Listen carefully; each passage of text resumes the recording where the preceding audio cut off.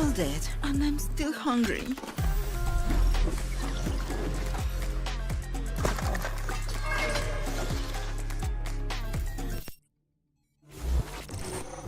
Nothing stays hidden from me.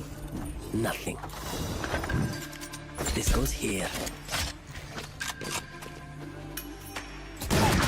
No hard feelings. Cage triggered. Found you. Squashed the last bug.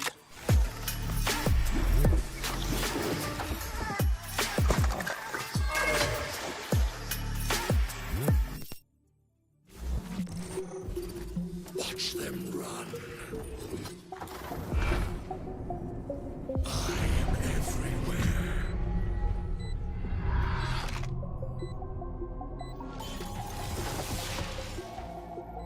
Stealing sight.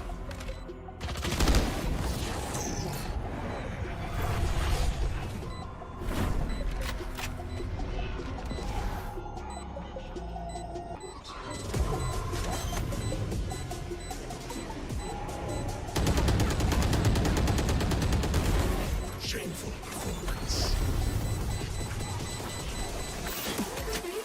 You forget your place.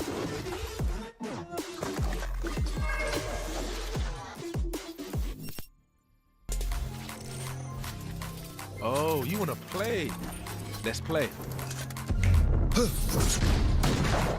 Sit down. Going up. One enemy remaining. Watch. One drop.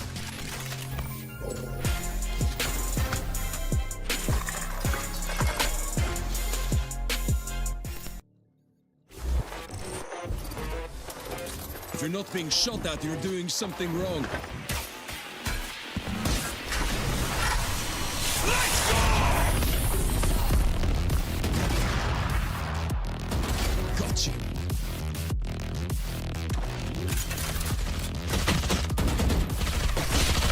Clearing out! Oh yeah, there's the adrenaline.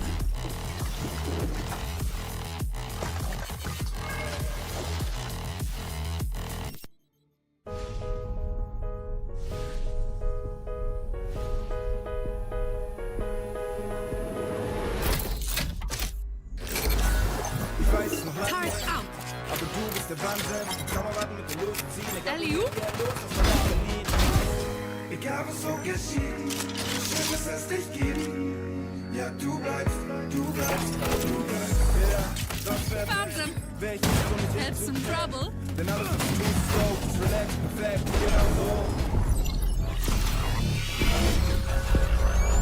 Countdown initiated.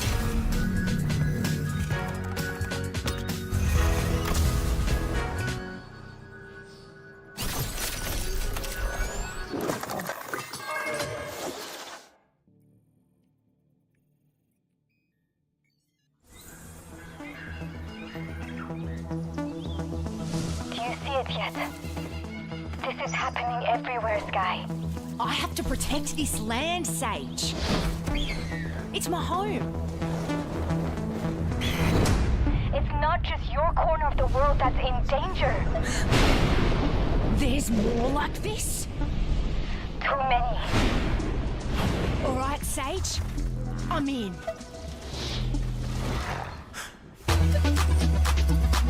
Cheers, mate. Going up.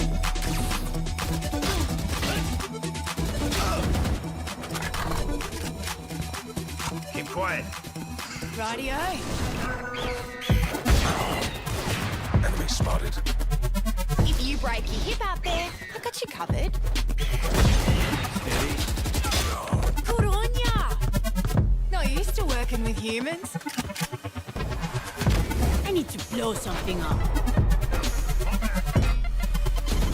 Nice try, mate. Heal up, squad. Spikes down.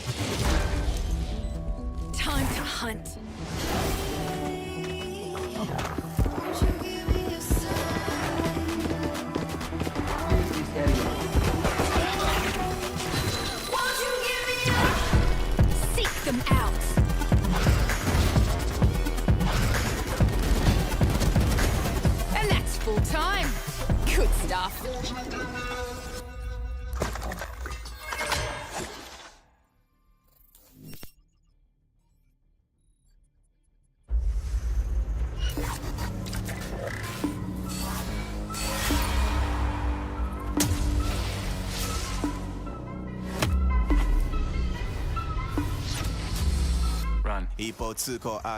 I'll return. Better than I was, I am 21 Savage, 𝐂𝐎𝐈𝐓𝐘 I play the game, content, man, that he got that wish got me tonight, amen. Supplies.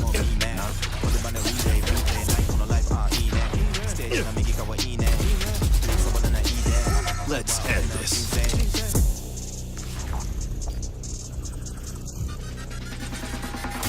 Looking for me?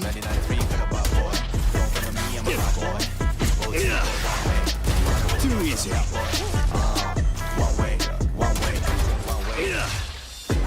I'll fight anybody. I'll fight everybody.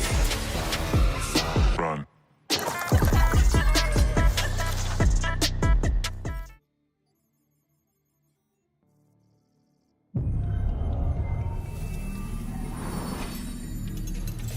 You can tell a person's character by their first action.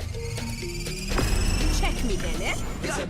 Only type of light that I ever hide from. There's some red and blue lights, I don't sing their song. I don't. Where you at, yeah, where you come from? Last enough. Who you wanna become? You dead. Move your body, move a leg. Everybody here. Welcome to gravity. One to the right, down, one to the left. Never stay still. Move again. We saw the beginning and the continuation. Now, the end. We are above them. Anything I want, baby, gonna take that. What I want, so I'm never leaving. Whole team Better with me, luck could never next break life. that. Protect at all costs, yeah, like a wave cat. Relax, my friend. Time and space, they know what you think. It's a bullseye.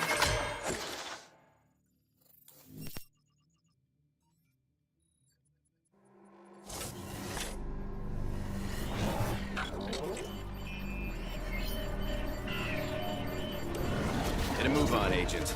The world doesn't have all day.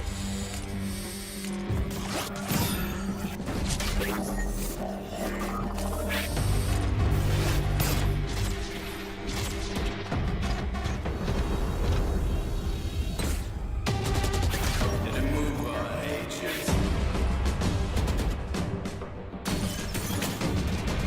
The world doesn't have all day.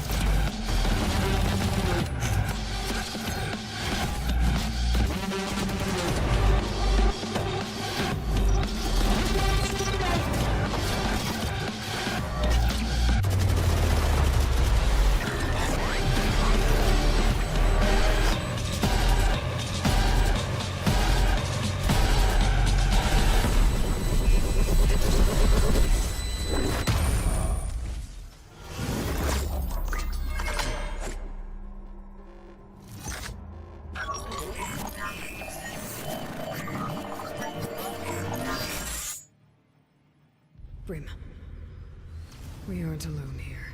Guns up. Let's not take any chances. Don't move. How about you start talking? Avec plaisir.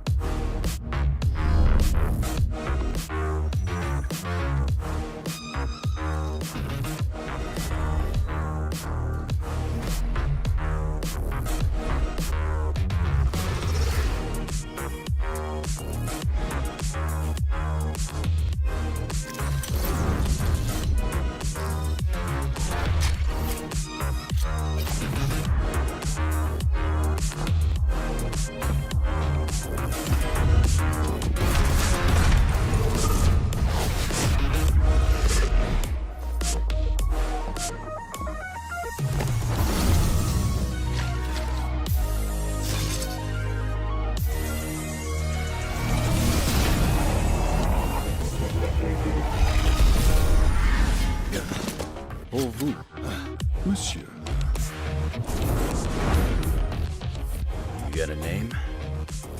Chamber.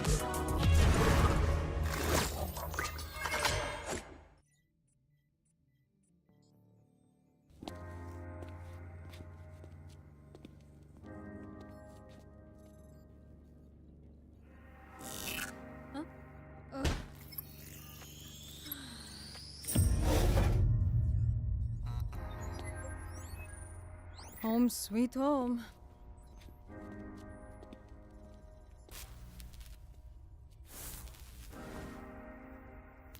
Welcome, Neon. We are thankful that your path has led you here.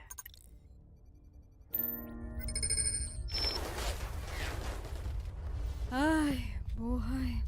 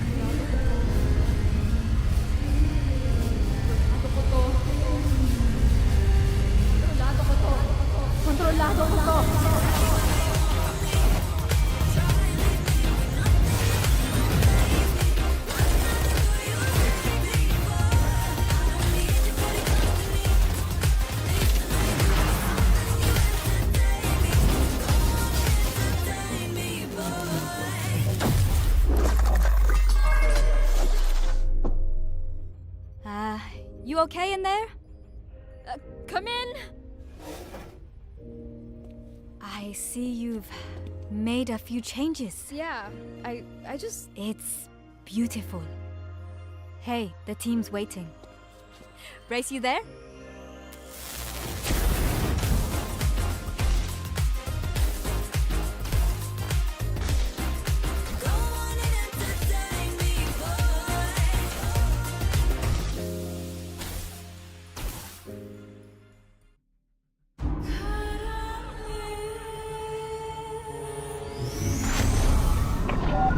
Cipher to all stations. I have a signal. Our blackmailer is headed east.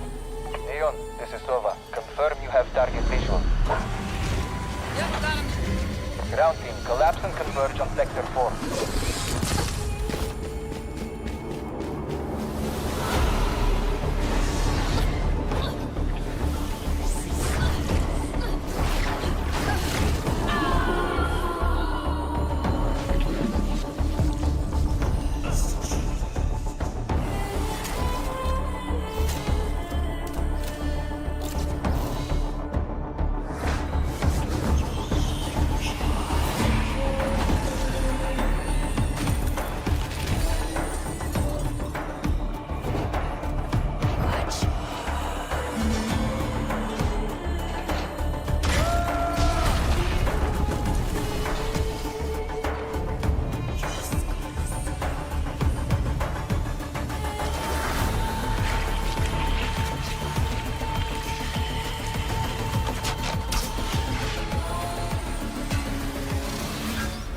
I've seen your darkest fears.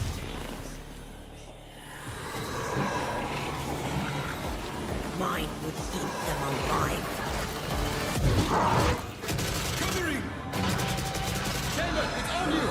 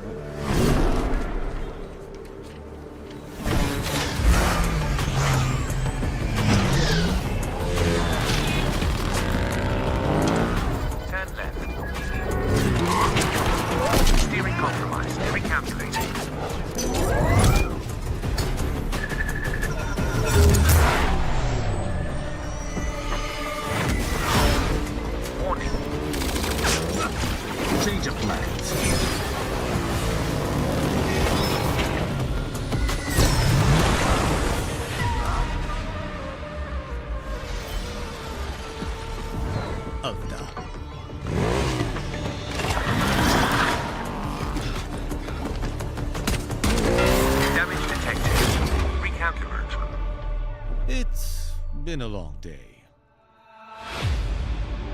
Okay, a long couple of months.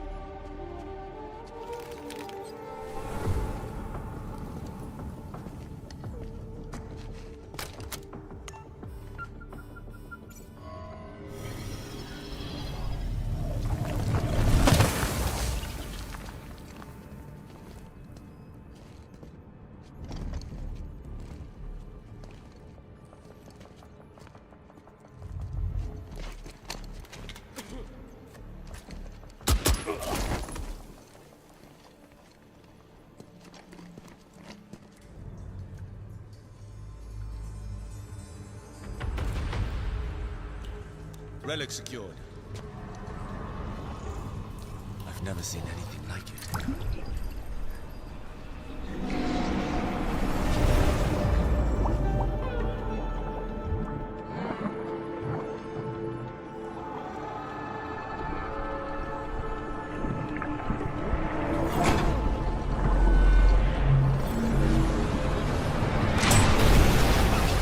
We had found plenty of ancient things in our line of work. But this was different. And he knew it. Sorry, Varun, but I'm gonna need that. Just give me the artifact, and you can go back to being the commander's errand boy. I won't ask again.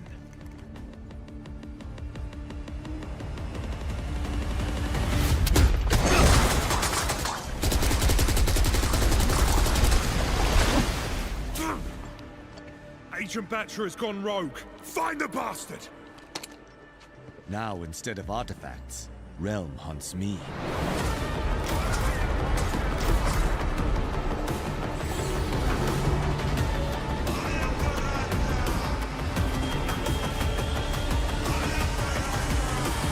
Luckily, I have it under control.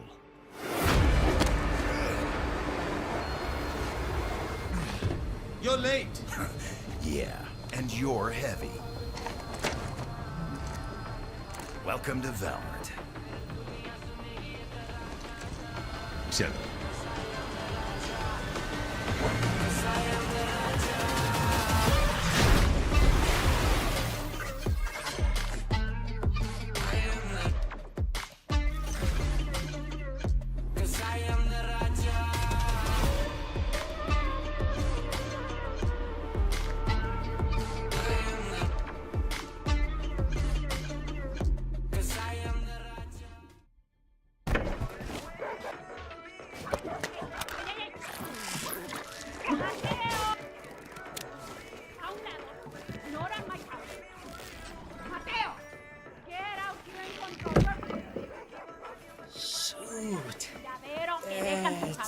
Green. Tu pelo. Sick, right? ¿Te gusta?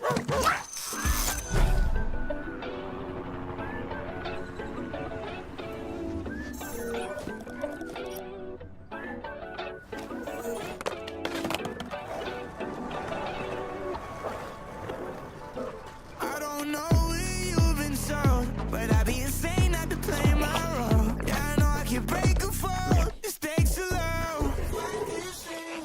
Just know that I got a hand that I can lend you, and it don't matter when, no, I'll protect you. Call on me, I'm here whenever. So great anyone, move by this bed. Just know that I got a hand that I can lend you, and it don't matter when, no, I'll protect you. Call on me, I'm here whenever. So great anyone, move by this bed.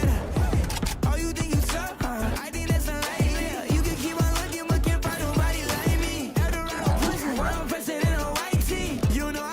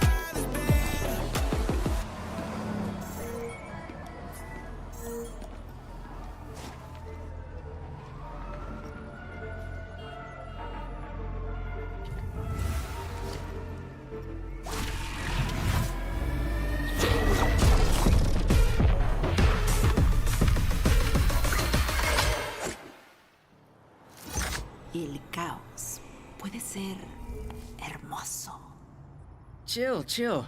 We're good. Ay, ¿por qué eres así de tenebrosa? Calm down, mijos. Soy yo. Adoro tu cabello. Oh, yeah? Thanks, yeah. It felt like a vibe, you know? I kinda like it. I mean, it was super, super green when it first went in. Like, my mom was freaking out.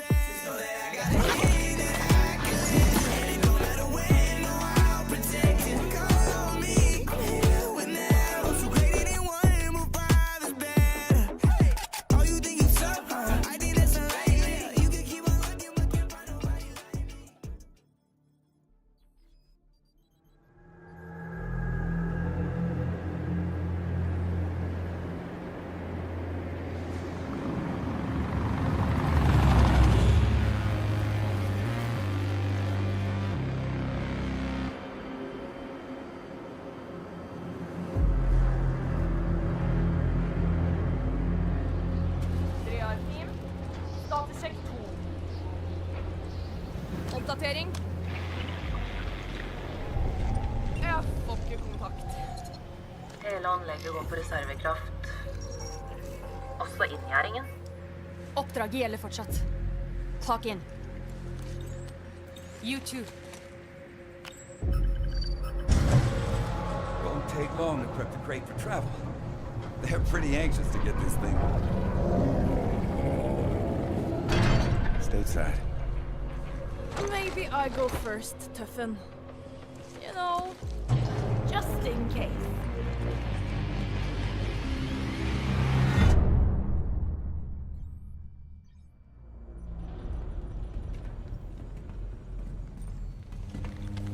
Stop!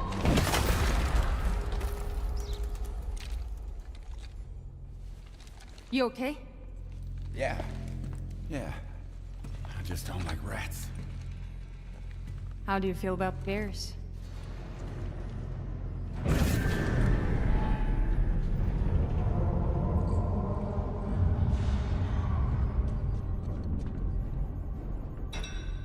Og nå har vi mistet det. Okay, welcome to BFS TV Top Up Community Cup, and this is the quarterfinals. Welcome. My name is Jet, and together with me, Joe Boy. Joe Boy, how are you doing right now? Hello, I'm doing great, especially in this cold weather we have here, Jet. But you know what's here to heat us up? We've got exciting matches coming up with KINGPINS Esports going up against Livestrong Kings or Kids, I believe, here on the list, right? That's true. And Livestrong Kids versus KINGPINS Esports, both non-Filipino team. And then I think this would be a very heated matchup right now in our quarterfinals. Wherein this will be a best of one series, meaning you don't make any mistake, and each round loss means just you'll be one step closer to defeat and being eliminated right here, Joe Boy. So this would be a very tight round that we are going to have here. 4 matchups that we are going to present here in our quarterfinals right here only on BFS TV Community Cup. And this is our season 2. So I think these teams already know each other. What do you think? Actually, having some familiar faces creates more tension between them as they've known how they play with one another.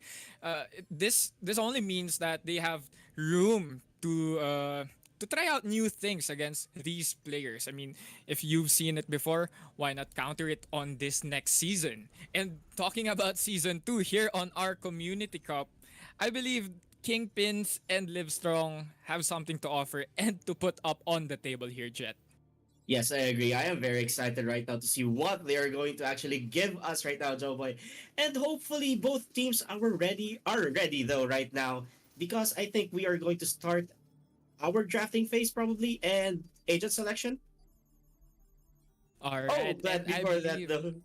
Yeah, Yes. we're gonna be spinning the wheel to select the map here on match number 1. KINGPINS Esports versus Livestrong Kids.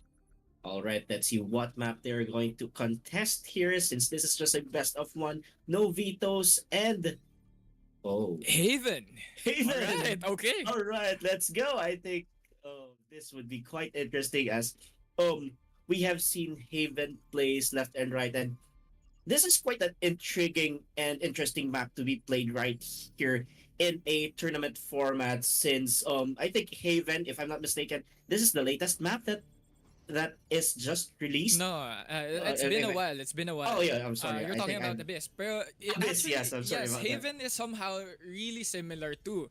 But the unique feature with Haven right now is it's the sites, the number of sites that you have. It amounts to 3, which means you have so much creativity on your arsenal when you're playing this map. You could go for flanks, you could go for a rush between, A and C, and I mean, it's unlimited.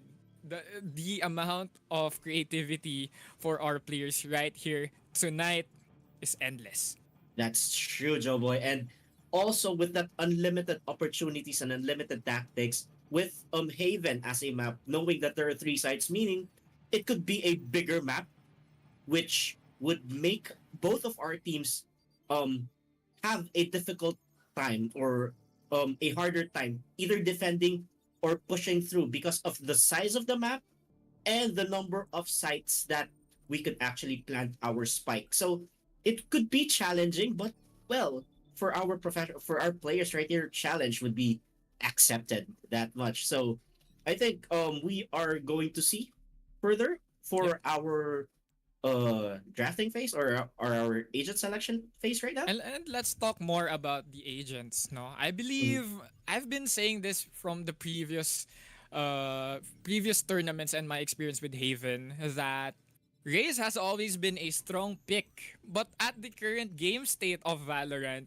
Raze has actually been nerfed on her second blast pack. So that might change a lot of things, especially when you're going in for Haven. I mean, with a single blast pack, you could clear out so much utilities paired up with your nade onto a backside. I mean, yeah, Raze has been a very strong pick, but right now she's been nerfed, and I think the proper pick for Haven would be a Sova.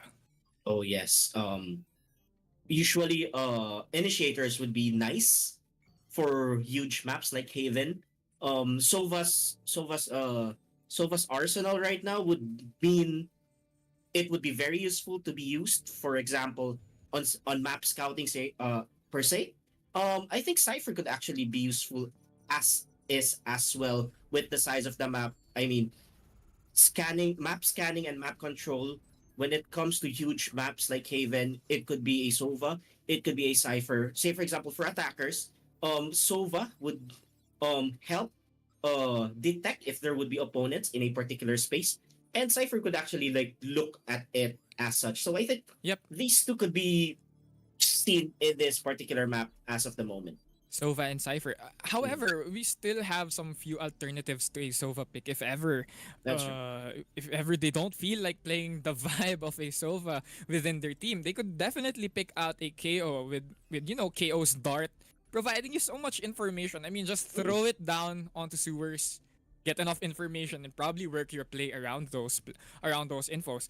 And I think, yeah, I actually agree that Cypher is a tough and strong choice here on Haven. You could definitely set a post plant afterwards. I mean, when you've got a Cypher on defense, I mean, it's already given that. So I mean, Cypher has already so much control when holding a site. But when you have Cypher on an attack, you have something up your sleeves when you have that. Since I mean, you have so much options. You could use those tripwires to set up those post plants, or look behind and scout out for flanks. Yeah, it's true. And that would mean these types of agents would mean very vital when it comes to agent selection and agent counterpicking. This could be really interesting if we could see a mirror match here. That could be possible, wherein there are some teams that could actually utilize the advantages of probably having a Sova, or having a Cypher, or having a KO on their side, and try to take advantage of that, because I think that would be they would be useful for them. So yes, that would mean our agent selection would be commencing as of the moment right now, Joey. Yep. And already we're seeing some familiar faces here. Like that Sova that we've been talking about. And I think it's possible that we're going to be seeing a mirror matchup here for KINGPINS Esports and LiveStrong Kids with 2 Killjoy already hovered up. But however, an auto lock comes in from our blue side here, having a breach to their team. And I think Mushrooms is looking for that breach pick as well. Yes, it seems like that would be mean a mirror match wherein we can see that there are hovered selections that are happening right now wherein that could mean a mirror match. But we're looking at the attacker side right now. We are looking if there would be someone that would play as duelist for them. But there are 2 initiator picks right now going into the side of the attacker side, wherein Mushrooms is still contemplating whether he would push it through as a breach, and JC has just locked in as Omen there, and I think Jakochi will be playing whether a Killjoy or a Jet, or that would mean a reservation for N-Rabbit for the other side. Now, the attackers has already locked in their picks, and I think that would be a mirror match for us right now, Joe Boy. What do you think about this one? I mean, this is really exciting. Who could play their agents better? So here we have it, KINGPINS Esports going up against LiveStrong Kids with KINGPIN Esports on to the defense here for the first half and LiveStrong on the attack. Jet, we're gonna be seeing some high tension gameplays. Both teams having a Jet, having an Omen. An Omen could be an alternative to a duelist, might I say. So I'd just like to throw it out there. So having an Omen and a Jet, man, cooking. Everyone's cooking right now. Yes, both Omen and Jet. The question here is who could use the agents better, like what you said. And I hope they could answer us at this one, because this is just a best of 1 tournament that is going on, and we are now beginning our first round of this quarterfinals that will be contested between KINGPINS Esports and LiveStrong Kids. So I think there are like classics and ghosts getting locked in right now. We're in really good Kitten and Rabbit. So is Jakochi will be getting those ghosts. And now they are preparing for our pistol round here. How excited are you right now, Joboy? Yep, definitely. Everything on the line here for KINGPINS and LiveStrong as round 1 begins. Already tagged up to 45 HP. Lucifer is now leading the charge on to C site. Throws in a bunch of utilities, and just like that, Jet, they are in C site. Yes, and it is now a clash, and that would mean Mushrooms will be planting that spike right there within the middle of that commotion. Meanwhile, it is now a 4v4 situation that's going on right now, as N-Rabbit will be eliminated by Rex, but taken down by Vince as well in a double kill situation. Now, it is now a 1v1 duel, and it will mean KINGPINS Esports will be just diffusing that spike for the pistol round victory, and I think they would carry this over to the next round. Already, we're seeing some high-octane gameplay coming in from KINGPINS Esports, taking round number 1. And I believe, Jet, it was a fairly beautiful retake with 4 versus 2. However, they were tagged to low HP from those darts from Sova. So it was an all-out bloodbath. It was an all-out trade. Everything was going well, but in the end, somebody has to take the W, and in this case, it's KINGPINS. Yes, we that's true, Joe Boy, and let's see if the streak will be going further for KINGPINS Esports. As we all know, second round usually goes for the round victor of the previous round, and let's see what's going to happen here. Meanwhile, they have better weapons right now on the side of KINGPINS Esports, and LiveStrong Kids rather would mean they need to settle up with this pistol and hoping that they could like get some pick-offs right here right now. But they need to be careful as well so that they will be able to actually take advantage on that. But KINGPINS Esports really wanting to defend that C site and B site right now. They don't want to transition into A. They are really waiting for that first strike, or someone will actually pop out coming in from LiveStrong Kings, so that they are now playing the patient game. They are trying to actually wait for around 45 seconds or less before they actually begin this action. And let's see what's going to happen here in a few seconds or more, Joey.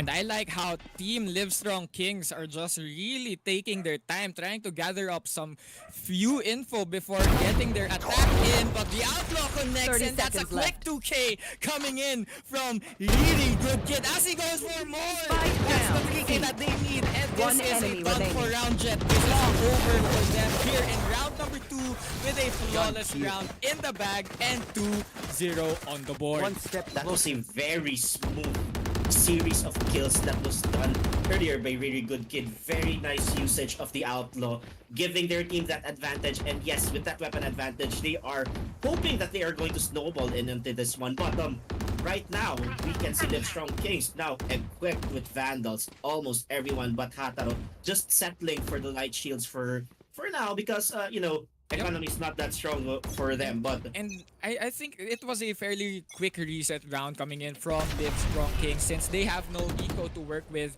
and they really just need to get it over with. But right now the playing board is set. They have Vandals on their hands and they are ready for this attack here on round number 3 versus KINGPINS Esports defense. And right now we're seeing a switch up from KINGPINS Esports. They're leaving A site alone as they make their way in towards B Connect and C, defending even more as they go for a swing for that info. They have plenty of opportunities to match that up as well as 𝐂𝐻𝐿 gets the first kill here in round 3, first minute. yes, that was quite an intense exchange over there of information. We're in Lucifer, if I'm not mistaken, or I say Matu is now down to 29 HP, but still living right there on the edge, trying to get in information. And yes, he gets blinded by there. I mean, Hataro was blinded by there. But we are still seeing a continuous assault right there. We see Vince getting hazed over there. And it's still a 4v4 situation. 30 seconds remaining on the clock. 30 seconds and left. Hataro will be planting that spike to create pressure. But Vince taking his second kill for this day.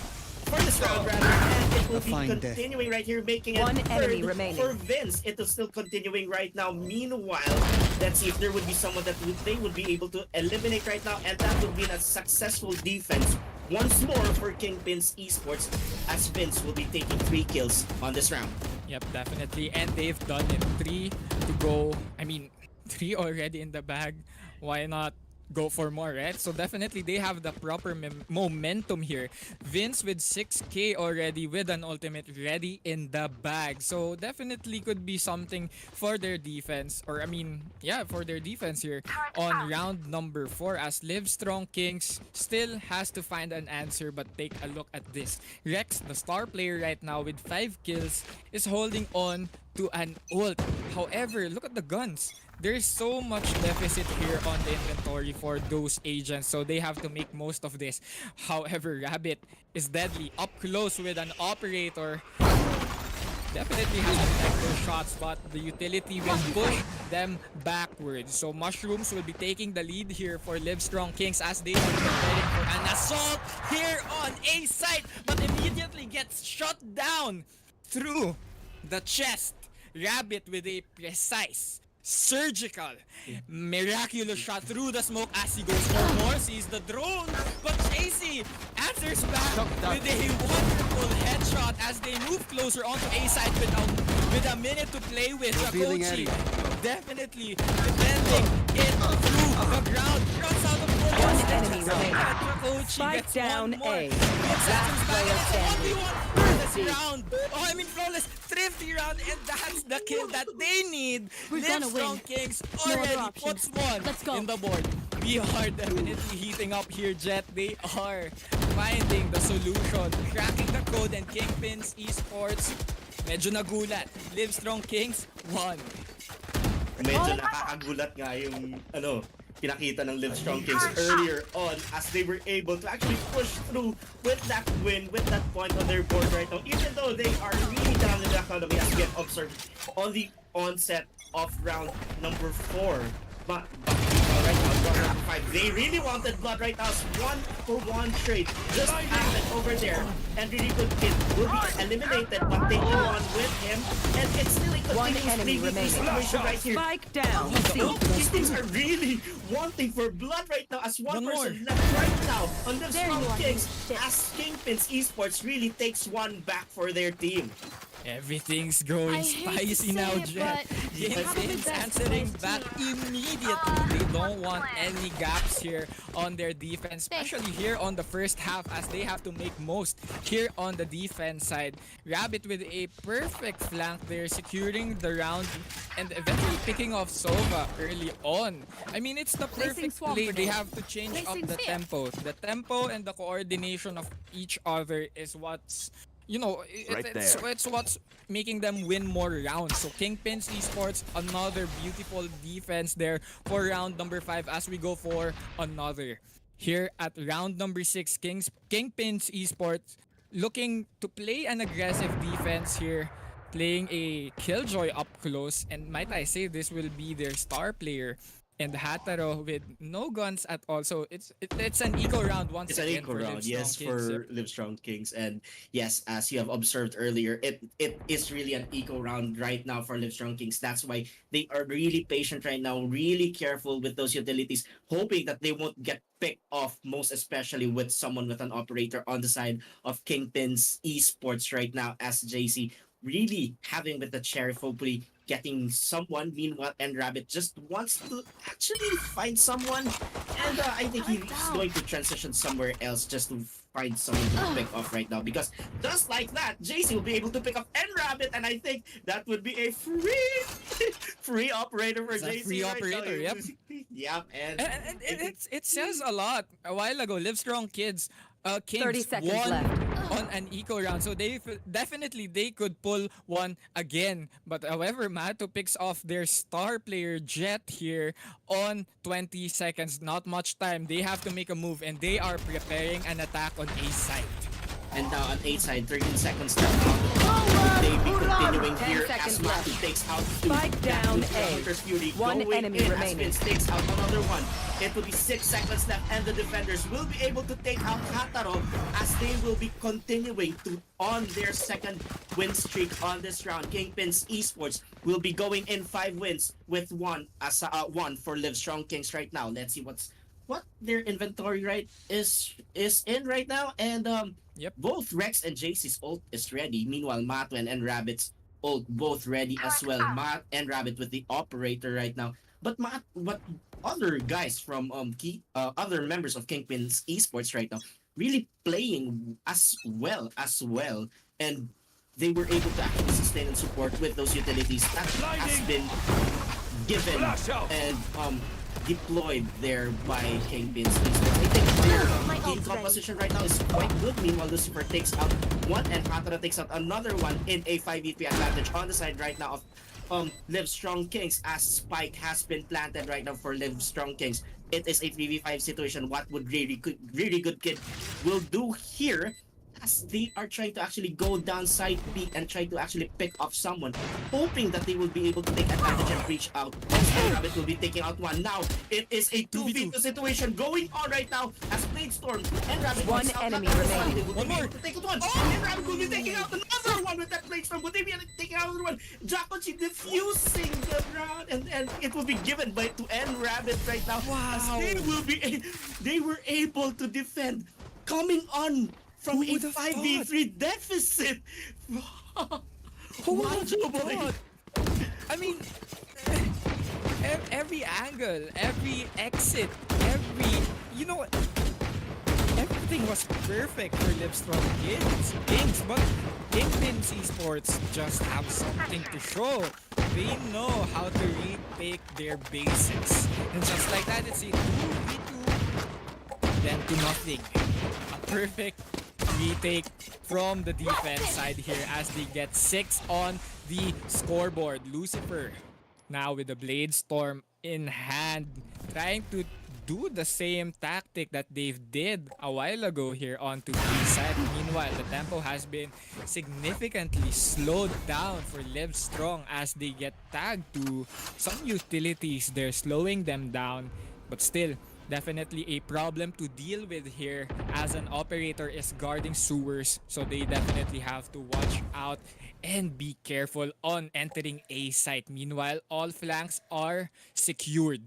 Rex still holding the hind side here, looking to pick off any players that might be exiting garage, but they are smart. They know how to play well, and just like that, the swing connects with a 2 kills to their bag. 3 player will be remaining onto the attack side. Does not spot that one in. 𝐁𝐅𝐒𝐓𝐕 falls down as a consequence, but does not expect another swing coming in from garage. It's an all-out draw. One enemy and remaining. It's definitely a bloodbath 30 as seconds a left. player remain here onto the attack with a sheriff. Now Vince, Mush getting taken out by Mushrooms just with a sheriff. Another one being taken out by Mushrooms. 2v1. Now a 2v1 situation. What will Mushrooms do right here? 15 seconds remaining on the clock. Spike needs to be planted right now as he wants to take out Latin before going into that 1v1 duel. But the time, Mushrooms now forced to plant with that, but to no avail. He'll be blasted off by Matu, and KINGPINS Esports will be taking another round on their books. And I think it's the gamble that KINGPINS are doing right now. I mean, since KINGPINS are taking those risky plays, those gamble plays, those off-tempo plays, they are definitely right now ahead of Livestrong Kings here on the first half with their defense. It's unique. How they play is definitely something weird, but at the same time, it works out for their team. So Jet, definitely, Livestrong Kings has to latch onto that idea, and they can play weird as well and match how Team KINGPINS are playing right now.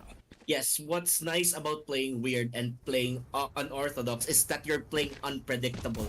You're not playing by the book, and I think that is one of the advantages right now for KINGPINS Esports, wherein they are playing quite hard, but it is working to their advantage. And right now, it is a 7 rounds to 1. Waiting side of KINGPINS Esports is still in an advantage right now, and they really need to actually do something about this for the side of Livestrong Kids, so that they'll be able to get some rounds on their side as well. Meanwhile, KINGPINS Esports have all the room for error on there, but there would be one player detained by that lockdown coming from. Look at Omen. Look at Omen right now. Let's look at this one. Joe Boy, take it away. Omen definitely has the idea that they are rotating to C, so it's Omen going to be the first one to receive them at C site. However, they are already inside long. All they have to do now is clear up the 30 space. seconds All they left. have to do now is One plant enemy the spike remaining. here. Spots the shoulder, gets the headshot. Rex, really good kid with another mushroom, falls down, and it's 8 for the defenders. I mean, the tempo! We're talking about the tempo of KINGPINS Esports here. It's immaculate. Definitely the right rotate, definitely the right use of their utilities, pops it off on the right moment, and just like that, they have to get it. And that round is definitely secured. Livestrong Kings still looking to find that solution.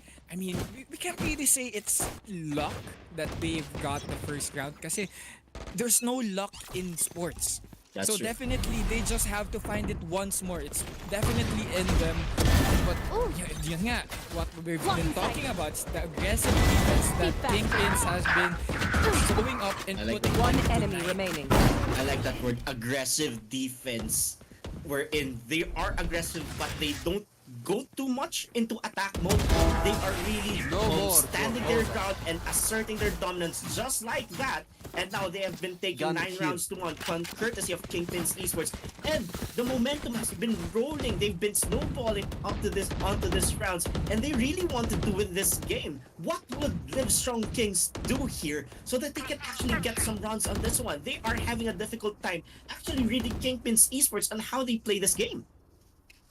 I like how Livestrong Kings are saving up their utilities. They've been saving it up for some post plant. They've been using some on entry, but definitely saving some utilities for the post plant. However, it's just that the tempo of Kingpins Esports is weird. It's definitely weird. It definitely catches them off guard. They definitely have to use it as early as possible, just like what we've seen now. But all headshots are connecting for the defense side here, and they are trapped inside the bases of the enemy. One more to go, and just like that, Hataro falls down onto the grave, and they take 10. Last round 2 digits. in the half. Kingpins Esports definitely putting up a show tonight, Jet. That's true. Really a very fantastic showing on the side of Kingpins Esports. That is quite an astounding feat that is going on to their side. Meanwhile, they are really getting into their groove as they are in a 10-1 lead right now in a best of 1 series. Meaning for Livestrong Kings, they need to act right now if they want to actually continue into this game. And we are proceeding into round number 12 right now, and we can see utilities being popped off right now as early as possible, and then we'll see what's going to happen here as 𝐿Rabbit really wants to check on this part of the map, and we'll actually try to look for someone to pick off on this one. Let's see what's going to happen here, and we are looking at Lucifer right now going somewhere right now, and they really wanted to, let's say, Kingpins Esports going into defense mode right now in site B. And I think Omen is just staying all alone right now in Site C. Meanwhile, 𝐂𝐻𝐿 will actually try to peek on something. They're really getting patient right now. Yep, and I think Kingpins has been playing very aggressively within the past few rounds. So for this last round, they have to play slow. They have to switch it up once again. And it's the beauty of the game. It's the sweet science here that they've been playing. And already 2 players have been taken down through the guns of Kingpins as they answer back with a headshot onto 𝐂𝐻𝐿. But immediately the swing comes through, and 1 more remaining. It's a 3v1. Nothing's impossible as he gets counter, but the swing and the trade will be there. Rabbit properly communicating with his team. And just like that, they get 11 on the first half here. And we go to the second. Livestrong Kings now on to the defense side, and Kingpins on to the attack. Are we going to see a comeback here, Jet? I mean, Livestrong Kings, definitely a long way to go here. But who knows? Maybe their defense has been perfect to the edges. Let's see what's going to happen here right now as Kingpins Esports right now is on attack mode, if I'm not mistaken right now, Joe Boy. And what would Livestrong Kings hope to actually take this round right now if they really want to build up their momentum, if they want to continue this game? Or else Kingpins will just take this round and the next if they want to continue on with the semifinals. Now, what is quite intriguing right now is we can see Lucifer taking out 𝐂𝐻𝐿 off screen. Meanwhile, let's see 𝐿Rabbit now smoking and dashing, trying to find someone here in this particular site, maybe in site B right now. And now Lucifer really wanted to get on that, and now Vince planting that spike. And really, let's now look at the action that is going on right now as spikes and blinds and utilities have been deployed right now as people have been dropping here like flies. Lucifer on his 3rd kill, and now Livestrong Kings will be able to defuse this bomb. I mean this spike rather, and this will be the 2nd point on the side of Livestrong Kings, and hoping that this will mean a continuous momentum for them. This is quite the intriguing part, but it is still quite a huge room for error on the side of Kingpins Esports. I think they really want to experiment something, or they wanted to actually do some plays, and we'll see what's going to happen on the next few rounds. If Kingpins Esports rather would like to close out this game, or I think the momentum might shift onto the side of Livestrong Kids right now. And see, that's the part that I've been talking about a while ago, early on here with a minute and 30 to go. Livestrong Kings pushed up onto mid, taking the same defense that they've been matched up against. Eventually, they got a pick off early from Caster on mid. However, the push came through onto A site. And just like that, they've secured it. And still a long way to go here. But that's hope. Hope is all they need right now. they need to, they need to harness it. They need to work as a team, gather it up, work up the ladder, work up the scoreboard, and just like that, the Kingpins Esports has already been working their way onto A side, so they have to work as a team and get this retake underway. And just like that, they got the kill. It's a 4v3. Still, the disadvantage as the smoke slows them down. They are on the way in. However, the aggressive push comes through, and just like that, they get the retake. Livestrong Kings will be seeing another day. 11-3 here on the board, and definitely that's what I've been saying. They have something up their sleeves here on their defense. Now let's see what's going to happen here on the third round. Now it might be an eco round earlier for Kingpins Esports, but now let's see the economy that is going on right now, as 4 of the members of Kingpins Esports are equipped right now with Vandals and probably a Phantom for Very Good Kid. Meanwhile, let's see what if there would be a weapon change right now for Livestrong Kings. Let's see what they're going to show up for that. And I think they're going to stick with their weapons right now and not plan for an upgrade probably, but this might be quite a high risk maneuver for Kingpins Esports. Plus, if they will lose this round, they might be on an echo once more. Definitely a dangerous round. They are paying 5v5 go as miraculously 𝐂𝐿𝐴 finds the kill within the smokes. Lucifer reloads the outlaw. One enemy Tries to find it. However, Rex and Hataro is here as well, taking out Vince. And just like that, they put the bullet through the coffin onto Matu. 11-4 on the board. Still definitely has hope, has momentum, and it's all they need right now. They need the perfect energy to boost and propel their way up onto the scoreboard here. Kingpins Esports still a round to go before they go on to match point. Livestrong Kings still having some breathing space here, proper energy, and they are on the right track.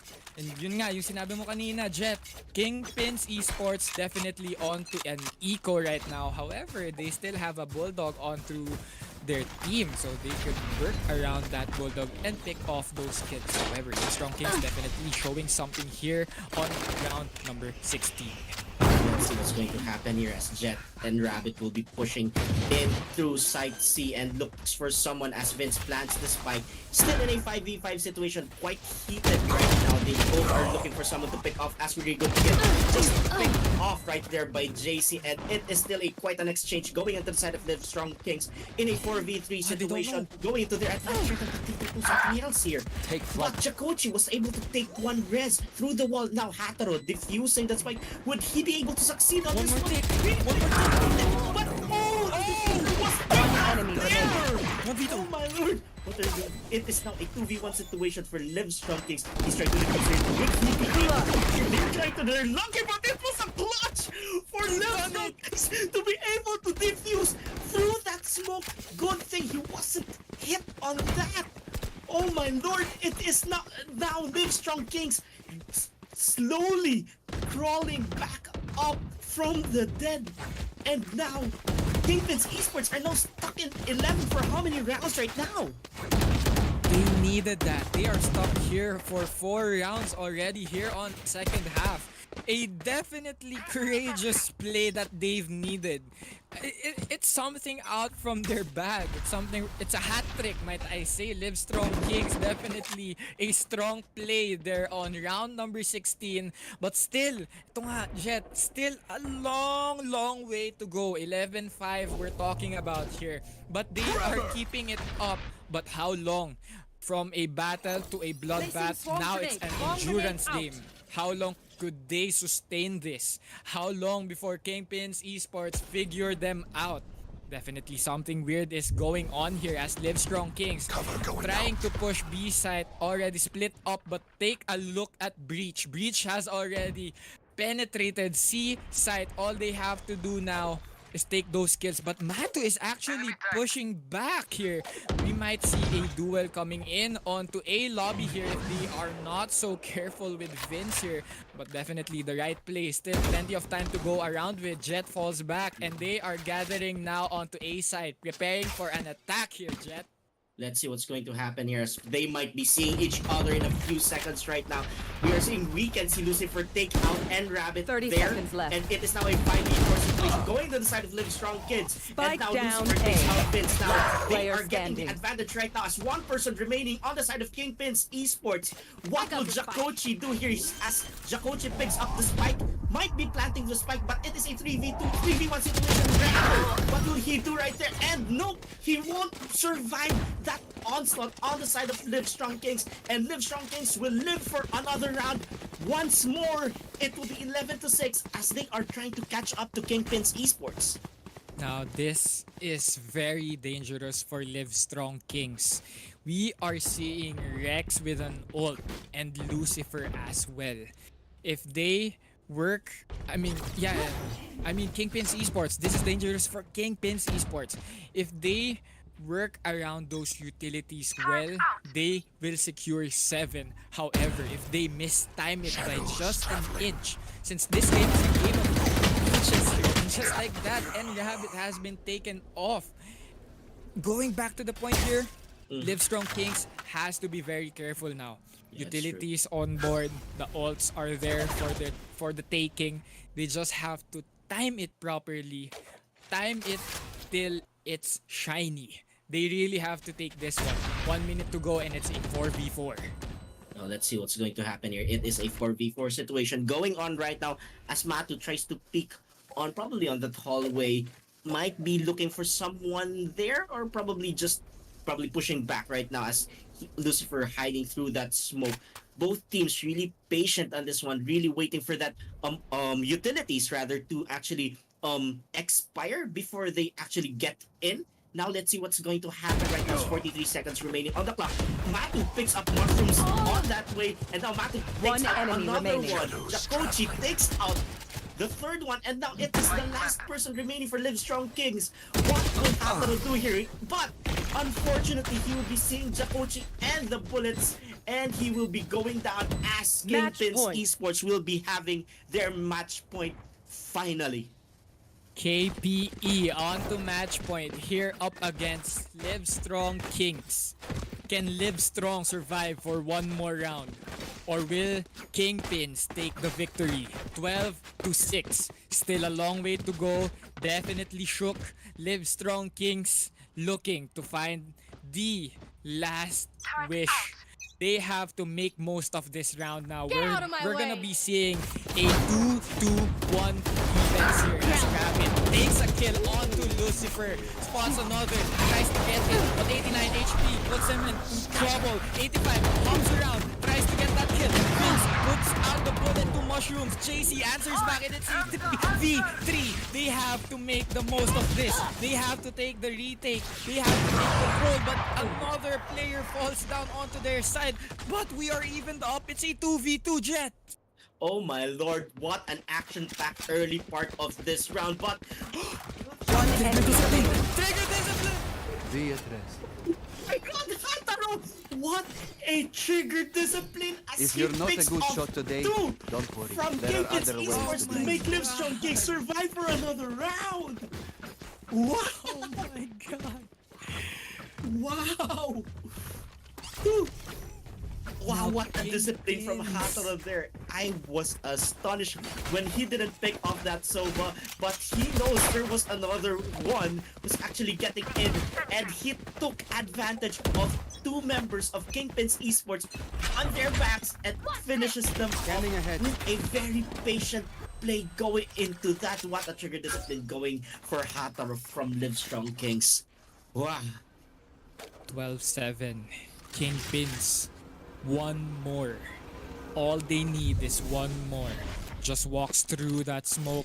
Eventually evades the drone there. Does not spot anyone. But right now, from Hataro's perspective, he has been called out. Or he has been calling it out that some players are definitely present here onto a site. With 1 minute, they are really taking their time here. They are worried that they might be caught up into a killjoy trap here for the defense side.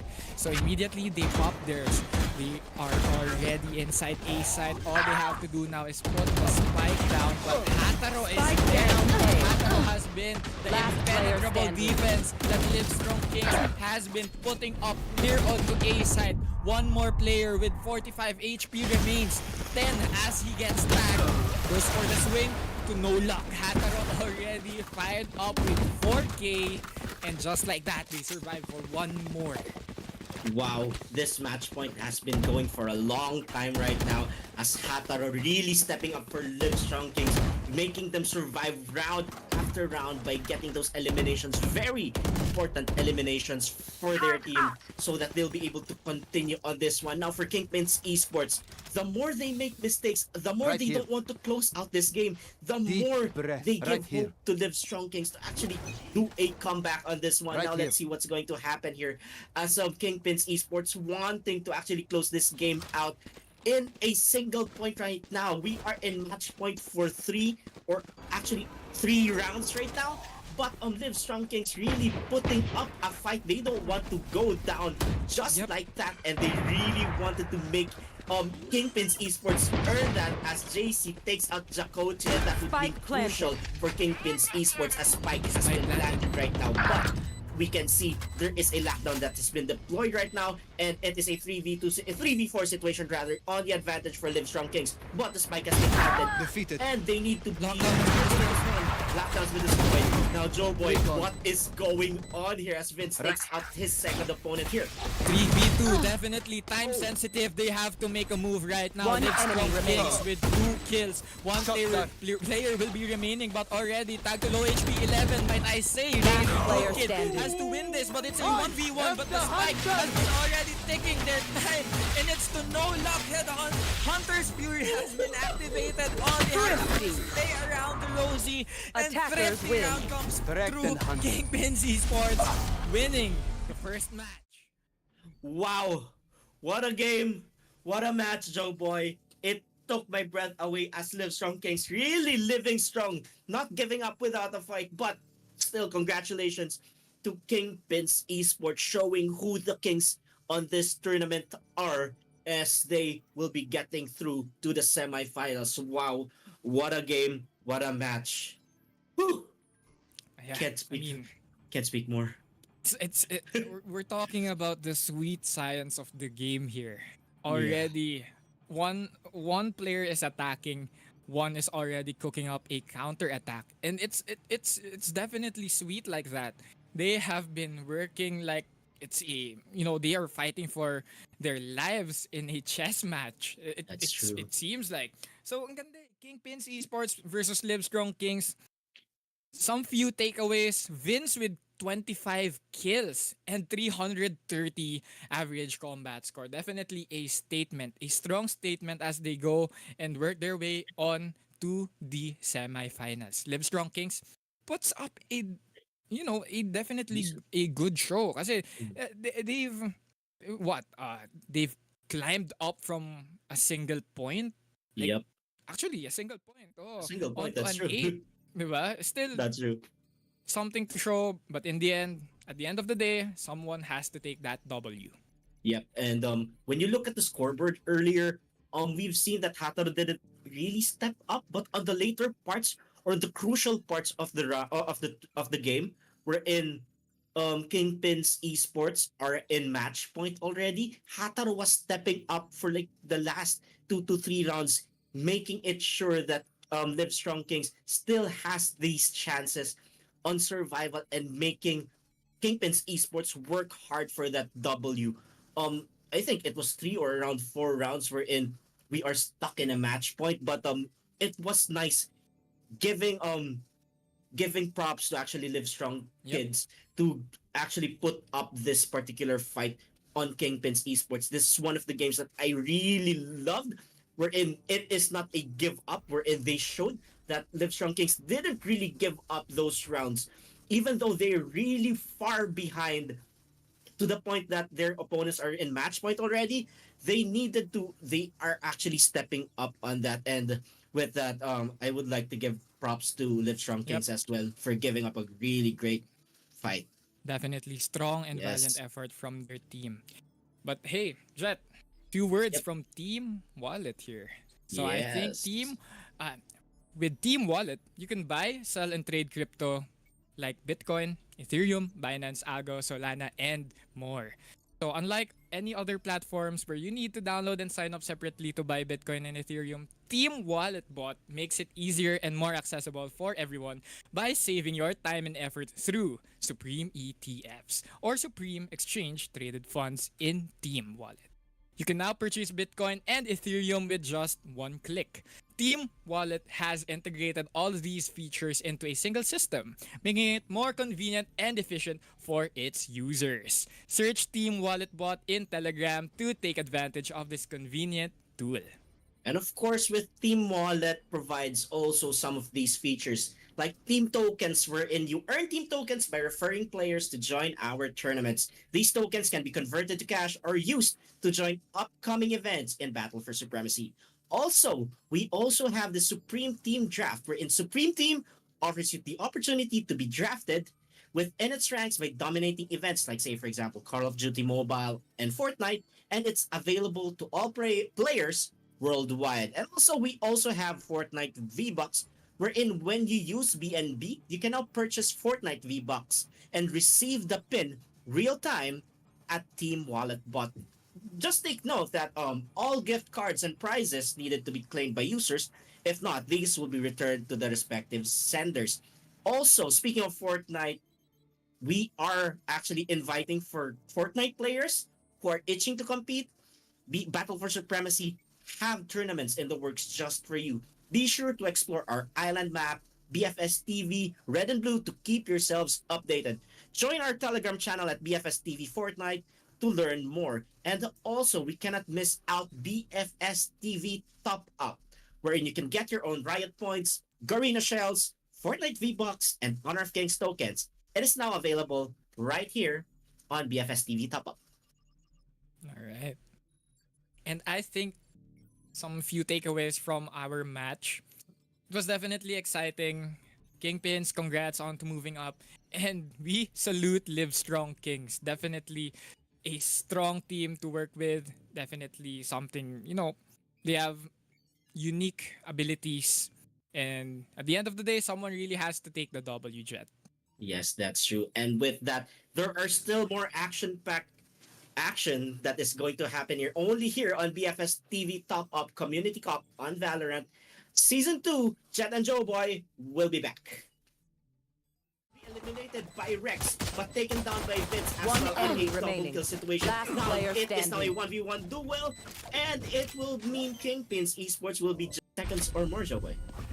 And I like how Team Livestrong Kings are just really taking their time trying to gather up some few info before getting their attack in, but the Outlaw connects for this round rather, and it will be continuing right here, making One it enemy third remaining. for Vince. It is still continuing right now. Meanwhile, let's see if there would be someone that they would be able to eliminate right now. Definitely defending it through the ground. Runs out of bullets. One enemy remaining.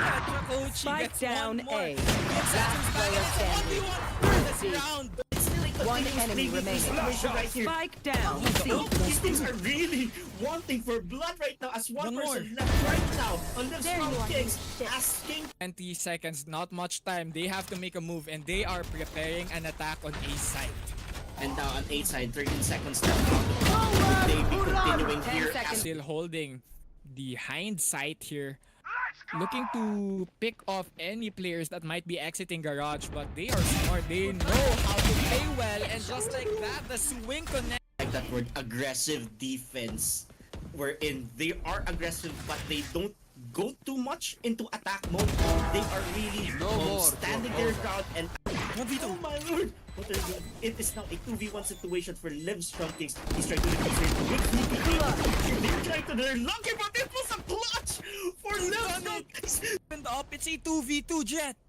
Oh my lord, what an action-packed early part of this round, but One enemy remaining. Trigger discipline. now, and it is a 3v4 situation rather, on the advantage for Livestrong Kings. But the spike has been planted. Defeated. And they need to block lockdowns with this point. Now, Joe Boy, what is Spike has been already taking their time, and it's to no luck head on. Hunter's Fury has been activated. All they have to do is stay around the Rosie, and Attackers Thrifty win. round comes Correct through. and going up. One enemy remaining. One drop.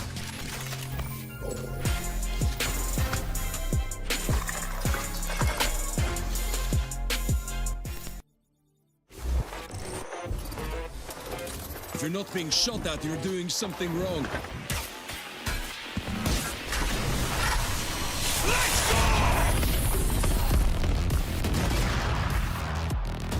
Got you.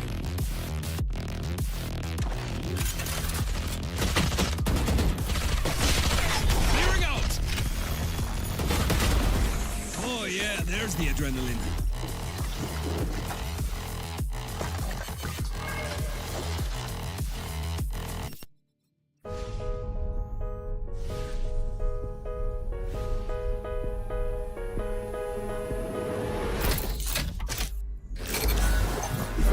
Turret out.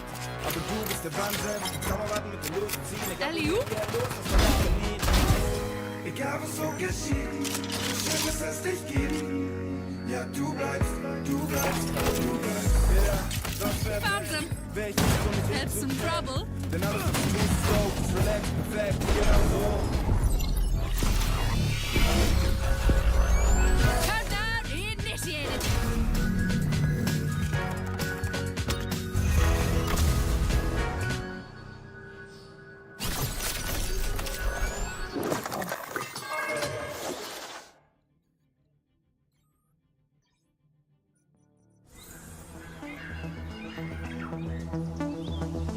Do you see it yet?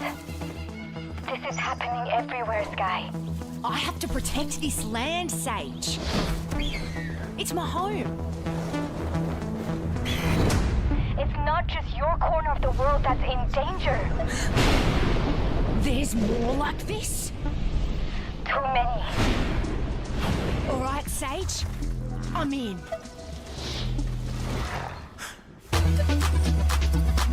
Cheers, mate. Going up.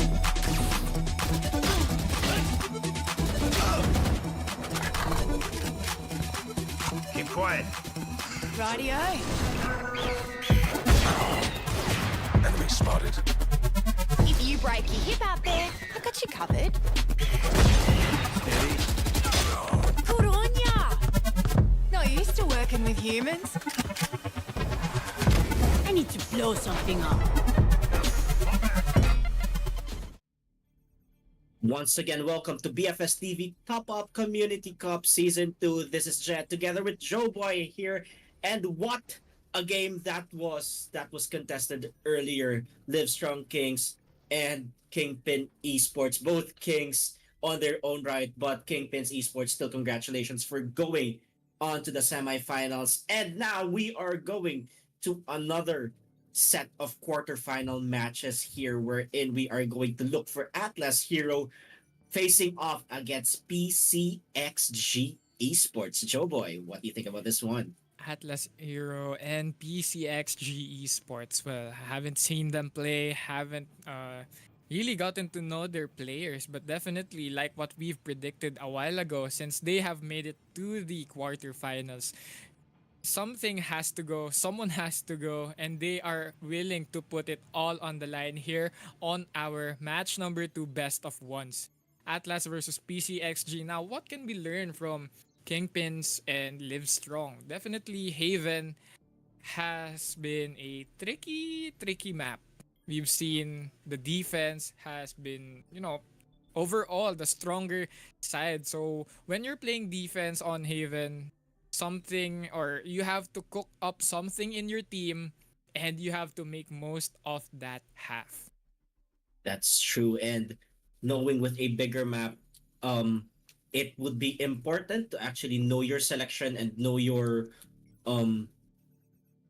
agents, know your opponent's agents. And earlier with a mirror matchup, it is still who uses those agents better and who will be able to apply those tactics better. So it would be a player skill issue, player skill difference with that. But it is still a lot of factors aside from player skill that would actually matter on these types of tournaments we're in. Like what we have observed earlier, Joe Boy, you have mentioned not just skill, not just tactic, but also endurance. Because the longer you're able to actually sustain with these rounds and not be able to close out, it is quite tiring. Yep. So it's really, really tiring, especially when you have been working your butts off trying to survive, trying to work with the pressure of the rounds. But hey, you have to work through the fire and push out your heart to win those rounds. But here we go, match number 2, and I think the players are ready. So let's head in to the wheel.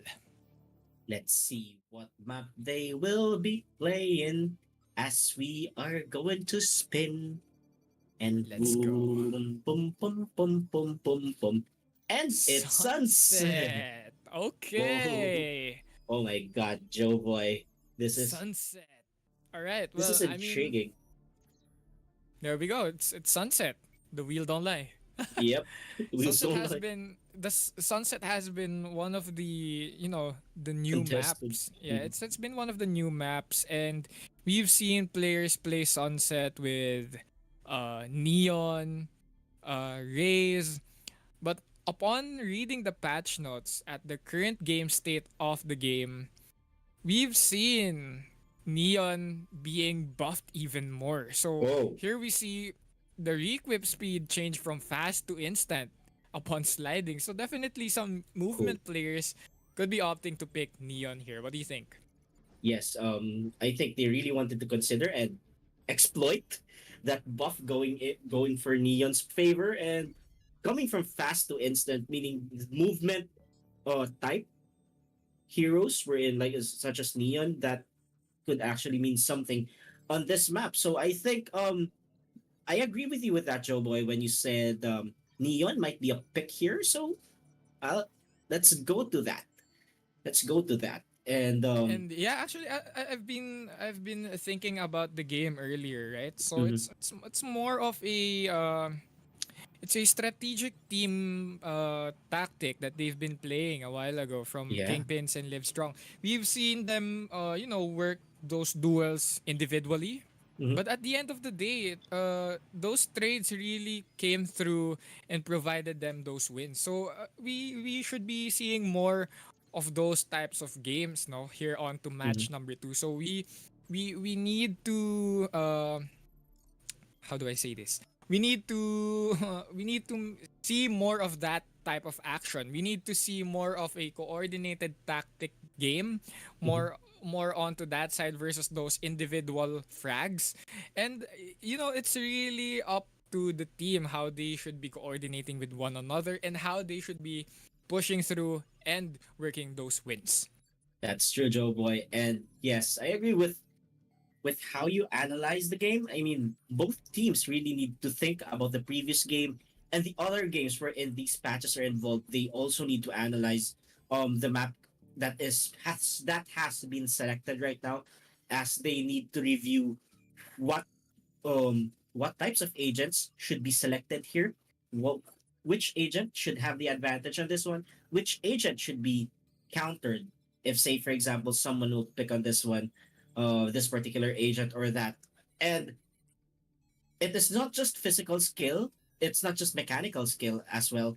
We could also consider the tactical advantages and tactical discussions that will be dealt by both of these teams right now, as how on this later part of this tournament right now, they really need to actually discuss. And I bet both teams know each other as well, as I think both Atlas, AERO, and PCXG Esports might have been seeing in other tournaments as well.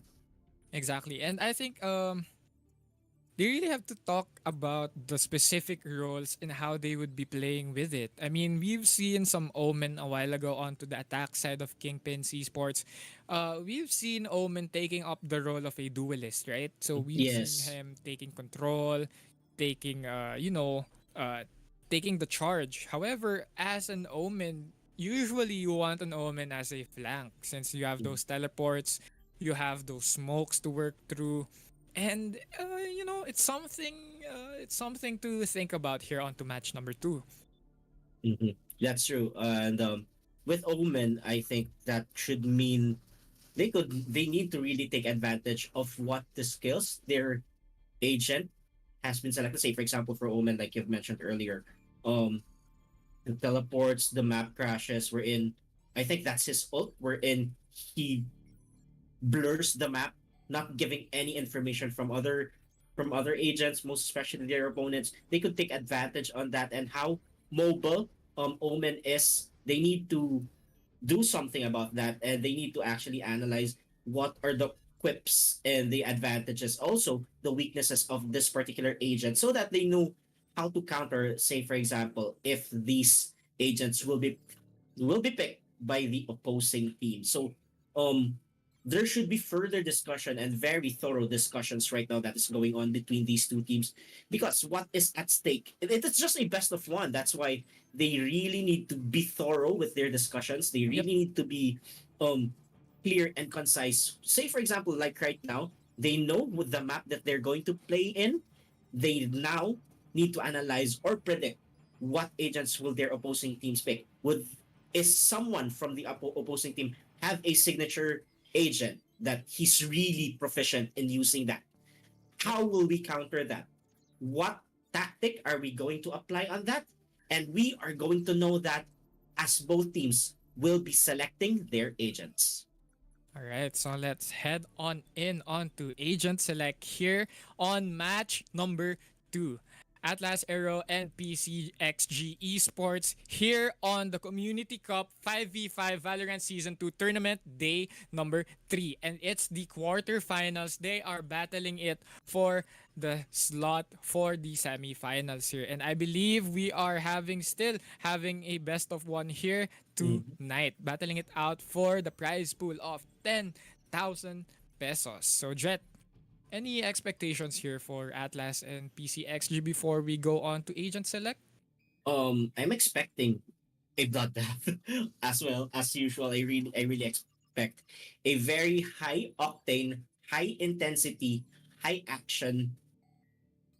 Both teams might be guns blazing on the onset of the first round, wherein they will be meeting in the middle probably, and then guns will be blazing as early as possible, wanting to get that early wave of momentum so that they'll be able to earn the first 2 rounds that they want to, as they will win this pistol round. They would like to earn that momentum, they would like to ride in that wave, they would like to snowball, and they would like to actually close it quick.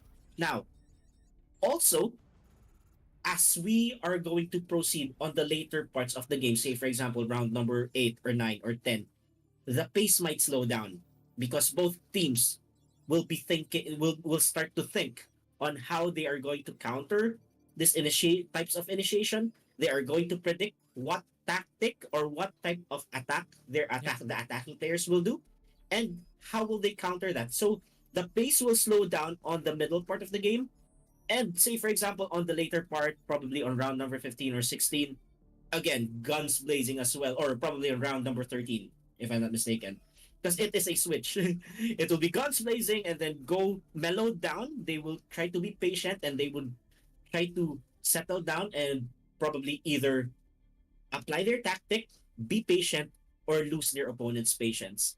And I think it's also a mental game for them, for both teams, because they are also reading how do these teams actually attack and how do these teams actually move. So that would mean quite an interesting, not just mechanical, also mental matchup and also tactical matchup that is going to happen. Of course, this is the knockout rounds, and they don't want a lot of mistakes. Yep. Yes, it is the championship rounds. I agree with that, Joe Boy. So let's just wait for a few more minutes before we go into match number 2, Atlas Aero and PCXG Esports. But before anything else, Team Wallet would like to say the following. With Team Wallet, you can buy, sell, and trade crypto tokens like Bitcoin, Ethereum, Binance, Algo, Solana, and more. And unlike any other platforms where you need to download and sign up separately to buy Bitcoin and Ethereum, Team Wallet Bot makes it easier and more accessible for everyone by saving your time and effort through Supreme ETFs or Supreme Exchange traded funds in Team Wallet. You can now purchase Bitcoin and Ethereum with just one click. Team Wallet has integrated all of these features into a single system, making it more convenient and efficient for its users. Search at Team Wallet Bot in Telegram to take advantage of this convenient tool. Yes, and this has been BFS TV Top Up Community Cup Season 2 5v5 Valorant and BFS TV. This has been brought to you by BFS TV Top Up, where you can get your own Riot Points, Garena Shells, Fortnite V-Bucks, and Honor of Kings tokens. It is now available right here on BFS TV Top Up. And of course, we're talking about tokens, shells, and all other methods of topping up. We also have team tokens wherein you can earn team tokens by referring players to join our tournaments. These tokens can be converted to cash or used to join upcoming events only here on Battle for Supremacy. And also, we also have Supreme Team Draft wherein it offers you the opportunity to be drafted within its ranks by dominating in events for Call of Duty Mobile and Fortnite. And it is all available to all players worldwide. And speaking of available players, our players are now available and we are now starting to our agent selection screen. All right, Giveaway. let's go. You might be seeing a mirror matchup once again, no? Could be. Could be. Let's see about that as we see Claire Levi locking on that breach for the defender side. And PCXG 𝐂𝐅𝐒𝐕 will be locking in that Omen, like you've mentioned earlier. That Omen might be really useful, say, for example, as a flank or as a controller, or also as a secondary duelist, like you've analyzed earlier. Now, we see PCXG would lock in a Gecko and a Cypher for that detection and initiation, and they will be having a Jet as well for their duelist. Now, what will Atlas AERO respond to that as they are trying to hover a Raze and a Cypher as well? A Raze. I mean, Raze has been nerfed. Yun nga yung, napag-usapan natin way before. And picking a Raze now should be something of a off-pick. However, we have a Gecko. Let's focus more on the Gecko here from the side of PCXG, I believe. Right? So, PCXG selecting a Gecko, having that wingman as your sixth player, definitely something strong when you're going on to the attack side first. So, all they have to do is, have Gecko survive, play for the post plant, and get that dub. And let's see. Now they are locked in. Both teams are now locked in, and I think both teams are ready right now for the round 1 of our match number 2. That will be contested between Atlas AERO against PCXG Esports. Now, this will be quite interesting as we didn't see too much of a mirror matchup, unlike unlike match number 1 earlier, wherein it was a total mirror match. We see some variances in their pickups right now, and I think they have proceeded with an off-pick Raze, if I remember correctly. Yep. And both teams, Cypher once again, definitely still a strong pick onto the current meta here. Sova as well. The attack team has a Sova onto their arsenal here. So definitely, I think, and I don't want to jinx it, PCXG Esports definitely has the upper hand here since they have a Sova. But can we really depend on that Sova? I mean, skills pay the bills. So yes, skills pay the bills. That's just pay the bills. There we go. And speaking of which, Spike down. There we go, baby.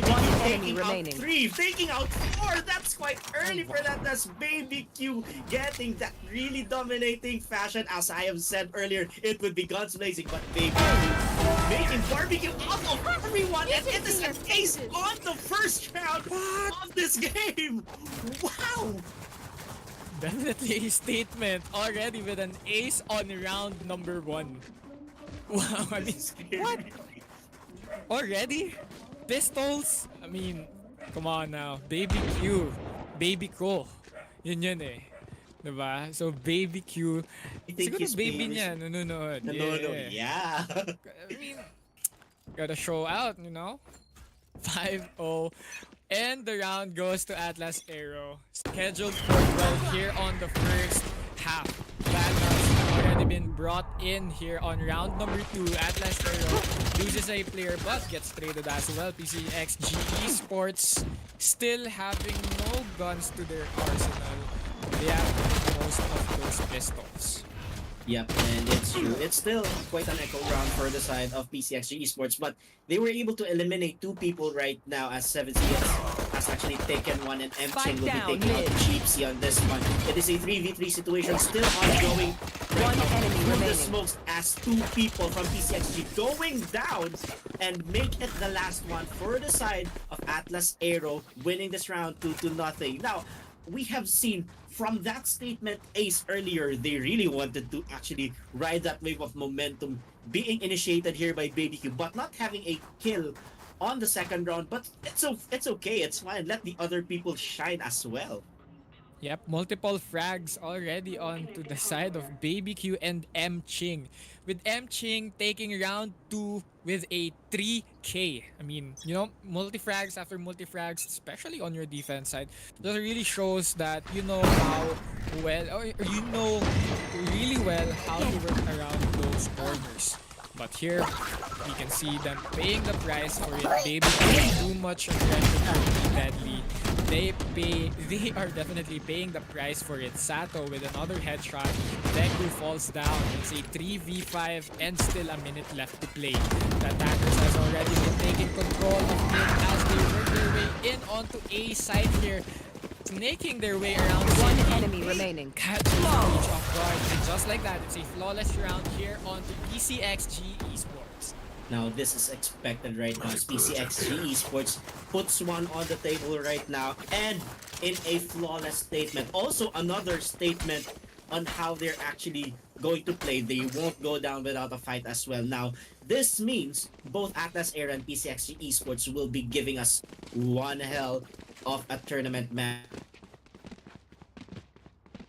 Yep, they will be, you know, putting up a show as well. Here we see 2-1 on the board. Atlas Aero and PCXG Esports going head to head, toe to toe once more here on round number 4 as they buy in Vandals and they judge to the face of Chubby Aim. Wingman spots Chubby in, but still another player will be there supporting Deku as he jumps around, gets those kills around. 3v3 with low HP, 40 on to the board. Deku falls down, Fury looks for one more, goes for the swing. Spike down mid. Gets the kill instead as we go on to a 2v2, 1 minute and 5 seconds left. Low HP, 45, but still a Vandal and working around those corners well. They are anticipating one more player around the corner and 𝐁𝐅𝐒𝐕 falls down. Just like that, it's a One enemy remaining. 1v1, but is he ready for one more? The shoulder gets the headshot, but the wall bang will not connect directly to that kill. Sato wins it with 17 HP and the dream 2v2 PCXG Esports.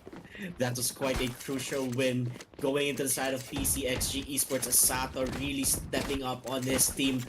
For his team rather, as he is winning these very crucial parts of the previous round. Now both PCXG all once again with those Vandals, but as we have observed right now, Atlas Aero now in an echo round. I think they wanted to save up for better weapons on the next round and try their luck right now if they will be able to actually pick off, and Chubby Aim will be able to pick off someone from Atlas Aero as they will be having their 5v4 advantage as slowly as possible. They really wanted to play impatient here as Ching just trying to peek someone if they will be able to see someone there. I don't think so, and they are going to transition hopefully onto site B, all members of PCXG Esports now in a 5v4 situation. still really wanting to actually take advantage on that numbers advantage that they have right now. But the time is slowly dwindling here, and they really need to plant that spike, hopefully in around 40 seconds or less. Or they wanted to make the defenders actually wait for them. And now it is a 5v3 situation as 𝐂𝐅𝐒𝐕 takes out the third person with a headshot once more. And it is still a continuous wave on the side of PCXG Esports, as we can see Wingman being shot one down here by 𝐂𝐅𝐒𝐕. Now 𝐂𝐅𝐒𝐕 trying to push back, push back again, and maybe he takes out 2 from the Blade Storm. And now it might be the comeback for Atlas AERO, and basically takes back with that Blade Storm, but he was taken out by Fury on that. Now it is a 2v1 situation that is going on right now as Fury goes down by blinding, courtesy of 𝐂𝐅𝐒𝐕. And now it is a 1v1 duel to the death right now. Let's go. What is going to happen right now? Spike has been planted right now. Shut up and let me work. Trying to defuse that spike. It might be no time. Let's see what's going to happen. But no! Arzale has seen it, and attackers will win, and the spike has detonated with that, and PCXG wins 3-2. They knew. Definitely, PCXG knew that there's not enough time. Just have to, play some more delays onto swinging, and just like that, Arzale 2 kills, but hey, it's the crucial ones that they need, right? So 2-3 now taking the lead here. PCXG Esports up by 1. Yes, let's see what's going to happen here as PCXG Esports still in an advantage, but there's a shorty there that has been equipped by one of the members of PCXG Esports as 𝐵BQ takes out 𝐂𝐅𝐒𝐕 with that operator. Oh my lord, it might be very dangerous here as their duelist 𝐵BQ wanting to take more with that operator, just looking at someone here on the map, trying to just slowly take some pickups for the advantage of their team. Let's see if they will be able to do that as Fanes. Might be Yep. Already the man advantage for Atlas AERO still and on. Cover going out. Defense is definitely locked in here as they work their way onto that smoke. 13 HP. 𝐿𝐿 gets that kill and puts them at an advantage even more here. 3v5, 44 seconds, but still an operator left to deal with. Definitely a tough spot right now for PCXG Esports, but nothing is impossible. PCXG Esports has to find their way in. The operator lines them up. Arzale will be the first to fall. 𝐵BQ with the proper discipline moves back immediately after getting that kill. 2v5. Now, it is quite dangerous for PCXG Esports as 13 seconds remaining on the clock before they will be able to 10 seconds left. plant that spike. But they are in a pinch right now as most of the parts of this map has been well defended by Atlas here. And I think they are going to run out the time. And oh, okay. So defenders will be winning that one. 3-3 already tied up here. Atlas AERO and PCXG Esports going toe-to-toe. Just like what we've talked about early on here, Jet. Yes. 11 kills already, 𝐵BQ. Yes. With an operator still. And that 𝐵BQ with an operator might be very dangerous on the side of Atlas AERO as they are going to use that to their full potential. As 𝐵BQ earlier with the pistol round ace and a continuous kill streak that's going to happen here, he's really stepping up for Atlas AERO here. Let's see what's going to happen. And earlier on, when PCXG Esports were winning some rounds, they were the first ones to eliminate 𝐵BQ.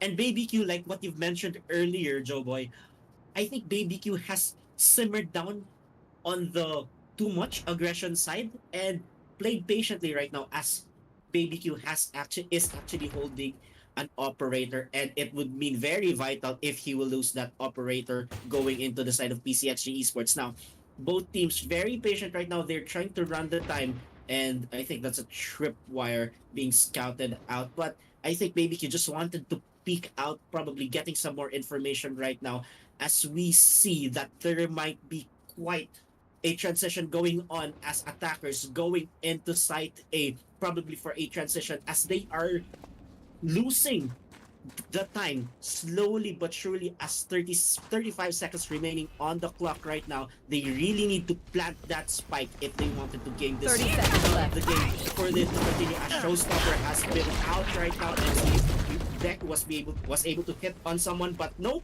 𝐂𝐅𝐒𝐕 instead was able to take out 𝐂𝐕.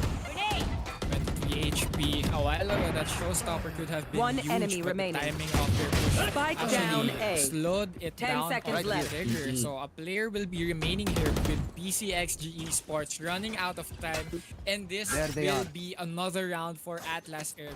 Now, what can we see from that round? I mean, PCXG Esports took their time.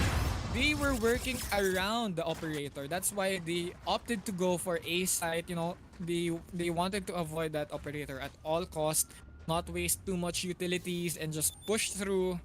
However, the Showstopper actually scared them off with 𝐂𝐿 surviving the onslaught of the utilities with Viper's Pit, and I mean Viper's toxic molly. So Deku definitely had some, mental game there up against team PCXG. Now let's see what's going to happen here as as we are beginning round number 8 on this matchup between Atlas Aero and PCXG Esports. Now it is now a 5v4 advantage going into the side of Atlas Aero, as we are trying to look at Fury here going underneath, and it will still be continuously being dominated right now by Atlas Aero, as they will be able to take out another one. Now BabyQ trying to scope out and just look around with that operator as he is trying to back up one of his friends there, as 𝐂𝐅𝐒𝐕 trying to push in and try to initiate probably, but both teams being patient right now. Even though Atlas Aero in a 5v3 advantage, they know they are defending the team. As long as the spike isn't planted yet and the attacking team isn't actually pushing through one side, they are at an advantage on this one, as long as the line is running without the spike planted. Move now, or else they will be as Fury falls down to the bullets of 𝐂𝐅𝐒𝐕. 𝐴RZL answers back with a quick headshot as Deku and 𝐴RZL are toe-to-toe as team Atlas Aero puts a stop to it. 𝐂𝐅𝐒𝐕 finally closing the show. 5-3, still an advantage for Atlas Aero. I mean, they were really taking their time. What can we see from that round? I mean, they took too much time once again, and they have to just swing it. They have to go all in. They have to be knee deep with their mission. So PCXG Esports still looking not so pretty, but hey, at least they have 3 on the scoreboard, and the supporters are definitely watching, so the morale is definitely there as well. PCXG Esports never late, so don't count them out just yet. They have something to show here on round number 9. Now let's see what's going to happen here in round number 9. He's still with that operator for like the 3rd or 4th round, as he was able to eliminate Fury on that. Now let's continue going on here, as it is a 5v3 advantage going into the side. I know exactly where you are. Look, what a quick elimination there, but Sato takes out BabyQ for that. And now still in a 4v2 advantage on the side of Atlas Aero. 1 minute remaining on the clock as Sato takes out another one, trying to close the gap between PCXG Esports and Atlas Aero. No spikes have been planted yet, but Sato all alone right now, and now he will be ascending to the next round courtesy of 𝐿, as Atlas Aero will be going in with 6 rounds to 3. Now this puts PCXG Esports on a tough spot since they have no eco to work around with. However, they have 3 utilities ready, or 3 ultimates, on within their bag, so they could definitely utilize those and just push through. It's like what we've said a while ago. They could definitely go in this round with a rush. So let's see. I mean, PCXG Sato, 7 kills, very accurate and very precise with that battle. All they have to work with now is dealing with those utilities from the defense side of Cypher's traps, and as well as the defense of Omen, still holding mid as well, supporting B side, but they are already deep within B side here as 𝐂𝐕 takes so much space here below 𝐵𝐿𝐶. Actually, 𝐵𝐿𝐶 spots him right on time. I mean, They needed that. So it's a 5v1 One once enemy again. remaining. This is very tough now for Team PCXG Esports. Couple down to 7 defenders, another. Yes, and we see Atlas AERO starting to ride that wave of momentum as they are nailing down PCXG Esports to 3 rounds for how many rounds right now. PCXG Esports needs to actually do something on this one if they really wanted to continue. Probably the rush wasn't working with them because they are shut down with that eco that they have as of the moment. They can't play around with that quantity of their economy right now. I think they really wanted to spend another round trying to stall or trying to be thrifty on this one. But hey, they need to do something on this particular round. But we can see Fury getting eliminated by BabyQ on that operator once more. BabyQ with that wall bang, and it is now a 5v4 advantage going into the side of Atlas AERO. Now, Atlas AERO's well spread out defending on 3 sides, trying to sandwich in and trap in members of PCXG Esports right there in the middle as we are seeing it. There's a drone being deployed right there by Arzel, now trying to scout in and gain more information right there. And let's see what's going to happen here as Deku wanted to pick off. Would he be able to see Sato on this one? Yes!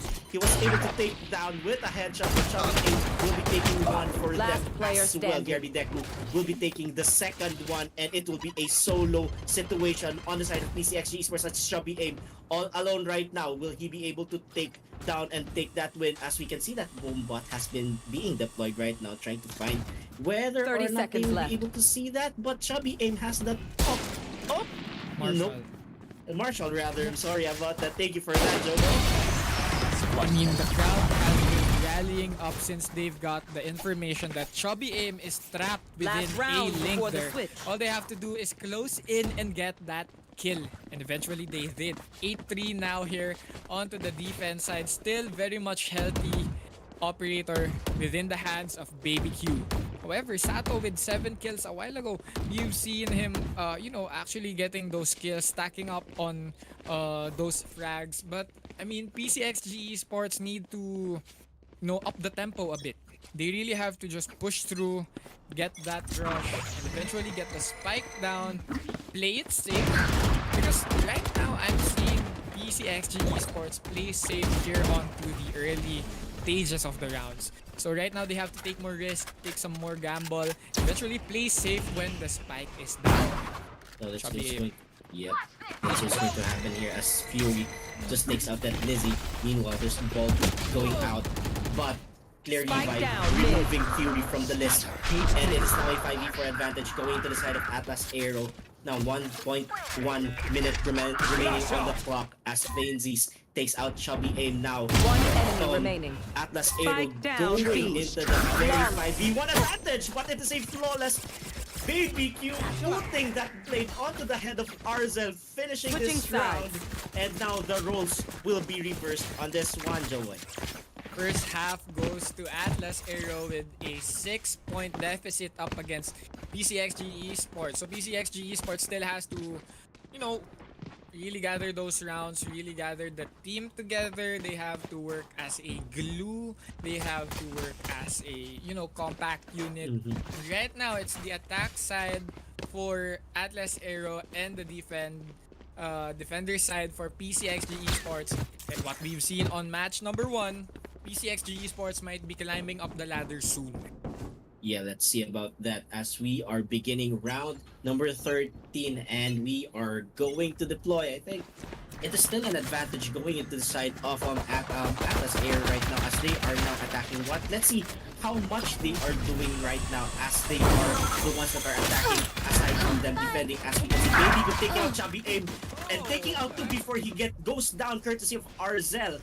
Now Vainzies might be thinking about something, and clearly Vi will be planting that spike to put more pressure on those defenders as Arzel takes out Deku through that smoke, through the head, and we are continuing on this one as a 2v3 advantage going into the side of PCXG Esports right now. Ching still the defender or the attacker remaining onto market, leaving alone Breach here, taking the bullets of Arzel, and that's a 3K headshot as they get the retake underway. PCXG Esports 9-4 on the board. See, ito yung sinasabi ko.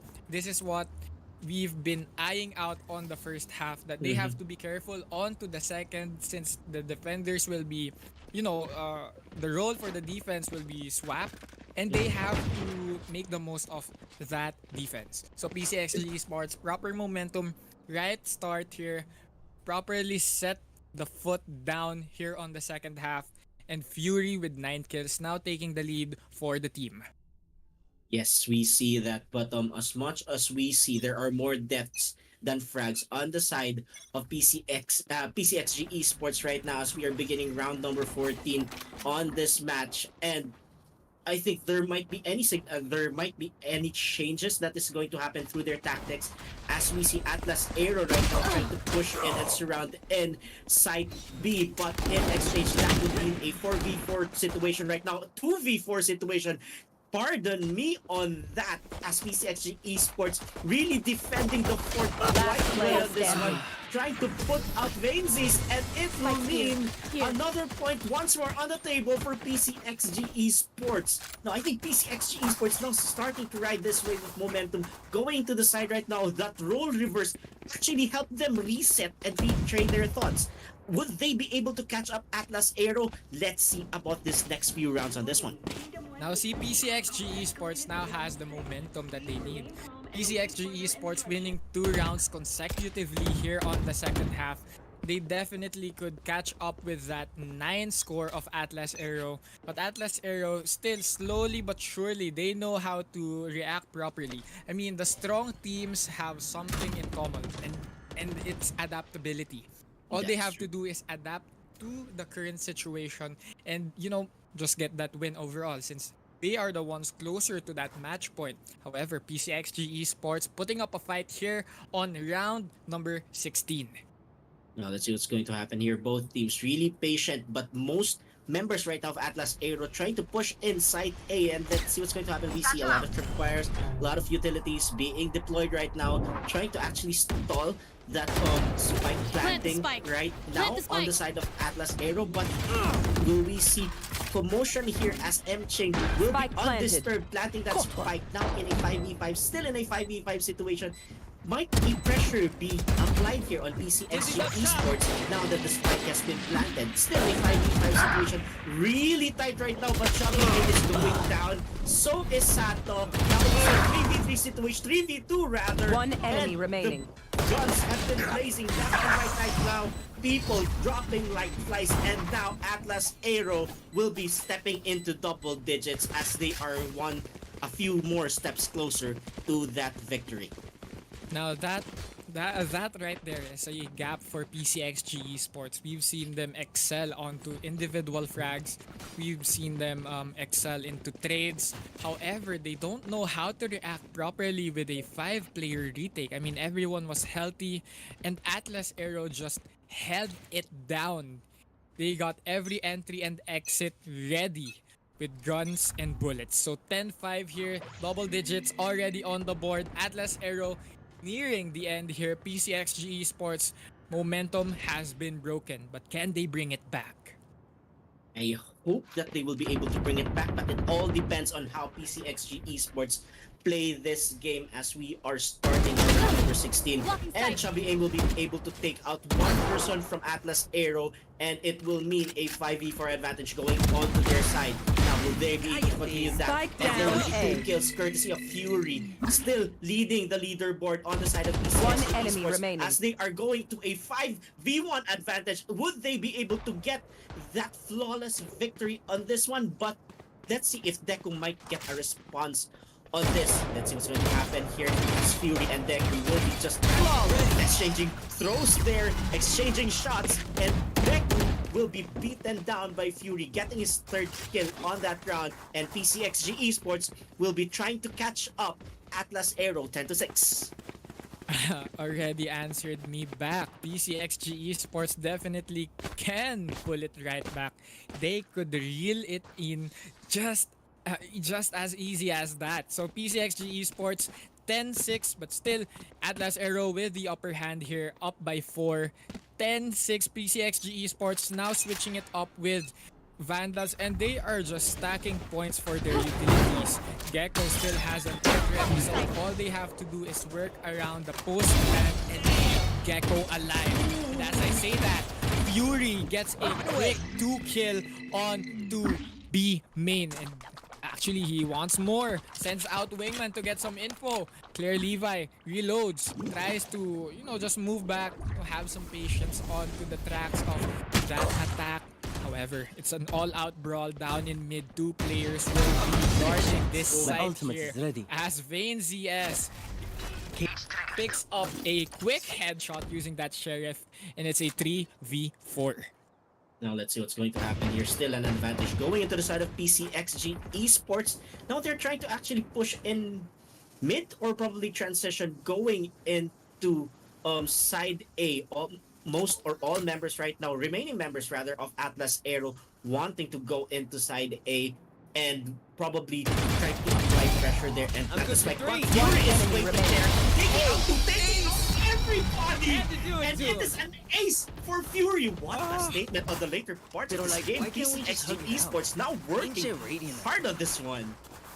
They don't need to keep Gecko alive, as Gecko could stay alive just as easy as that with a 5k as well. What?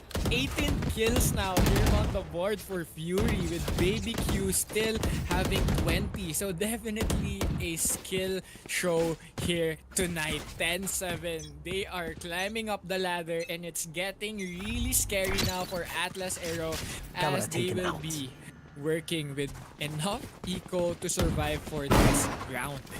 Let's see what's going to happen here right now, Joeboy, as we see that Boombot has been deployed right now, and still a lot of smokes, a lot of utilities being blown out right now, as 𝐂𝐅𝐒𝐕 wanting to plant that spike, and they know that they are really successful when they have that 5-man spike, as we see 𝐷𝐿 taking out 2 members of Atlas Aero with that. Let's continue going on as PCXG Esports wanting to actually plan that take back on side A, as another elimination make it 2v2. Oh my god, it will be a 2v2 situation right now, and 𝐷𝐿 takes another ace! That's another ace!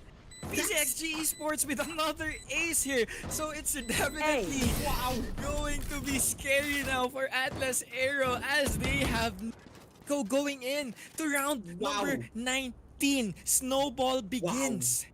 The snowball. The pendulum has swung already, going into the side of PCXG Esports, as 𝐷𝐿 getting another ace for their side, following Fury on that ace. Wow, I think now PCXG Esports wanting to get that advantage as well. They wanted to step on that double digits. They are riding right now on a wave of momentum, and they want to continue riding that until they actually win this particular tournament. And let's see if they will be able to continue on this one. But for Atlas Aero, they need to look for something on how they will be able to eliminate the proper people. Like, say for example, Fury. They need to eliminate also the other one. They need to eliminate the Sova. They need to eliminate that Gecko as well, as these 2 members from PCXG Esports rather has been carrying this team on this one. As if you will kill them, you will be able to get a bit of momentum, probably a shift on that, and that would be the fear right now of Atlas Aero, if PCXG Esports will be able to continue to ride that wave of momentum that they are actually having right now, as they are really patient right now, as waiting onto the side B. And right now, it's Atlas Aero having an eco round, so not much really to expect here unless they can get some pick-offs like what we are seeing right now. Baby Cube takes off the head of Chubby Aim as 𝐁𝐅𝐒𝐕 answers back with a quick trade.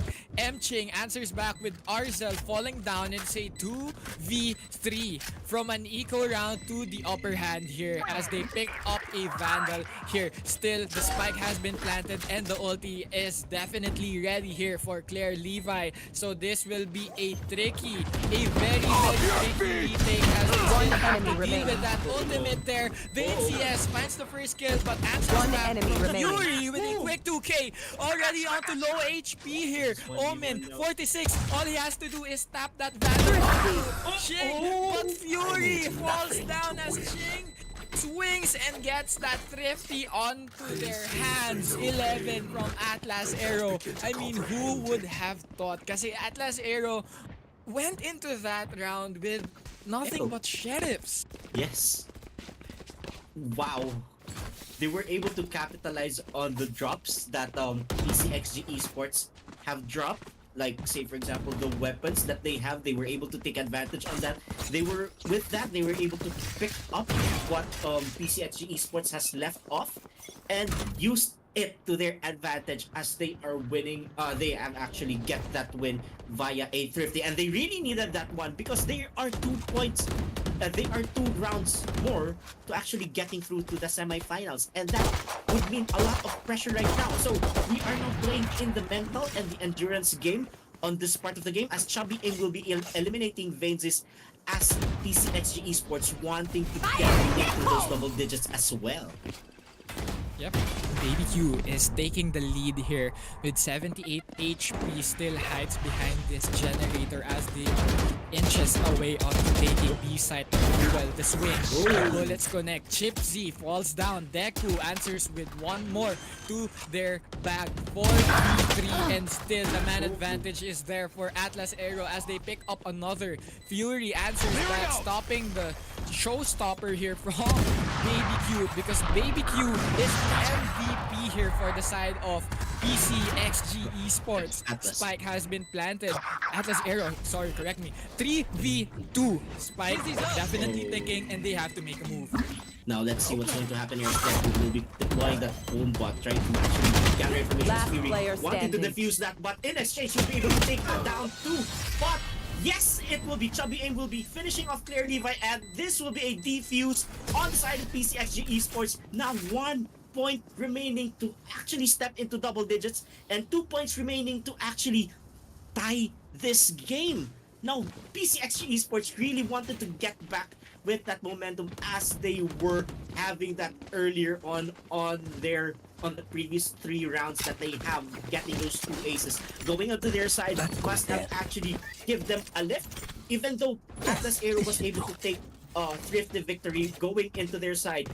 It is still not, they still think PCXG Esports is still thinking that, hey, we need to do something about this one. We don't need to let Atlas AERO get another win, or else we are going to lose this tournament. Now PCXG Esports, with that mental stability, will they be able to continue riding this wave of momentum going in as 𝐁𝐅𝐒𝐕 and most members right now of Atlas AERO are trying to actually push inside A, going into that elbow, and we see 𝐁𝐅𝐒𝐕 taking out 𝐿𝐻𝐿 on this one. It is now a 5v4 advantage going into the side of PCXG Esports. Make it 3v5 as 𝐂𝐕 takes out Deku with a very solid hit on that PC wing going in, and yes, Fury will be taking out BabyQ. Now in a 5v2 advantage, PCXG Esports now dominating this round, Joe Boy. Yes, and PCXG Esports definitely not rushing anything right now, since they are trapping them in Atlas AERO. They want Atlas AERO to step into side, get that retake underway. Definitely puts up one more show. Fury with a knife kill. 10 now on the board. Both teams having 2 digits onto the scoreboard. Y'all need a gun? See, now this is what we've been waiting for. PCXG Esports having to find that rhythm. They have to find that momentum. And Atlas AERO still not looking really sharp here onto the second half. But eventually they've got 2 rounds here as well. So if they can find it once more, they will be racing to the match point. So what's going to happen here as 𝐂𝐕 with that up, really wanting to actually hit someone with that and get a pick off onto their side. Now let's see what's going to happen here. 𝐂𝐕 will be reloading, going back and probably transferring to another location. location might be compromised with that now. Oh, let's see with that as 𝐂𝐅𝐒𝐕 eliminating someone from Atlas Aero. It is now a momentum building, continuous momentum building on the side of PCXG Esports as they are now in a 5v4 advantage. Really very patient at this one. They are making Atlas Aero's time as attackers a very difficult time right now as we are seeing Sato takes out their Levi, takes out another one, but he'll be taken out by 𝐁𝐅𝐒𝐕 on this one, and 𝐂𝐅𝐒𝐕 will be avenging him on this one as Atlas Aero will be in a 3v2 disadvantage. And Baby Q being eliminated there by 𝐁𝐅𝐒𝐓𝐕, and now we are seeing that Cypher all alone right now for Atlas Aero as 𝐕nsies trying to look for that spike. Does he have that spike? I don't think so. Now, will he actually go on and eliminate 30 seconds left. 3 people from PCXG Esports? And he will be able to see that. Oh, 𝐁𝐅𝐒𝐕 will be finishing that. And it will be a tie game right now as PCXG Esports now breathing through the necks of Atlas Aero. Woo!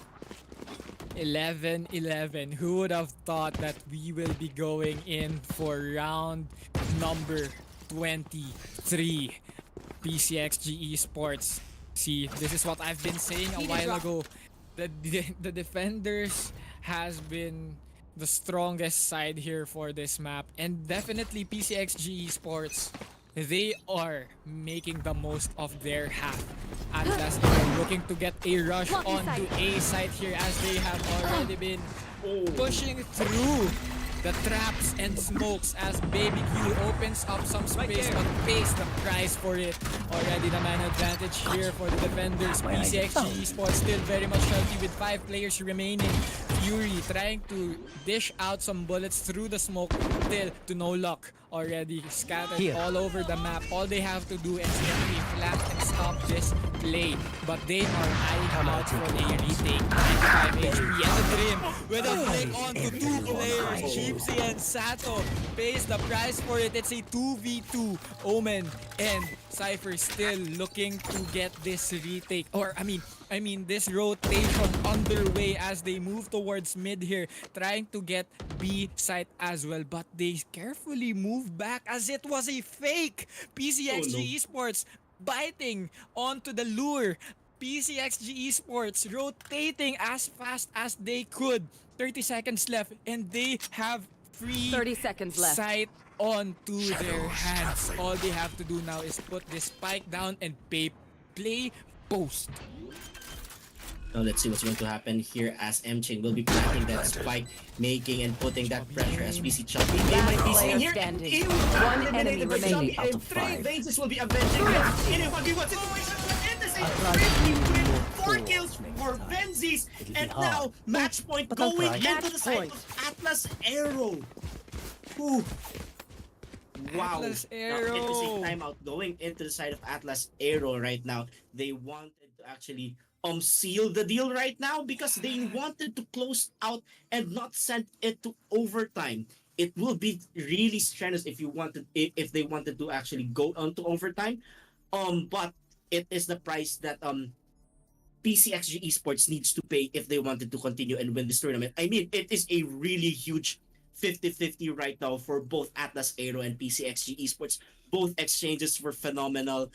Both teams have been phenomenal as well, and both teams were really showing it off why they deserve to actually earn that semi-final slot. Joe boy, wow, what a game we have right now. Both teams having the proper read onto one another. All they have to do is switch things up, and definitely this timeout is the key. They have to talk through with one another, and they have to survive for one more as Atlas Aero already onto match point. Can they bring it home, or are we going on to an overtime here, Jet? Now let's see what's going to happen here as that timeout has been ended, and we are now in round number 24. If Atlas Aero wins this, they are going through the semifinals. Okay, If PCXG Esports wins this, we are going into overtime. And this is now probably the nerve-wracking round for both teams because there are a lot of things at stake right now as both teams try to put their composure into calm as they wanted to actually execute their plans, execute their tactics, execute their moves that they need to do and not be rattled with the pressure, because this is a high pressure situation right now, Joe Boy. Pressure situation definitely here on round 24. Still, an operator is guarding mid, and if anyone crosses or steps a foot down into the sights of Omen, they will quickly fall down. Raze and Jet still very much worried onto entering market here, so all they have to do right now is dish out this bot, eventually get some info, and the swing will now commence. BBQ and Vainsies getting those headshots quickly. Two more players will be rotating onto B side as PCXG Esports is at a deficit right now. It's a 4v3. Still, they have the ulti, so they could use this Omen ulti to get information. And just like that, they've done it. 12-11. Atlas AERO still very much nerve-wracked here onto the last seconds as the spike will be taking. And all they have to do is guard it and get this win. 13-11 as we end the battle from Atlas AERO against PCXG Esports. Wow, what a game, what a game, what a game as we speak right now, Joe Boy. Both teams really showing their all, and yes, sometimes it goes the way of Atlas AERO, sometimes it goes the way of PCXG Esports. I think all of our watchers here right now, all of our spectators here in the comment section have also been nerve-wracked with how close this game is, and we can also feel that way because it could actually mean it could go any way. It could go PCXG, it could go Atlas AERO, but in the end, like what Joe has been saying, there can only be one who should win, and at this time, it would be Atlas AERO getting that semi-final slot. But kudos still going on PCXG Esports way for showing us that it can be a very close fight, for giving us that really nice, entertaining tournament that they are participating in. And what a game. Both of us, I think Joe Boy can agree, we are breathless right now. Yeah, and I definitely agree. And PCXG Esports, you know, they had hope, and everyone was waiting for the comeback. And Atlas AERO, at the end of the day, getting the win. Still, I think it's the adrenaline from, you know, the pressure from PCXG. And at the end of the day, they got it. So, yes, teamwork makes dream work, I guess. That's true. That's true, Joe Boy. That's true. Ooh, but still, what a game. I think that's what brings us with what Battle for Supremacy is all about. All the top teams, all the really good teams in this particular round, giving us nerve-wracking action from start to finish, guns blazing, really pinpoint tactical accuracy, pinpoint mechanical accuracy for both teams, and wow. But in the end, there can only be one who should win. There can only be one who would actually get through to the semifinals. And yes, Joe Boy, I needed this break, and with that, Battle for Supremacy Top Up Community Cup will be back. So stay tuned. BBQ getting that really dominating fashion. As I have said earlier, it would be guns blazing, but BBQ making barbecue out of the corner, and ČIPSy falls down just like that. It's one enemy remaining. 1v1, but is he ready for one? The shoulder gets the headshot, but the PCXG. Now let's see what's going to happen here as we are beginning round number 8 on this matchup between Atlas AERO. Now, or else they will fight down. Fury falls down to the bullets of Claire Levi. Arzel answers back with a quick headshot as Deku and 30 seconds left. Toe-to-toe as still with an operator for like the third or fourth round as he was able to eliminate Fury on that. Now let's continue going on here as it is a 5v3 advantage. Going into the side. I know another one trying to close the gap between PCXG Esports and Atlas AERO. No spikes have been planted yet, but Saka all alone right now, and now he will be ascending to the next round. Trying to stall or trying to be thrifty on this one. But hey, they need to do something on this particular round. But we can see Fury getting eliminated by BBQ. trying to scout in and gain more information right there. And let's see what's going to happen here as Deku wanted to pick off. Would he be able to see Sato? Yes! 30 seconds left. Able to see that, but Chubby Aim has that up. Oh! Marshall. Nope. Marshall, rather. I'm sorry about that. Thank you for that, Jogo. I mean, the crowd has been rallying. Minute remaining on the clock as Vainzies takes out Chubby Aim now. One enemy remaining. Atlas AERO Spike down, going B. into the very 5v1 advantage. What Atlas AERO right now as they are now attacking what? Let's see how much they are doing right now as they are the ones that are attacking aside from them defending, as we can see. Baby could take out Chubby Aim. Starting with number 16, and Chubby Aim will be able to take out one person from Atlas AERO, and it will mean a 5v4 advantage going on to their side. Now, will they be able to use that victory on this one? But let's see if Deku might get a response on this. Let's see what's going to happen here. It's Fury and Deku will be just exchanging throws there. They are just stacking points for their utilities. Gecko still has an ready, so all they have to do is work around the post plan and keep Gecko alive. And as I say that, wanting to go into side A and probably try to apply pressure there and practice like what Fury is waiting there. Taking out everybody! That's continue going on as PCXG Esports wanting to actually plan that take back on side A as started elimination, make it 2v2. Oh my god, it could be a 2v2 situation right now. And Arzel takes that's another ace! But one enemy remaining. Fury with a quick 2k, already on to low HP here. Omen, 46, all he has to do is tap that Valorant. Shit, but Fury! Definitely not rushing anything right now, since they are trapping them in Atlas AERO. They want Atlas AERO to step into side, get that retake underway.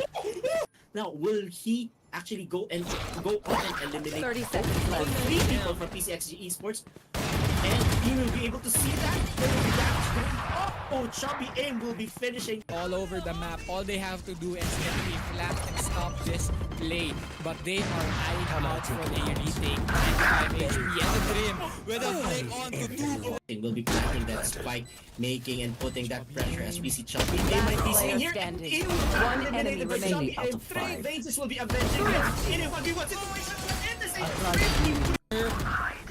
here on to the last seconds as the spike last player taking, and all they have to do is guard it and get this win. 13-11 as we end. Early for that. No more stories.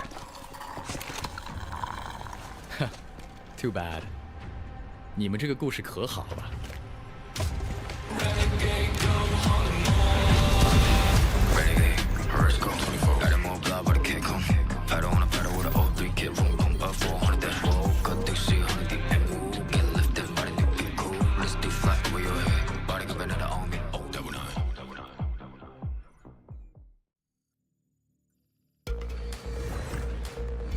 Alright, muckers. Off we go.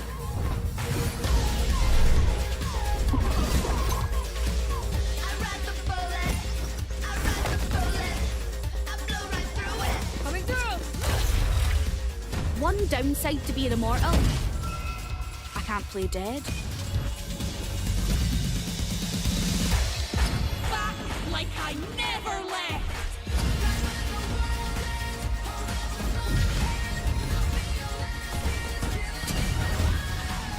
Spike planted.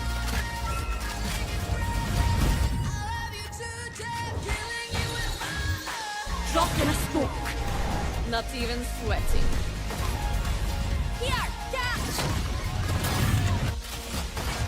I love this part! Here comes the party!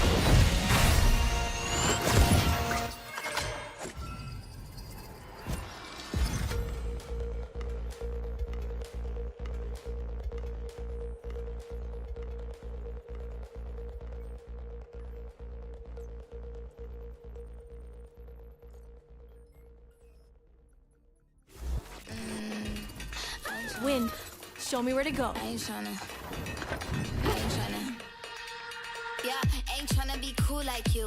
Running around in your high heel shoes, I'm clumsy. Made friends with the floor, 2 for 1, you know I try for it. And 2 left feet, you know I always drop. First thing I go did was bop, and the whole damn cake is cherry on top. Trick up the bottom, made a good Be faster. Said I took it and I ran for it. I run it, then I stand on it. Money on the floor, when we dance on it. Shine bright, wanna put a tan on it. Said I took. I am both shield and sword.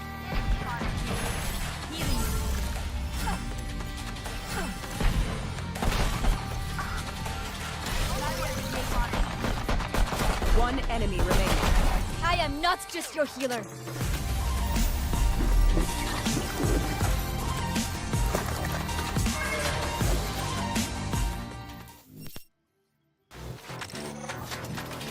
Let's start this party.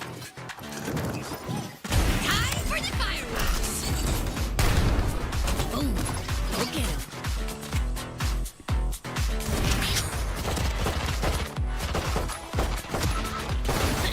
Too slow. I'm the pride of Bahia.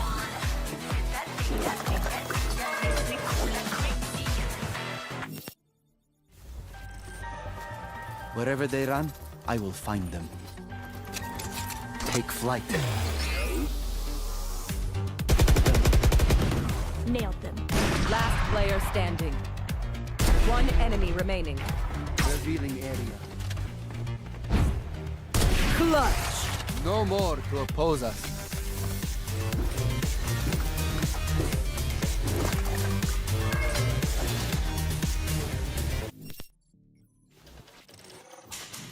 They think I'm an old dog? I'll show them just how many tricks I know. Smoke's down. Stim pack down. Headshot. Last player standing. One enemy remaining. Clutch. I'll never retire.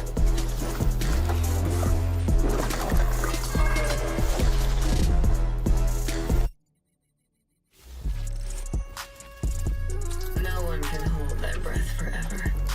Poison orb emitting.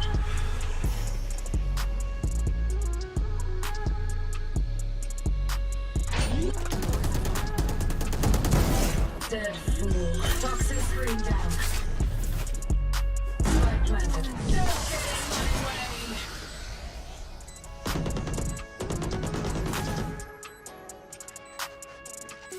One enemy remaining.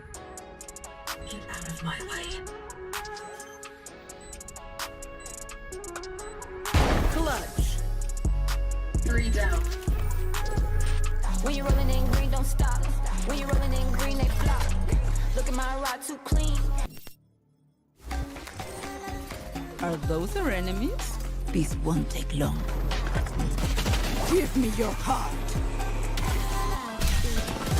They will cower.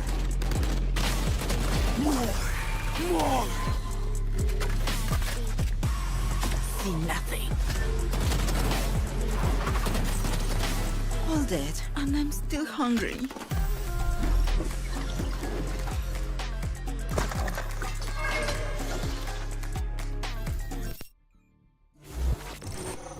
Nothing stays hidden from me.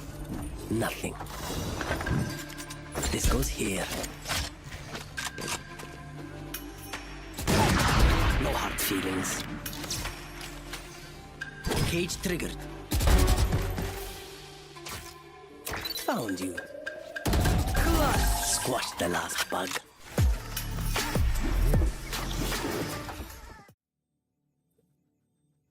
Hey, what's up everyone, and welcome back to the BFS TV and BFS TV Top-Up Community 5v5 Valorant Season 2 Tournament Day number 3. Quarterfinals, and we are now here tonight to witness the battle for the ticket to the semis. With SHOULDEREATER going up against BARILAN, KALABAW, PUSTA. With match number 2 a while ago, AERO taking the win.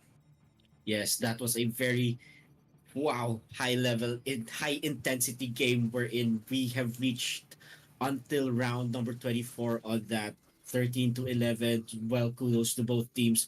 Very impressive game. I am quite speechless on how they played. It was like a pendulum swings to the left, swings to the right. You can never predict who will win on this one. It is very tough to actually um see whether or not it would be a dominating show, because eventually when you think one team is actually dominating, the other team just wakes up and gets its wave of momentum as well, Joe Boy. And that is quite the pattern that is happening on the past two games. And hopefully we could see this as well on our third match, Joe Boy. Yep. And what could we pick up from the past few matches? Well, I think Gecko is still very strong. No, when you see a Gecko up in the mix, Gecko is still a very much viable agent. And another here that I've listed down here, Jet, is that playing aggressive has its upside. Yeah. I mean, you can catch them off guard, and playing an aggressive defense has no telegraph, and that's the key ingredient to why Atlas Aero, to the names of Atlas Aero and our match number one teams a while ago has been doing, and it definitely has something to show. And lastly, an operator playing tight angles versus long angles. I mean, who would have thought, right? That an operator is playing a tight angle. And just like that, we've seen some W's from those plays. That's true. And with that very nice take away from you, Joe Boy, and I think that has actually been the pattern on how these teams have been playing. Aggressive defense was the key to them. Even though they're the defenders, they are not just waiting there, being patient and wait for the attackers to come. I mean, the aggressive defense, like you have mentioned earlier, is that you are preventing them to actually make moves, to actually infest. It's like more of a prevention. It's like preventing your opponent to actually do the objective that they need to do. Because before you plant the spike, the advantage goes to the defenders. And as long as the attackers cannot plant the spike, it won't be an advantage to the attackers because the spike isn't planted. And that is, I think, that is the one of the things that are running into their mind. As long as the spike isn't planted, it is still a pressure going on. And the longer the time that the attackers cannot actually plant the spike, the bigger the advantage that goes to the defenders. That's why, as we can see earlier, aggressive defense, and like you've mentioned earlier, aggressive defense really was one of the keys to these semifinalists. I can call them semifinalists right now, earning their slot into the semis. And nice try from PCXG Esports. They've battled it out through the last drop, through the last of their blood, and eventually almost went into overtime. Someone has to take the win. PCXG Esports falling off short. But I like how PCXG Esports played their defense. I mean, they were losing some few rounds here and there, but I think PCXG Esports found out that staying alive and eventually staying very much healthy for a retake instead of denying anyone from entering the site is a better option than the previously mentioned.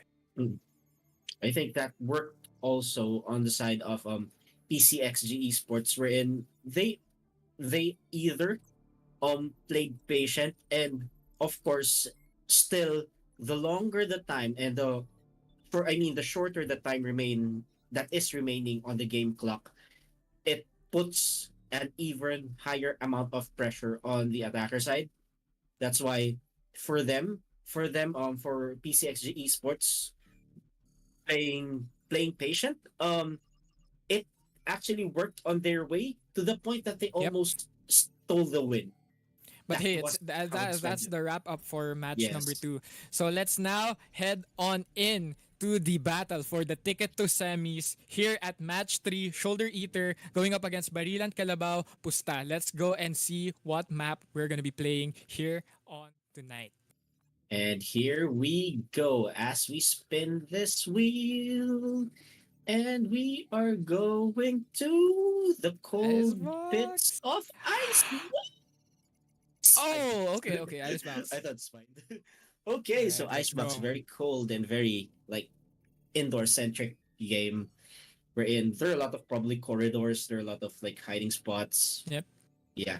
And Icebox has been faced with lots of changes through the history of this map. I mean, that's true. You've seen the change from tunnel down in mid, through the changes onto A site, the slants, the different angles, the ropes. I mean, everything has been changed for Icebox to make it more balanced, right? So yeah, that's true. I think it's gonna be boiling down through the last digits. I think we're gonna be seeing a close match. I think we're gonna be seeing possibly an overtime here, since from what I've heard, SHOULDEREATER and BARILAN KALABAW PUSTA has been here for a while, and it's season 2, so we might see, some feisty action here on match number 3. And I think, like what you've mentioned earlier, that they've been here for a while, means that they probably know each other. So they know signature heroes, signature agents rather. They know maps, they know how these players play the maps, play their agents, who uses these agents, how to counter, and the basics. Or so to say, they have the data. They have the data, yes, that's true. And with that, speaking of which, we are going now to our agent select screen. Ooh, they are looking to get that Viper within the team, and I think Viper has some changes as well. All right. Yes, there were changes in Viper. I think that was how many patches ago? Like last 2 patches. Probably? Last 2 patches. Yeah. Yes. And actually, Viper has been a staple pick here on Icebox, but right now, the defenders are not looking to have anyone in mind as of now, since they are just hovered over some jets here. Oh, a Gecko. Okay. They might be bringing a Gecko back here onto match number 3. But right now, what definitely is sure will be from the attacker side here. We're going to be seeing a Viper and a Sova. Now, we've talked about Sova for how long already, Jet? Sova has been a staple. That's Sova, I mean, you have the drone, you have the recon bolt, and all you have to do now is play as a team. Yeah. Sova can actually give you info as early as that. And Sova, Killjoy, Viper for SHOULDEREATER. Meanwhile, BARILAN KALABAW PUSTA will be locking in as Viper and Jet. And I think they'll be continuing with that Gecko, Killjoy, and Sova to finish up their ranks. And I think the difference here would be there is a double duelist on the side of SHOULDEREATER. Meanwhile, there's only one on the side of BARILAN KALABAW PUSTA. And let's see which tactic will work better for them. I think with the double duelist for SHOULDEREATER, they really wanted to go on very aggressive on this one. And let's just see how these teams will actually play. And as far as I've heard, both of these teams were really in here and been really entertaining since day one. So I hope the entertainment will continue just like the previous 2 games. And we are very excited to see how things will unfold in our eyes, John Boy. Yep. Icebox. First 4 tonight. Here we're going to be seeing BARILAN KALABAW PUSTA on the defenders and SHOULDEREATER onto the attack. Looking at their inventory, I think they are opting to buy in some ghosts and, some few utilities as well, since no one right now is buying some armor onto the attack side here. But Sheriffs, an early Sheriff to the hands of Raze and Killjoy. Let's see how this pans out.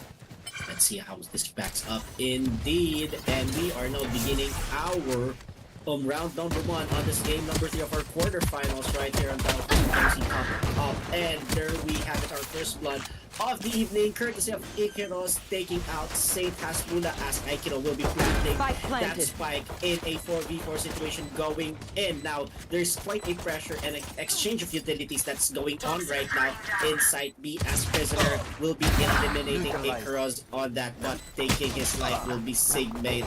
And that will continue on right now as 1 person remaining from SHOULDEREATER. And now, Villain will be taking out that Killjoy and will be defusing that spike courtesy for Barilan Kalabaw Pusta getting that win on their side, and now that would mean an advantage going on round number 2 for Barilan Kalabaw Pusta. Now it's really tough for the attackers to, just hold it down and protect the spike from ticking, since Villain is playing a Gecko. A Gecko is super tricky to play against with, since there's the 6th player Wingman Yeah. being there to defuse. So all they have to do is take out Wingman, but Gecko is also there to defend Wingman. So it's a tough spot to be in. I think Shoulder Eater needs to save some utilities for the post plant, get some few shots in, eventually stop the diffuser. But right now it's too early to say, and the advantage has been put up by Barilan Kalabaw. Yes, Barilan Kalabaw Pusta really think that they have their water buffalo on the line on this game, as they are really taking out one after the other from Shoulder Eater. Now left with one person standing, but Ikeros will be taking one also from Barilan Kalabaw Pusta. But will he be able to continue on that? Meanwhile, it is a 4v1 advantage as Hypnos will be blasting him off away right at her back, giving Barilan Kalabaw Pusta a 2-0 run. And I think that's smart that they bought in round number 2, since they got the spike down. And look, everyone right now on the defenders still having no Vandal, having no Phantom. Meanwhile, the attackers holding on to their trusty Vandals and Phantoms. But it comes to show na Shoulder Eater knows how to work well around those eco disadvantages, and use it through their team's advantage. Let's see what's going to happen here. If Shoulder Eater will still be able to actually get some points here, even though they're still in an echo struggle on this particular round. But I think utilities has been thrown down, and throw if bad comms will be going down as well. But still, it is still a 4v4 stalemate going on this round number 3, and we are seeing that it is still a continuous crossfire going on right there inside the team for 3 consecutive rounds right now. As we see Sigmate will be giving advantage right now to Shoulder Eater, as he will be able to eliminate one from Barilan Kalabaw Pusta. But still, that Viper wall still very annoying on that, inhibiting the vision on the side of Barilan Kalabaw Pusta, and let's say it is giving an advantage right now to Shoulder Eater, as we see. And Shoulder Eater right now with 4 players still very much healthy. All they have to do is pull the trigger and get this spike down. However, Dizzy has been dished in. Kresner with an immediate kill onto Ikeros there as they plant the spike down and see 2v3. One Spectre enemy connects. remaining. They find another. Akiro finds one more. Sanzu very much precise with that Sheriff. Surgical aim as they go 3-0 on the board. Still a very aggressive defense, like what we've seen in the past 2 matches earlier, Joeboy. And I think Barilan Kalabaw Pusta is also applying that aggressive defense that they have. Just take a look at Sanzu and Kresner right now, 5-1, 4-1, making sure that they are on the advantage as they deem so. Now, what will Shoulder Eater try to do here, as they are right now in an echo struggle once more? Will they be able to actually just save up and try to take another L for this round and try to save up for the next round so that they'll be able to actually put up a good fight? Or they'll try to take a risk and get some wins here, as we see 3 people rather right now on Shoulder Eater going down, as 𝐂𝐎𝐿 will be taking 2 of them as well. Now Barilan Kalabaw Pusta in a 4v2 advantage right now. 𝐂𝐿𝐿 One enemy remaining. 4v1 rather, as Hypnos takes out Aikiro. Now let's see what's going to happen here. 3v1 situation on the side of Barilan Kalabaw Pusta, and 𝐂𝐿𝐿 will be getting his 3rd kill of this round as Barilan Kalabaw Pusta in a 4-0 run. And I believe Aikiro has been disconnected from the server right now. So it was a handicap match for Shoulder Eater going into round number 4. But however, it was an eco round, so all they had to do was ship it and send it. And that's what they did. So Shoulder Eater still looking to find that first point here on the board. Barilan, Kalabaw, Pusta looking pretty good. And I think Barilan, Kalabaw, Pusta has been playing patiently when it comes to post plant. I mean, they're not rushing anything right now. Yeah, now that you've mentioned it, Joe Boy, I think as well Aikiro from Shoulder Eater is actually not moving from the map. And I think that this will be quite crucial on the side of Shoulder Eater as they will be having a person disadvantage on this one. Just like what is happening right now. It's just Sigmate who is moving right now for Shoulder Eater as Barilan, Kalabaw, Pusta will actually take advantage on this particular round wherein Aikiro is not around actually held. Now Hypnos Spike down removing A. Sigmate, and yes, there we go. Sanzu will be taking out that AFK Aikiro on that, and it is still a continuous 5-0 run for Barilan, Kalabaw, Pusta.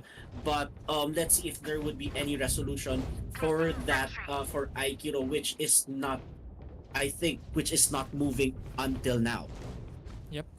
Shoulder Eater right now has their feet onto muddy waters, a handicap as well, and they are losing points. 5-0 right now, but still Shoulder Eater still looking very promising as they go for one more round here onto round number 6, since they went into that the previous round with an eco, and they forced to the next. So right now they have to pay the price, and yeah, the eco will not be into their favor as Team Shoulder Eater still looking to find the first plant, still looking to, overall just rack up those eco. All they have to do now is survive, eventually pick up some guns, and yeah, close the show.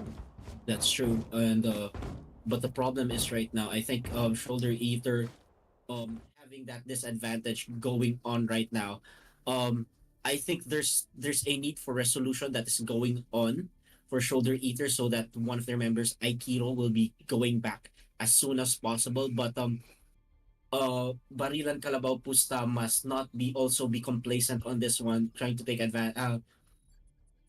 to actually take advantage on this one. But we all know both teams wanted to go to the semifinals, but Aikiro from Shoulder Eater should be back hopefully soon so that we will be able to resume our tournament proper.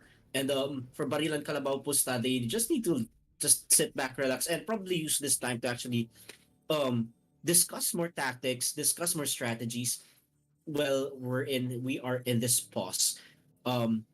This might be a reset for them to actually redo their tactics, and they need to take advantage of this break time wherein they could discuss what action should be done, even though they are at an advantage right now. For Shoulder Eater, of course, they need to resolve the connection issues that they're having right now. We want Aikiro back. We want the action to continue. Hopefully, Shoulder Eater will still be continuing to will have that problem resolved as soon as possible, because of course our audience would love to have that action pack tournament right now. And speaking of action pack, Joe Boy, hopefully we have been discussing about our team wallet, because with team wallet you can buy, sell, and trade crypto tokens like Bitcoin, Ethereum, Binance, Algo, Solana, and a lot more. And of course, unlike other platforms where you need to download and sign up separately to buy Bitcoin and Ethereum, Team Wallet Bot makes it easier and more accessible for everyone by saving your time and effort through Supreme ETFs or Supreme Exchange Traded Funds in Team Wallet. You can now purchase Bitcoin and Ethereum with just one click. Now, this Team Wallet has integrated all these features into a single system, making it more convenient and efficient for its users. Of course, go to Telegram and then search at Team Wallet Bot to take advantage of this convenient tool. Yep, exactly. And earn team tokens by referring players to join our tournaments. These tokens can be converted to cash or used to join upcoming events in BFS. And with Supreme Team Draft, Supreme Team offers you the opportunity to be drafted within its ranks by dominating in events for Call of Duty Mobile and Fortnite, available to all players worldwide. So if you guys are still looking for Fortnite V-Bucks within the tournaments, kasi as we can see, sponsored by Fortnite there. So using BNB, you can actually purchase Fortnite V-Bucks and receive the pin real time. So that's at Team Wallet Bot. But take note, all gift cards and prizes need to be claimed by users. And if not, these will be returned to the respective senders. So we don't want that, guys. So make sure to have it claimed and yeah, have it locked in. For Fortnite tournaments, Jet, have you heard? And are you a Fortnite player itching to compete? Because we have tournaments in works just for you. Be sure to explore our island map, BFS TV Red and Blue, to keep yourselves updated. Join now on our Telegram channel at BFS TV Fortnite. That's at BFS TV Fortnite to learn more. Yes, and also we also want to remind everyone that BFS TV Top Up is now online. We have this so that you can get your very own Riot Points, Garena Shells, Fortnite V-Bucks, and Honor of Kings tokens, and it is now available here only on BFS TV Top Up. So what are you waiting for? Oh, we can't wait anymore because the action is back! We are seeing 𝐂𝐻𝐈𝐓 taking out 2 people from BARILAN KALABAW PUSTA. Will this be the momentum that SHOULDEREATER wanted and wants bursting for 5 rounds? We'll see. Now in a 3v nothing advantage. It is now the first score for SHOULDEREATER for their books. 𝐂𝐻𝐈𝐓 just mows them down with those blades. I mean, 𝐂𝐻𝐈𝐓 having the momentum right off the breaks. 5-1 here. SHOULDEREATER still 4-point deficit. They have a long way to go, but hope once again is up on the screen. 𝐂𝐻𝐈𝐓 taking the charge, 6 kills on the board. Still having some utilities ready and ults ready for SHOULDEREATER as they go on to round number 7. Still 𝐂𝐻𝐈𝐓 not within the picture, so they have to make the most of this. But as I say that, an operator shot puts a stop to 𝐂𝐻𝐈𝐓. So all they have to do now is survive, since this will be a 3v4 push. Let's see what's going to happen here. 4 people from BARILAN KALABAW PUSTA with their ults ready now as we see SHOULDEREATER planting that spike. But in a 3v4 disadvantage going on to their side. And throw if bad guys will be going down as well. Now 1 person remaining on the side of SHOULDEREATER, but getting eliminated right there as Hypnos diffusing this one, giving a 6-1 advantage on the side of BARILAN KALABAW PUSTA. BARILAN KALABAW puts it back right in immediately as they lost the previous round. So they have been saying all night long, we are ready and we are here to take that ticket to the semis. SHOULDEREATER still looking to find the proper push or possibly repeat what they've done earlier. But take note, the ult from Jet is not always ready, so they have to work around those deficits and just push through as a team. SHOULDEREATER 1 on the board, 6 for BARILAN KALABAW. Now let's see what's going to happen here. 3 people from BARILAN KALABAW PUSTA with their ults ready, just waiting for it as Hypnos with his Blade Storm ready if needed. Now let's see what's going to happen here. 𝐂𝐻𝐈𝐓 will be eliminating 2 people from BARILAN KALABAW PUSTA. Now 2 people left from BARILAN KALABAW PUSTA. And they are going to plant that 𝐂𝐻𝐈𝐓 with that 3-person kill with that, and it will be continuing right now as 𝐂𝐻𝐈𝐓 will be going down. Now 1 person left on BARILAN KALABAW PUSTA, but Cut if bad comes will be taking out Saint Hasbula, putting a 2nd point for SHOULDEREATER. Throw Wi-Fi bad comes with the last bullet here. 2 points already onto the names of SHOULDEREATER. Once again on the right track here for the first half. Still, they have to work around those operator. I mean, 𝐂𝐻𝐈𝐓 a while ago updrafted towards the mid-section of A site here and immediately gets shot down by another Jet on the defense here. But right now, Jet from the defense is looking to play aggressively here as they take control of court, spots 2 players, and a trade comes through the screen. Villain with another kill. And 1 enemy remaining. As well. They answer Spike back down with a Jet. I mean, a killjoy kill, but it won't be that long before they fall down to 1 player remaining. 𝐂𝐎𝐈𝐓 still has to take control of that spike, and it's already locked down by all the defenders. It's all or nothing here for SHOULDEREATER, and they have to make a move. Now let's see what's going to happen here as SHOULDEREATER. Only one 𝐂𝐿𝐴, only one person alone. If he's trying to push it in here, still 50 seconds on the clock as he was able to eliminate Villain with a headshot. Will he be able to take down another one? He might be the last action hero on the side of SHOULDEREATER as he's trying to scan one person. He was able to see Hypnos not looking at him and not in a 1v1 situation, but sadly, Sanzumu will put an end to 𝐂𝐿𝐴 as BARILAN KALABAW PUSTA will be going in with 7 points in their score sheet against 1 for SHOULDEREATER. The right move at the right time. Sanzu sneaks in and move towards jail there. And I think 𝐂𝐿𝐴 was not really expecting a player sneaking in and pushing through the jail there, not checking his behind. Eventually, the bullet puts a stop to 𝐂𝐿𝐴, and that's another round coming in for BARILAN KALABAW PUSTA. Still looking very good here, but take a look. SHOULDEREATER has 2 ults ready. They have Vipers and Raze Showstopper. So all they have to do now is work around those ults and get this dub. Let's see what's going to happen here, Joeboy, as it is now a 4v5 situation. Saint has Bula going down on that still 1 minute 20 seconds on the clock. It is a 1v1 trade. Now in an advantage going into the side of B2 situation. Now one person remaining from BARILAN KALABAW PUSTA, and what did that Killjoy do? He was hit right there, and I think not. And he was seen rather. Sanzumu, what will he do here? He will be all alone right now as 𝐂𝐿𝐴 will be fetching that spike, giving it their advantage as they will be able to freely plant that spike if they wanted to, because it is all alone. Sanzumu all alone right now on the side of BARILAN KALABAW PUSTA. We are seeing the dart being deployed right now as we see spotted there. Last player standing. Spike down. It is a 1v1 situation right now. The same thing! The same story at the different book. SHOULDEREATER now with the bullet behind the head of Killjoy. A while ago, we've seen that from Sanzumu.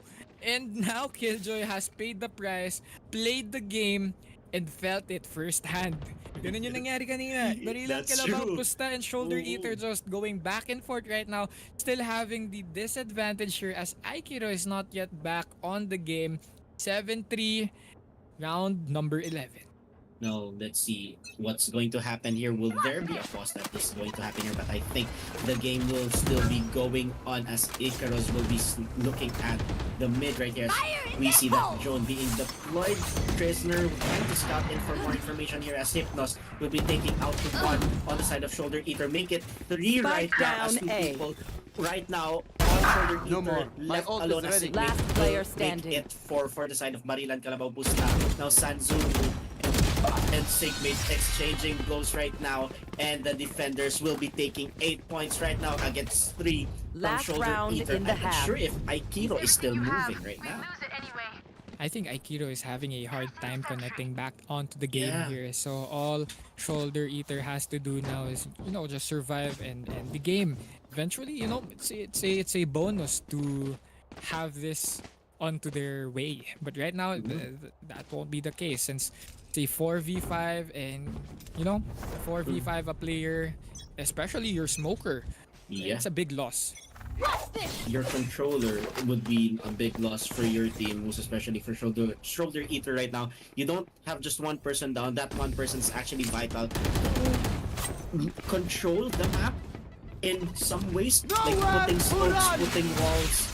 And that is the role of the Viper, which is missing right now as 2 people from SHOULDEREATER going down courtesy of the hands of BARILAN KALABAW PUSTA, making it even right now. And I think it is a 2-2 situation still with the advantage of BARILAN KALABAW PUSTA, and I think Sanzumu will be going down courtesy of 𝐂𝐿𝐴, and 𝐂𝐿𝐴 is still alive. Will he be able to handle 2 people on the side of BARILAN KALABAW PUSTA? The fate is all in 𝐂𝐿𝐴's hands for the side of SHOULDEREATER, but no, Hypnos will take him out of his misery and put BARILAN KALABAW PUSTA in a 9-3 run. I like what 𝐂𝐿𝐴 did there. He was hopping around trying to get out the way of the Killjoy's ult and eventually shoots it down immediately as fast as he could. But then again, right? So, I mean, Krezner, sorry, my bad. Sigmate then answers back with an ult, tagging Krezner, and that's the info that that's all the info that they need. So all they have to do is put a stop to it. And eventually, that's what they did. Jet and Sova working together, hand in hand, getting round number 13. Let's see what's going to happen here right now, as I think there are still no pauses that is going to happen here. But I think AERO is now back. And let us continue right now with round number 13. If I'm not mistaken, it's round number 13 right now as Hypnos takes out 𝐂𝐻𝐼𝐓𝐕 but gets taken down by 𝐂𝐎𝐕 right now. It is now still a gunslinging process right now as we see the roles have been reversed. And we are in a 3v1 situation as SHOULDEREATER all alone, and Sanzu will be looking out for that enemy Killjoy on their side. And I think EyeRO will just go back onto their base. I think he just wants to like give it up for their team and try to survive for another day and just try to survive for another round, unless these people from BARILAN KALABAW PUSTA, or these members rather from BARILAN KALABAW PUSTA, will actually go out. But I think it was there an AFK report? I'm not sure about that, but let's see what's going to happen here as SHOULDEREATER versus BARILAN KALABAW PUSTA will continue as as the Killjoy rather. It's hard to actually read his name, and is in a one-person situation against 3 people from the side of BARILAN KALABAW PUSTA. You need to be careful with that, but the spike has detonated too late, but he was able to no, he wasn't able to survive though. Since here we have it, we are now on to the second half of the game here. 10-3 BARILAN KALABAW PUSTA now on the attack side with SHOULDEREATER defending. Still no show. 𝐂𝐻𝐼𝐓𝐘 looking to find a way in back to the game. No luck. There we go. Round number 1 for the second half. BARILAN KALABAW PUSTA looking to buy in now for round number 2 here on the second half. Vandals and Guardians, their name. Oh, I think 𝐂𝐻𝐼𝐓𝐘's back. Okay, hope so. And the battle will continue right now as Krezner will be able to just scout and throw in some shots, but Sanzu will takes out 𝐂𝐻𝐼𝐓𝐾 on this one continuously in a 4v2 situation on the side for BARILAN KALABAW PUSTA. Now 3v1, Raze all alone. Throw if bad comes would be actually fortunate to have the Sheriff hit someone, but unfortunately he's got hit by St. Hasbula, and that would mean 1 more point for BARILAN KALABAW PUSTA. And I think this is BARILAN KALABAW PUSTA wanting to close out this game pretty much, but it's quite unfortunate for SHOULDEREATER having these issues in the middle of the game actually. Joeboy, what do you think about this one? Yep, SHOULDEREATER definitely has to, you know, make most. Let's use that. Make most of the situation right now. Since I think 𝐂𝐻𝐼𝐓𝐾's back. But it might be actually too late now since it's the second half and they are down by lots of points. And yeah, all they have to do now is play it out. Yeah, let's see what's going to happen here. If SHOULDEREATER will be able to actually get a few more points right there, and the bot will be going down courtesy of 𝐂𝐻𝐼𝐓𝐾. Now let's see what Villain is going to do here. He's trying to peek out in the middle. Meanwhile, Krezner will actually go somewhere in the middle and try to find more opponents. But they both have been very careful in the second round, on the second half. But would there be a scout out? Yes, St. Hasbula will be going down into that exchange. It was a continuous 5v4 situation on the side of SHOULDEREATER. SHOULDEREATER will be having that 3v3, 3v2 rather advantage going into this side. Will they be able to get more points on this one? 𝐂𝐻𝐼𝐓𝐾 will be getting 1 as Hypnos will be taking him out. One enemy remaining. Well, that's what happening right now. Throw if bad comes, leaving BARILAN KALABAW PUSTA with 1 person remaining. Now it would be a 1v1 duel. And let's see what's going to happen. 𝐂𝐻𝐼𝐓𝐾 will be facing off against Krezner and wins it. And SHOULDEREATER will be getting their 4th point of the game. Come amped. Let's go. Okay, now I might be wrong saying it might be too late for team SHOULDEREATER, but who knows? SHOULDEREATER puts it back into the game. 4th, and there we go. I mean, 𝐂𝐻𝐼𝐓𝐾 just held it down earlier, controlling mid with those smokes, controlling mid with those walls, and I mean, 𝐂𝐻𝐼𝐓𝐾's already. That's his 13th kill. Perfectly shot through, perfectly swung, and just like that, they got the retake underway. 11-4, Shoulder-Eater back on track. With an early onset of this game, 𝐂𝐻𝐿 will be taking out Hypnos on this one as they are in a 5v4 advantage against BARILAN, KALABAW, PUSTA. Shoulder-Eater trying to get back on this game slowly but surely. They are being patient here, not trying to assault recklessly on either sides. And they are just waiting for their time, trying to lose BARILAN, KALABAW, PUSTA's patience on this one. But still, the time is not on their side. Shoulder-Eater needs to do something so that they'll be able to actually take advantage on this one. But I think they wanted to do a late plant. They wanted to be patient. They wanted to do some pick-ups first before they are going to plant that spike. I think there's still a bit of a time remaining onto their side, but when it goes to under 30 seconds, that would be alarming on the side of Shoulder-Eater. Right now, I think Shoulder-Eater needs a flank since it's a 3v5. Pretty much everyone is healthy right now. All they have to do is get some space in, get some control of mid, get some control of main. left. And right now, it's all in the hands of Killjoy here. Defending B site. However, a pinch is coming through here as 𝐂𝐻𝐿 sends Sansu down to the graves here as they get another flawless round, or another round with a flawless to their names. 11-5. I mean, Shoulder-Eater, all they have to do right now, playing defense, is take control, take some space. They are playing very patiently, and if BARILAN, KALABAW, PUSTA catches up to this tactic, they will be placed onto a really tough spot. That is true, Joe Boy, and let's see what's going to happen here as we are starting round number 17 for this particular game. And Shoulder-Eater still needs a little bit of a catch-up to do as BARILAN, KALABAW, PUSTA is stuck on 11 points. But still, it's still 11 points. They only need two more rounds for this to be able to go to semifinals. But it is still what could Shoulder-Eater do on this one? It might be challenging, but like what you said earlier, Joe Boy, Shoulder-Eater should just make the most out of this particular situation. If they will be able to just slowly but surely get some rounds, get some wins, they might be able to do something on this one.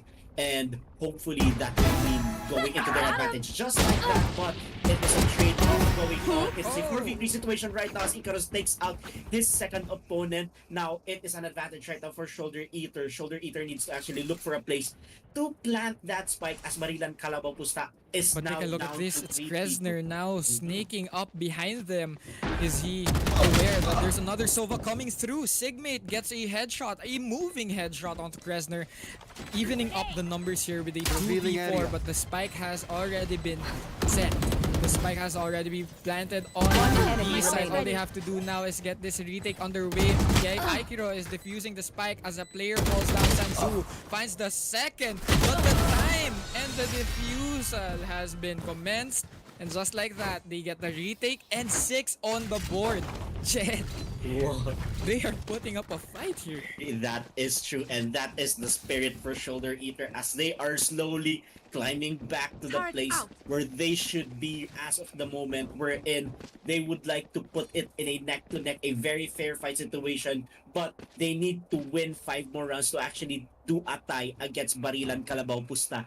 For Shoulder-Eater, they can't make any further mistakes on this one because they are in a pinch right now. If they will make further mistakes, it means more points going into the side of BARILAN, KALABAW, PUSTA. But in Shoulder-Eater situation right now, they are riding in a wave of momentum. They are winning round after round recently, and they will be able to actually dominate on this one and hoping for a huge snowball going onto their side so that they will be able to catch up against BARILAN, KALABAW, PUSTA on this one. Most of Shoulder-Eater right now is clumped up inside A. Would this be a dangerous situation for them? But still a 5v4 advantage going to the side as they will be able to eliminate one. And let's see, in a 5v4 situation, one player has been detained by that Killjoy on the side of one enemy as lockdown has been deployed. Going down from BARILAN, KALABAW, PUSTA. And that would mean another point for the side of Shoulder-Eaters. I think they are sensing a comeback for the side of Shoulder-Eaters on this one. I mean, 11-7, not too long ago, they were having 11-3.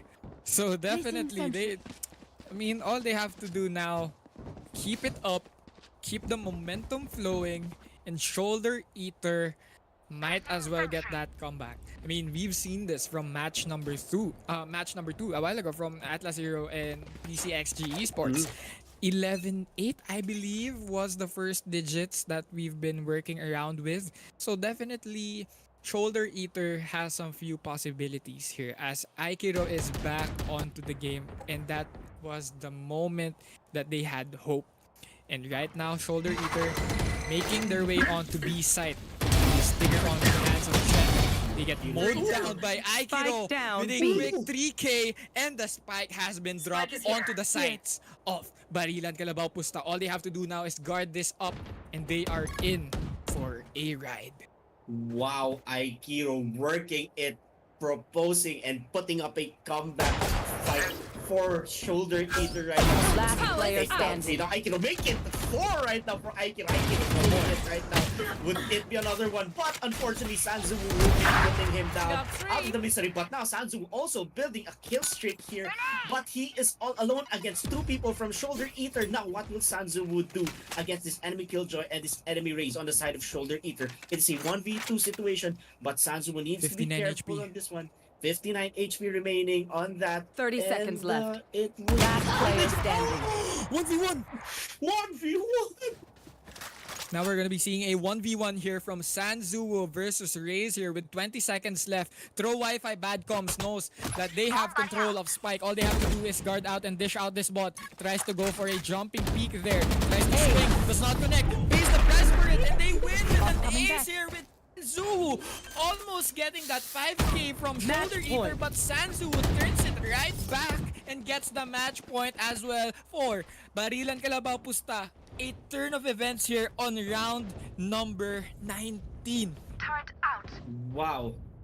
What a turn of events. SanZuWoo really holding down for BARILAN KALABAW PUSTA, making sure that they need to wake up because it is match point before they will choke out to that comeback being conducted earlier by Shoulder Eater. Now BARILAN KALABAW PUSTA needs to do something on this particular round if they wanted to close out this one. Now SanZuWoo, it might be resting on SanZuWoo's hands on this one. Let's see what's going to happen. Spike right down now in the A. middle. It is now 𝐂𝐻𝐈 and throw it bad calls, putting an advantage going onto the side of Shoulder Eater as this is going to be a 5v3 situation on this particular one.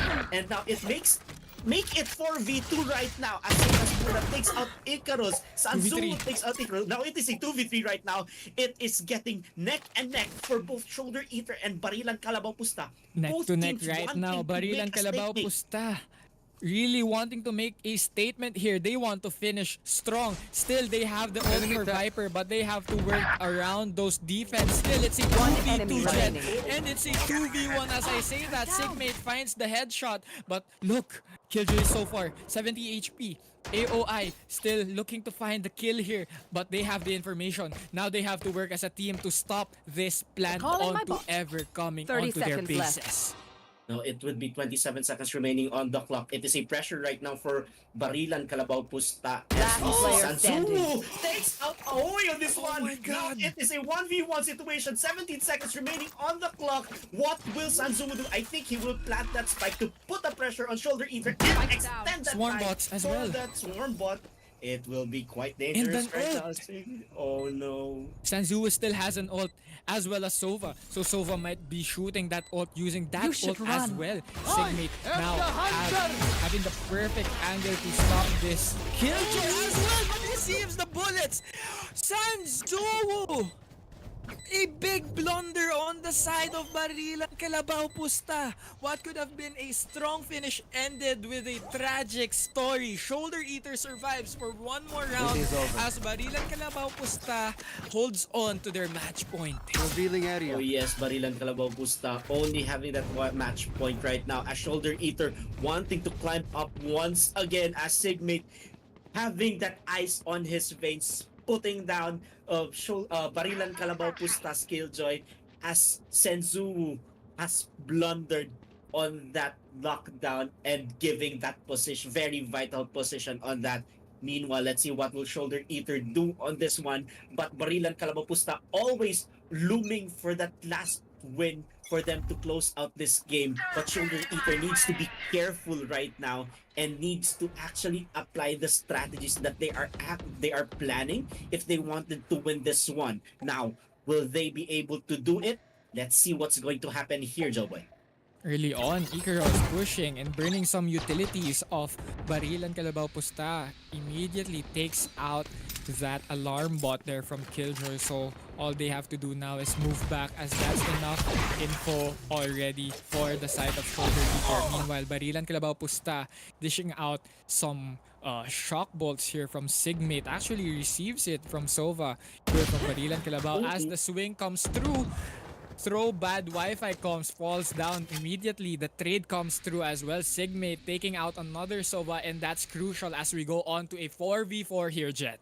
Let's see what's going to happen here as we want to off on that little hole. But it will be a trade-off going on now in a 3v3 situation. 𝐂𝐻ERO just really patient into his cloud and his Viper's bit. But I think that would be a trash if I'm not mistaken. Being deployed by the Gecko. Now, 30 seconds has left. been taken out by 𝐂𝐻ERO. Now in a 3v2 advantage. One enemy remaining. They need to be careful on this one. As SanZuwu going down, courtesy of 𝐂𝐻ERO. Now one person left on the side of Barilan Kalabaw Pusta, and that would mean a pinch, and that would be a third kill for this round for 𝐂𝐻ERO, as SHOULDEREATER wants to crawl back up to the top, while Barilan Kalabaw Pusta still stuck on their match point.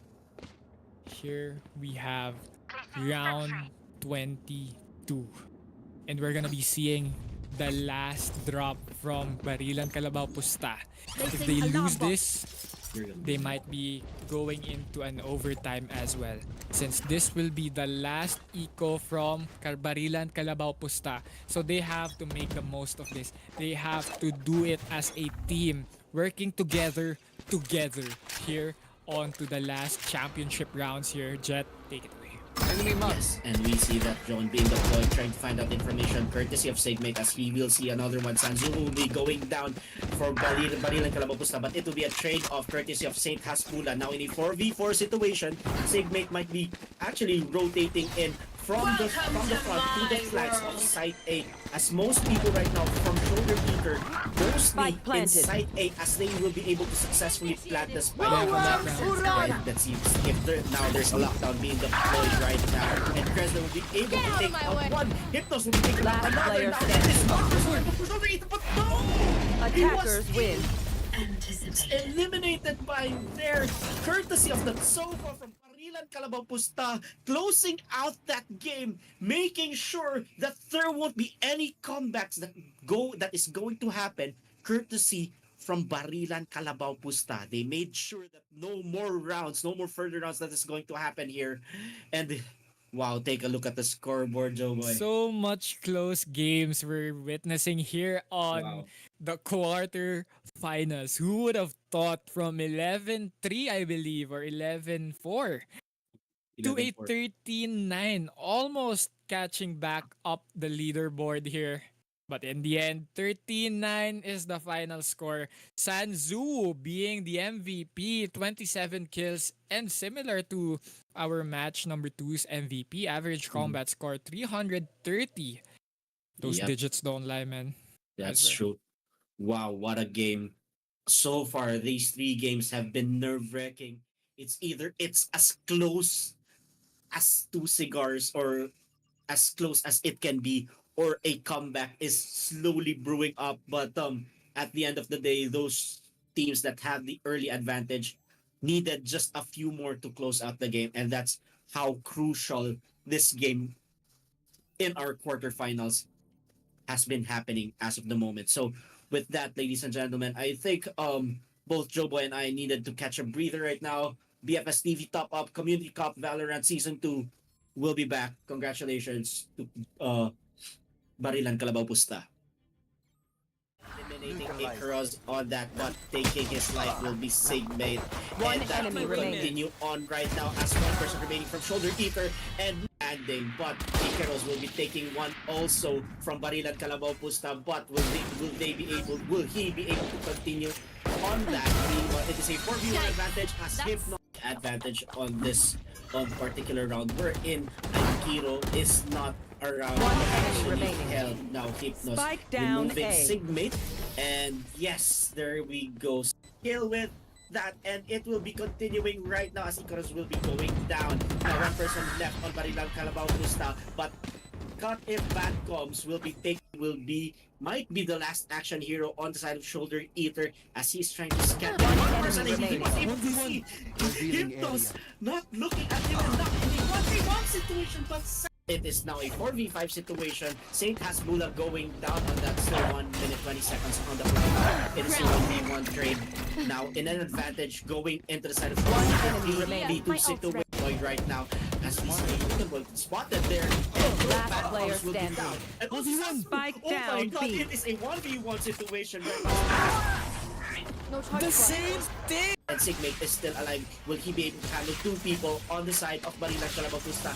The fate is all in 𝐷𝐷mate's hands for the side of SHOULDEREATER, but no, Hypnos will take him out in a 4v2 situation on the side for BARILAN, KALABAW, PUSTA. Now 3v1, Raze all alone. Throw if bad comes would be actually fortunate to have their sheriff hit someone. Count out, yes.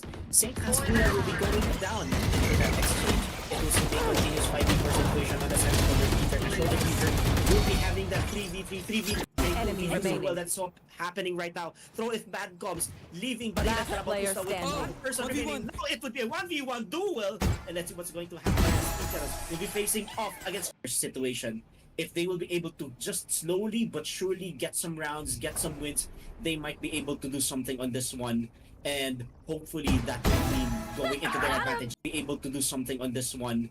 And hopefully that will mean going into their advantage. Just like that, but it is a trade-off going on. It's a 4v3 situation right now as 𝐂𝐻𝐿 all they have to do now is get this retake underway. 𝐂𝐻𝐻𝐿 is defusing the spike as a player falls down. Sansu finds the second, but the time and the defuse. That was the moment that they had hope. And right now, SHOULDEREATER making their way onto B site. They sticker on the hands of the set. They get mowed down by 𝐂𝐻𝐿. Left. Throw Wi-Fi bad comms knows that they have control of spike. All they have to do is guard out and dish out this bot. Tries to go for a jumping peek there. Tries to swing, does not connect. Pays the price for it, and they win. Shooting that ult, using that ult as well. 𝐷𝐷mate now having the perfect angle to stop this. Killjoy as well, but receives the bullets. Going down, courtesy of 𝐂𝐻𝐿. Now one person left on the side of BARILAN, KALABAW, PUSTA, and that would mean a bench, and that would be a third kill for this round for 𝐂𝐻𝐿 as SHOULDEREATER being deployed right now, and 𝐁𝐅𝐿 will be able to take out one. Hypnos will be taking out another. Now that is not the sword for SHOULDEREATER, but no! Attackers win.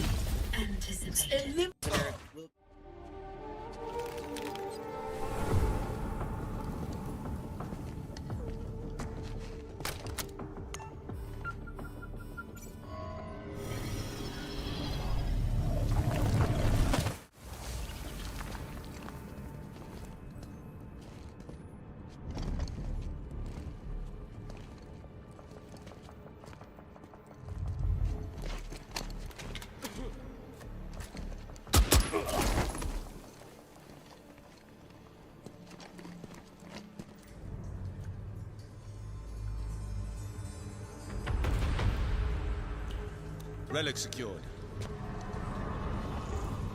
I've never seen anything like it.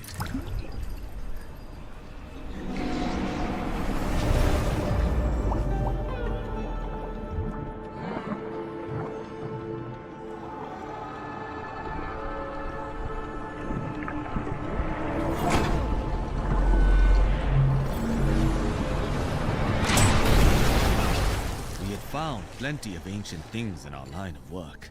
But this was different. And he knew it. Sorry, Varun, but I'm gonna need that. Just give me the artifact, and you can go back to being the commander's errand boy. I won't ask again.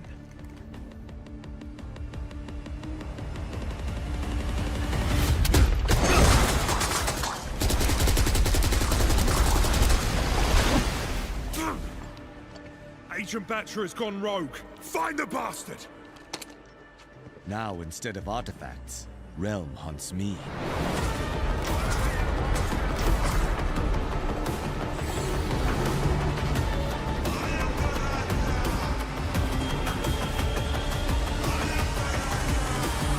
Luckily, I have it under control.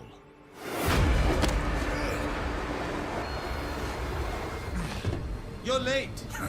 Yeah, and you're heavy. Welcome to Valorant. Shut up.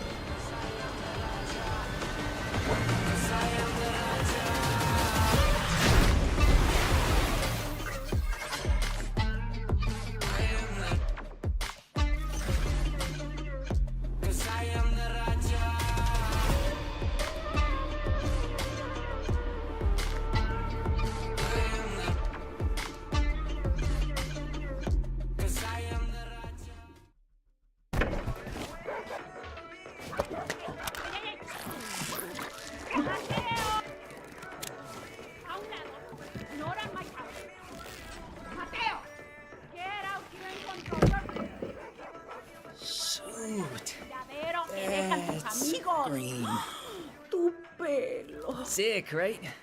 ¿Te gusta?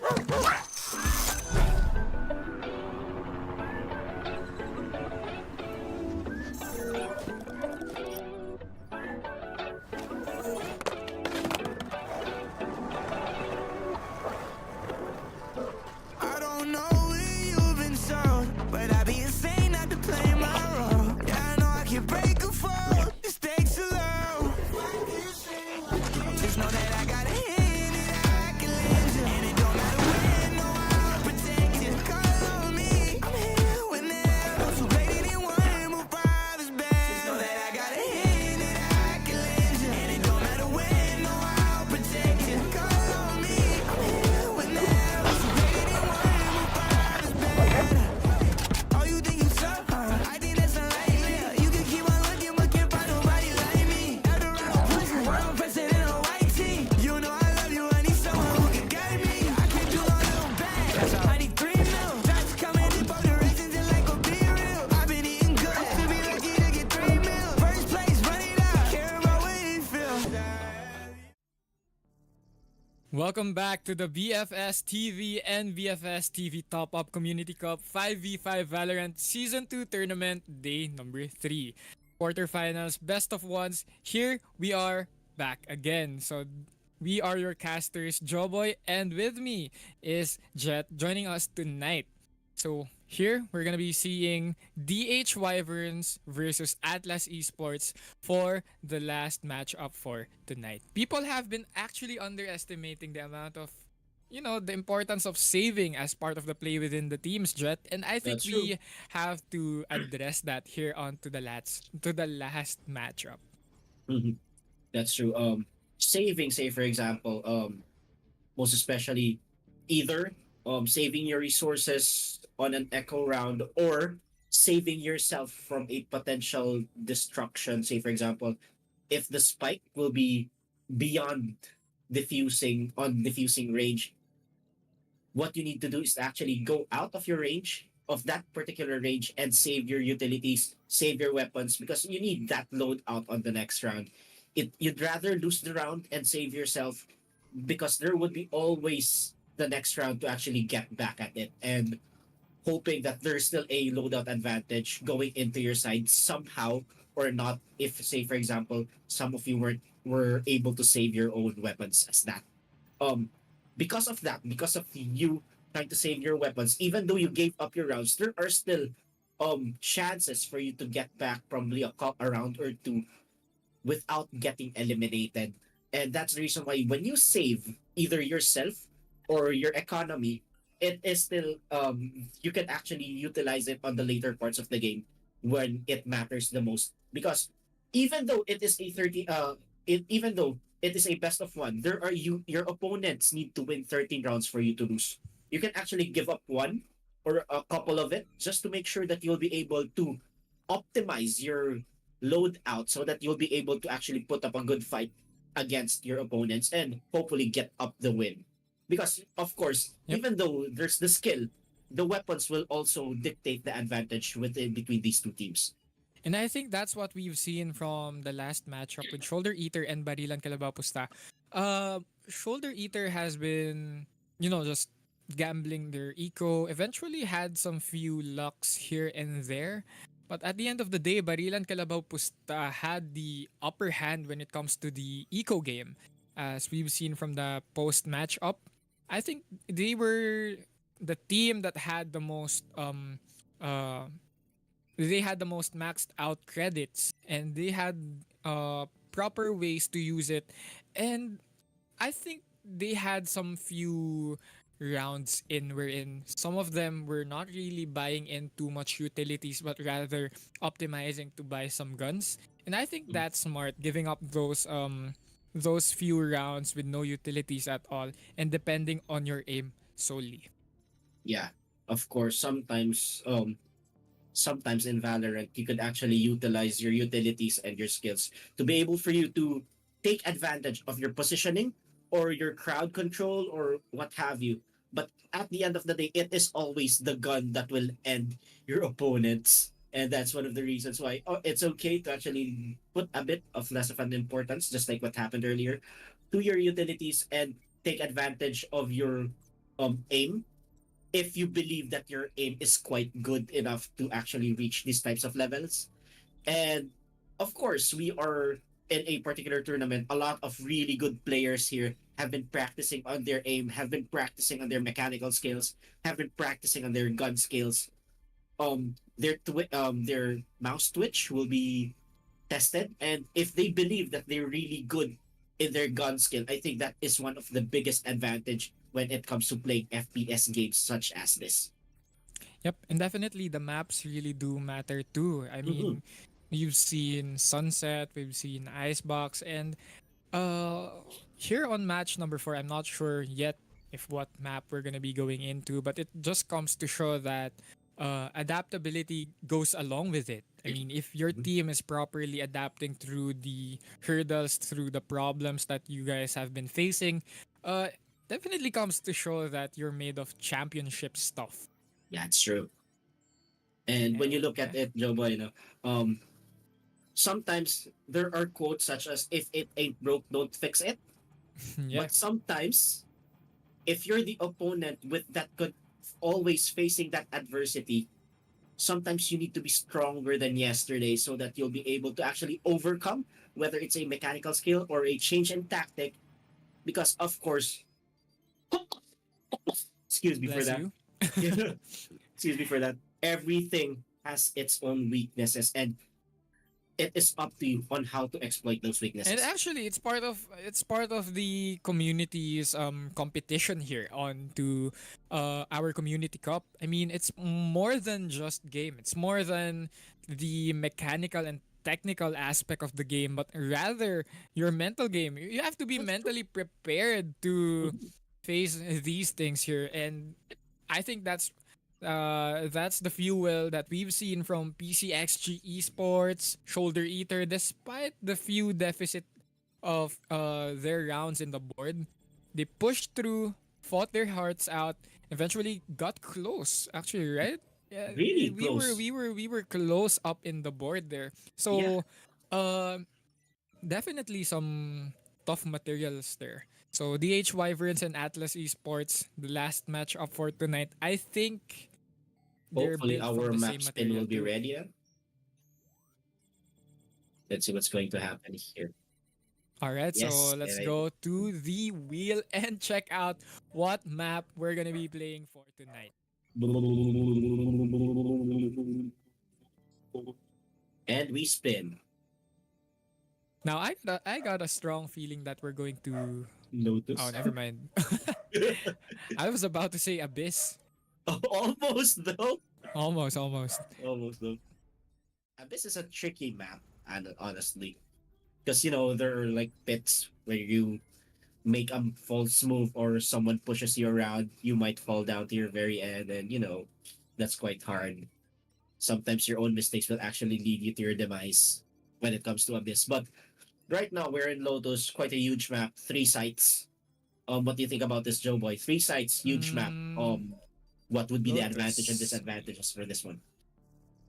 Definitely a strong choice getting control of Garden in Lotus. I mean, A site has been actually a claustrophobic space to be in. I mean, you have B Link open, you have the stairs. Everything is just a trap waiting to happen. But if your team has the proper momentum, proper smokes to go around with, you could definitely take a site easily. But who knows, since everyone's different. Hey, styles true. make fights.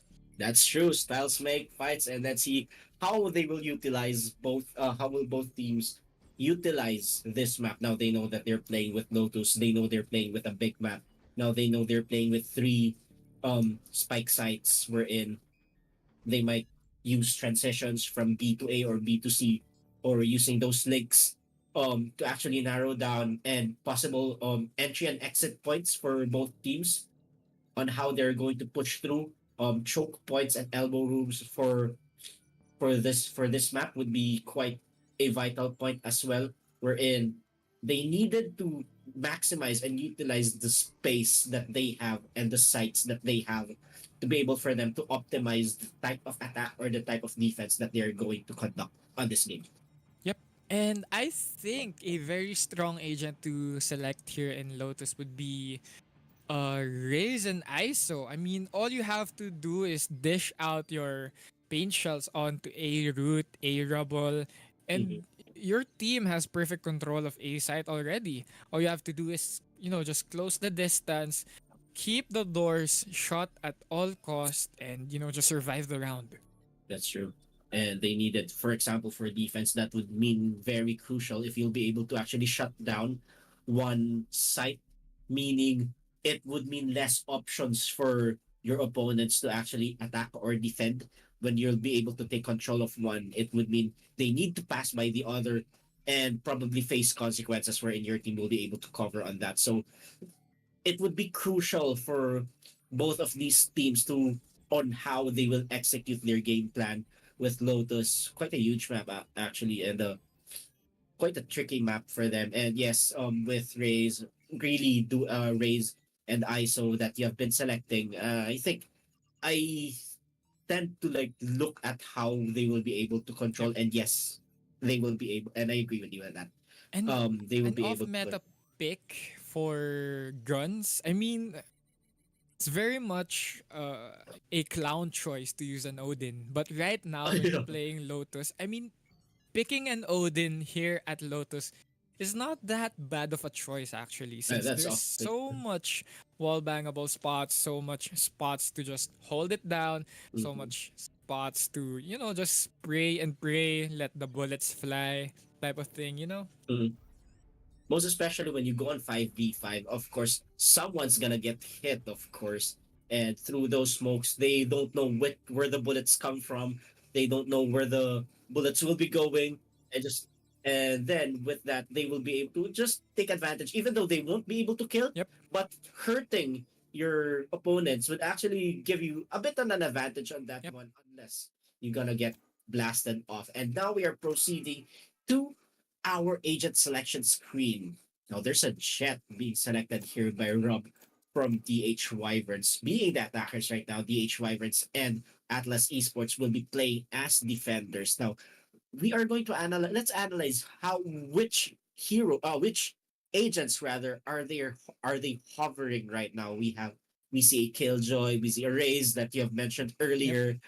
And we see an Omen. Of course, the mobility and the teleports will be very crucial in this one. And Breach for entering and exiting and initiating fights, hopefully.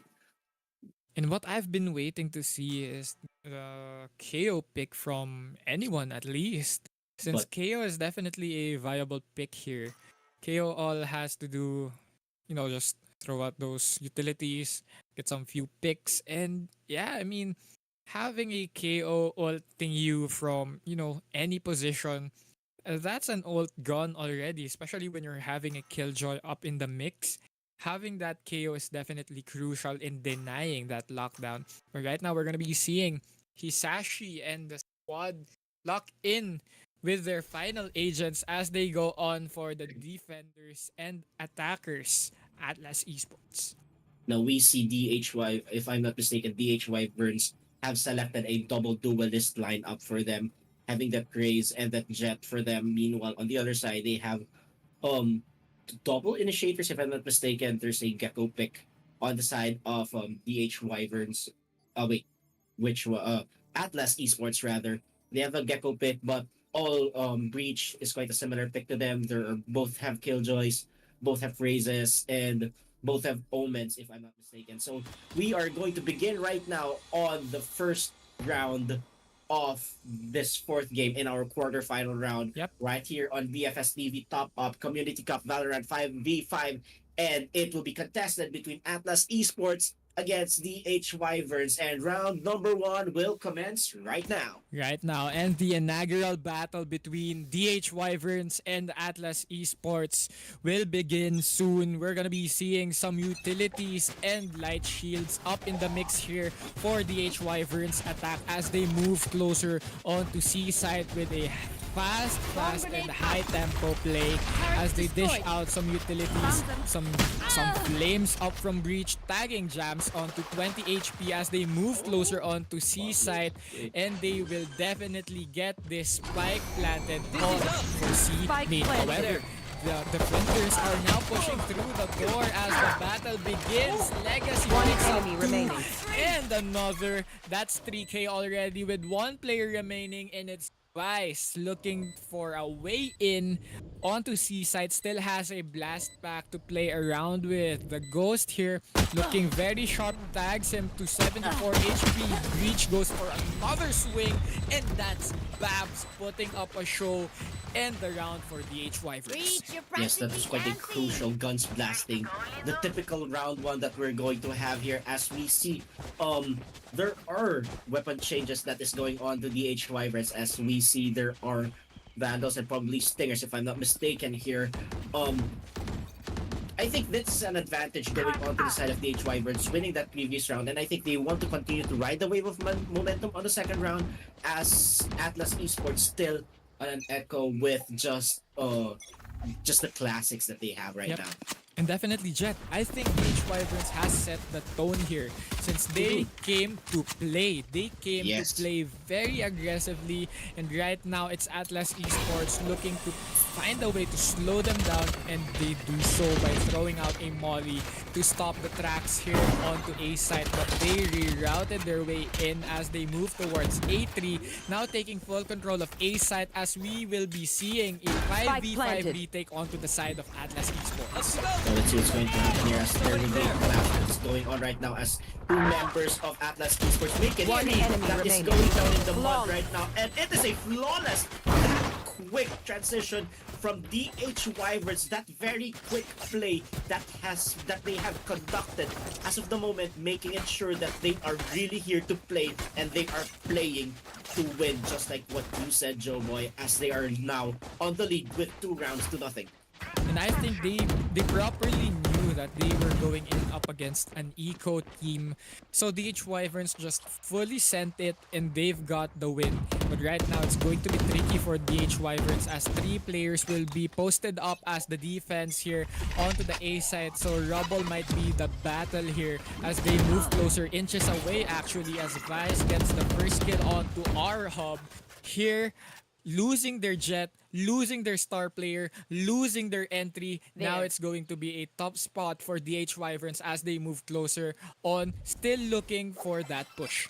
Now let's see what's going to happen here right now. Still, DH Wyverns just waiting right now for in their camp, and I think they're just trying to be patient here, but Pablo will be picking up Jams on this one, making it sure that it is a 4v4 stalemate right now, and now they're trying to push in site C for DH Wyverns, wanting to plant in the spike, making sure that there's no one right now, as Nai will try to plant that spike, putting that pressure on Atlas Esports. Now it would be a 4v4 take back for Atlas Esports. Let's see how they're going to take that site C back with all the members of the DH Wyverns just watching and guarding this very well.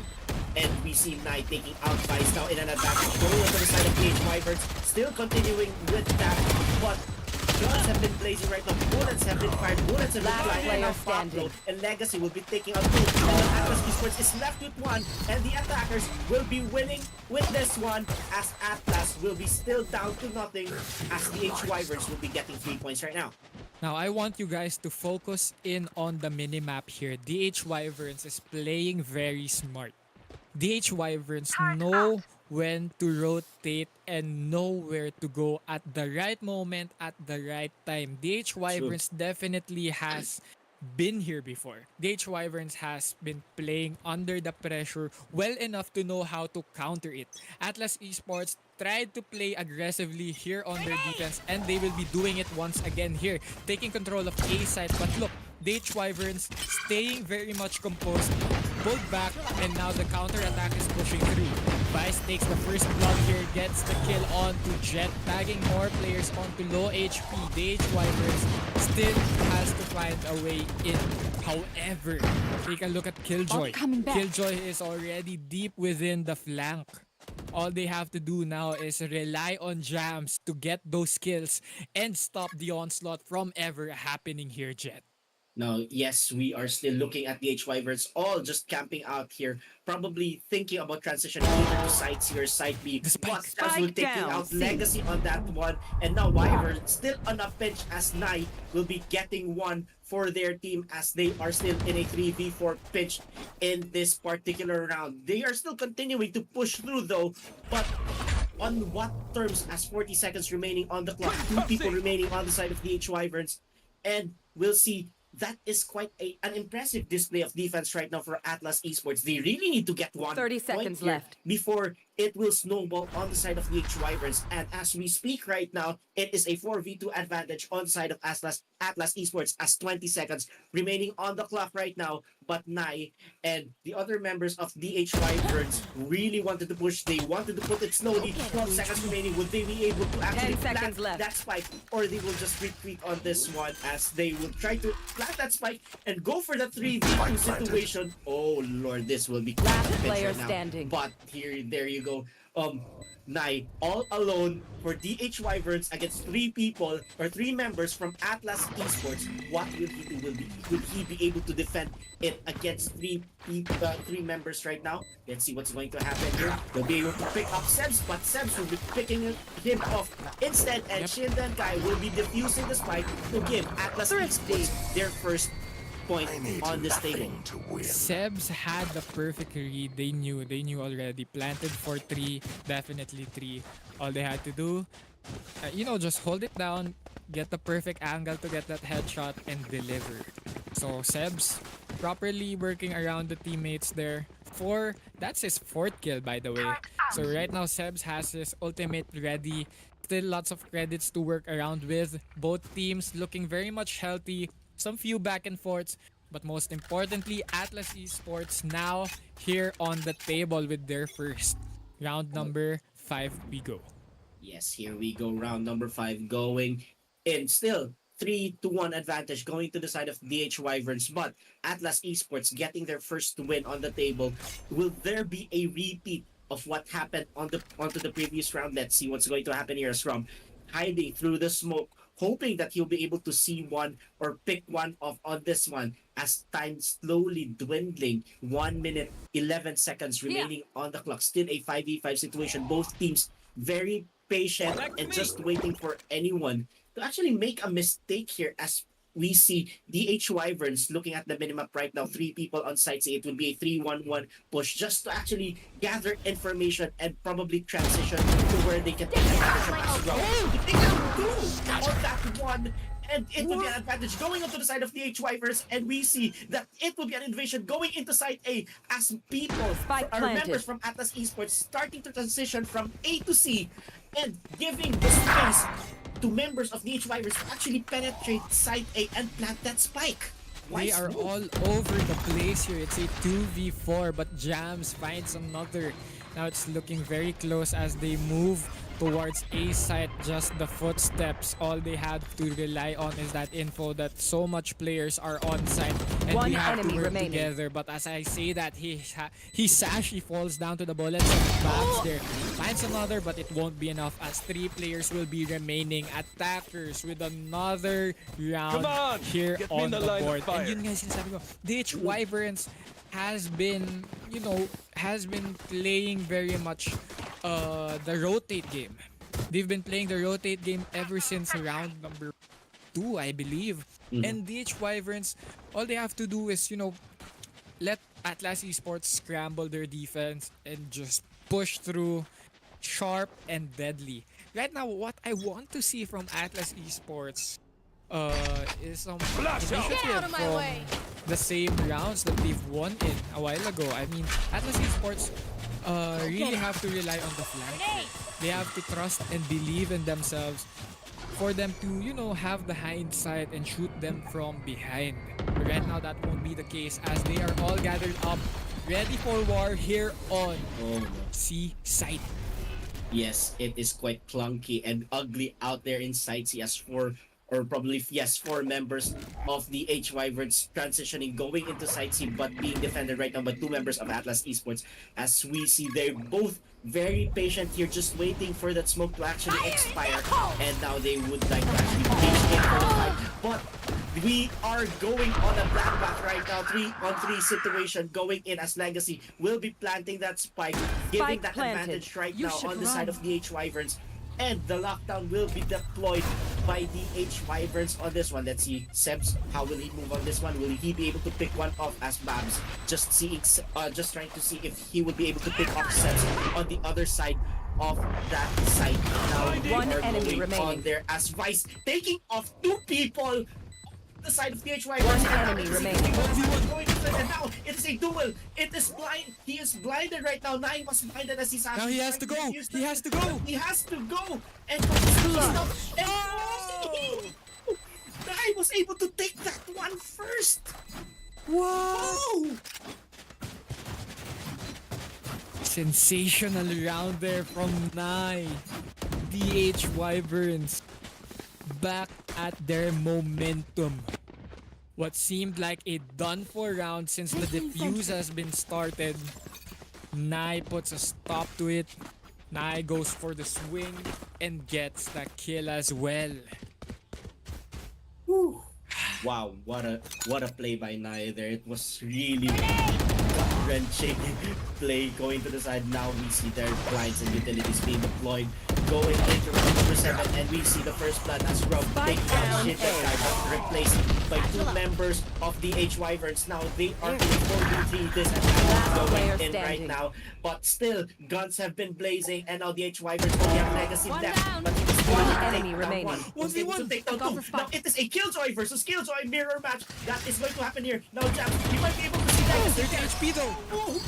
He was able to take down Legacy on that. Wow, what a play on the side by Atlas Esports, going into the right time, and now they are having 2 points against 5 from the Wyverns. They're starting to catch up and hoping that this will be a momentum shift for the side of Atlas Esports. Back and forth we go here on the first half. Might I say, we've seen these types of back and forth on the second half after they get a feel for each other. But right now that won't be the case. It's an all-out war and they want to win. They need that spot on the semifinals, and both teams right now battling it out, and bullets are definitely flying. That's true, bullets definitely flying. Utilities also flying left and right and center as per the moment. And we see first blood going into the side of the Wyverns, but it is still continuing here as 2 people left right now for Atlas Esports compared to the 4 from the Wyverns. The Wyverns now trying to get into side A and hold on to that position as Legacy will be planting that spike going into their advantage. But lockdown will be deployed right there by Atlas Esports, and let's see if there would be someone that will be trapped on that lockdown, and they are just waiting for Atlas Esports. Atlas Esports, they won't be able to detain someone there from that lockdown, and I think Atlas Esports needs to be careful on this one as this squad enemy remaining guarded right now by the Wyverns, as Rob will be leaving Atlas Esports with just 1 person right now as Jams all alone. There you go. 2K? 2 kills. It's Jams against the world. Needs to find 2 more. Very time sensitive, and Legacy puts a bullet to Jams. And just like that, they will be getting a round in for Atlas Esports, and a timeout has been called. That is quite a crucial timeout going to the side of Atlas Esports because they really need that they really needed that because they've been losing round after round. When they tried to win one round, they tried to build momentum on that. DH Wyverns already shut them down on their tracks, and they won't let them get another consecutive win for them. It would be crucial if I think Atlas Esports will gain momentum and they will ride on that. They might snowball on that. And I think the H Wyverns know about this. And that's the reason why they needed to shut that momentum down before Atlas Esports will be able to ride that before it gets really big. And I like how Atlas Esports has been utility dumping, or I mean, sorry, DH Wyverns has been utility dumping Atlas Esports. A while ago, we've seen the battle between A3 and AERO, but it's just so perfect that Breach has been buying and saving for those utilities to dump it onto the defense there, making them pay for, you know, giving up space. And we might see the same thing here again in round number 9. There. That pocket There. between B Let's Link flush them and out. A site. Now that is a really tough spot to be in. It's quite narrow actually, and it would be really hard, and it would be in the pinch. They would be able to get caught on the end. They would be able to catch someone there Spike off guard. down A. Meanwhile, it is now a 3v4 situation as two people from the H Wyverns, or two members rather from the H Wyverns, has been eliminated from this round, giving Atlas Esports that members advantage There. going in as they are trying to defend inside A. Meanwhile, 3 members on the side of the H Wyverns really trying to put that pressure on, trying to just take some peeks on that corner, and they would like to probably breach on that or hoping for another transition on this one as the H Wyverns really patient as 1 minute going down on the game clock on this. Now let's see what's going to happen here as Rob was able to see someone there as Legacy takes out one. Rob takes out another one, and it was a swing on the advantage going into the Showstopper. Wyverns right now. It would be a showstopper being deployed right now, but no one is... One enemy remaining. What? Wow! What a dash One enemy by remaining. Rob. And now Spike Jack down alone. A. Clutch. Oh my lord! He was able to hit 2 people from the H Wyverns with just 1 shot! Jams! What? Woohoo! Plot twist after another. Who would have thought Jams would connect those shots just like that? And it was just 1 shot. What? It Wow. was another Sunday for Jams there. I mean, Jams definitely just clicked through towards the victory. And Get out of my the timing way. was perfect as well. Catching the players, you know, like all over the place, and one player planting. Free kills all day. Right now it's Wyverns playing very aggressively here onto A side as they dilly-dally their way in. Here. Armob still having this ult very much Here. ready. Getting ready to collect some heads here. Pops the first one and gets the kill. Pablo, actually gets stuck between the boxes there and pays the price for its Sebs. Looking to get more kills now as they take A side steadily. One He's enemy definitely remaining. in trouble. Last player We standing. have to deal with this. See, 1v1 and the paint shell explodes to the face of Shida and Kai. And that's the 3rd kill of None of my Raze. stuff has malfunctioned yet. Quick round from DH Wyverns, sending someone out onto B, while the rest of the team take A site. I mean, that's a tactic for sure. That's true. And when you take a look at it, Joe Boy, when you see how the H Wyverns take back the win from Atlas Esports, they really don't want Atlas Esports to get consecutive wins on this round, because I think they know how potent or how viable or how competitive Atlas Esports is, or I think the H Wyverns don't want momentum. Don't want to lose momentum on their side. Meanwhile, we are looking at a 5v4 advantage going into the side of DH Wyverns rather, and it would be a continuous run that One enemy remaining. from Atlas Esports dropping like flies, and it would be Jazz will be left alone here as Snipe plants that spike in a 1v4 situation. Spike planted. I think that Killjoy Jams needs to be careful on this one. Would he try to act like the last action hero and eliminate all members of the Wyverns? I think he should, but no, Pablo will put a very quick hold onto that, and it will put the Wyverns last round before the switch. Definitely no avail there from Jams. But then again, it was an eco round for Atlas Esports, so we're gonna be seeing more action up next here on the last round of the first half before we go on to a swap here. So Atlas Esports still looking very much chill as they know how to work around their defenses. They have to play it smart here on the last round since our hub is putting the operator onto the play. The Wyverns now creeping slowly onto A site once again. They have to take some information before they could begin their attack. Right there. And right now it's working well since they haven't triggered breach onto breaking that B site wall and already taking so much space here.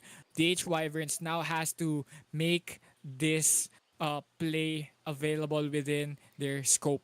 A site is definitely what they've been eyeing out, but two players will be inside A3, and now the battle will be beginning. The Wyverns push through. Armor gets been out twice as well. Spike the trade will be down there, but it won't be enough. Right. 3v2 as they make their way onto A, but look, still creating a tough line to cross. Hisashi looking very much careful there onto A rubble, knowing that there's Spike an planted. operator player hiding behind it. So right now they are playing patiently before they could move in and get that defuse. Now let's see what's going to happen here. Atlas Esports down to two people trying to actually get into site A, but to no avail. It is now really well guarded right now by members of the Wyverns. Let's see Jams trying to get Last into player that, standing. but to no avail. Hisashi gets eliminated there, and I think Jams will be the next one here as he is seen by Rob. Will there be an exchange? But Jams will be able to take out Pablo in that, and there would be another one. Still a 2v1 situation right now as our hub will be down to how many points of HP remaining. But he was able to take out Jams with that operator, but Legacy will be blasted off by Switching that sides. spike. Now we are going on a role reversal right now. The Wyverns will be defending. Atlas will be on the attack. 9-3 are the digits we're ending with here on the first half. Going now to the second. The Wyverns onto the defense and Atlas Esports onto the attack. 9-3. Will the curse be true, or will Wyverns take the crown here on the quarterfinals, moving their way up into the semis? Who knows, as Atlas Esports now on to the other side of the map. Can they bring this up? Definitely. We've seen some matches before and we've seen it time and time again. But will it be enough? Will they suffice? The attack will now be beginning up against the Wyverns. Now let's see what's going to happen here. And we are seeing still a 5v5 situation. They are patient on the second half of the pistol round. Unlike on the first part where in a few, like 4 to 6 seconds, guns are already blazing and everyone is in here trying to pick off some kills. But careful there. On the other hand, on the second half, both teams have been really patient on this one because it is still, although this is a pistol round, this is a very crucial one for me right now. And we see Pablo takes out one and takes out Jams on this one. Now it is a 5v4 situation going in the advantage of the Wyverns as both members of Atlas Esports still trying to scout out Babs there. I'm sorry for my stuttering right now as Shin that guy will be getting an exchange of that. Still a 4v3 advantage going to the side of the Wyverns. Still a very crucial situation here, but still in a pistol round. It would mean still a guns blazing. I think they would like to get this win. This win is very important. The bait and switch? Yes. What? Wow. Now Nai getting a headshot puts up some hope for the retake here as DH Wyverns are closing in onto A side as someone pushes through. 3 here.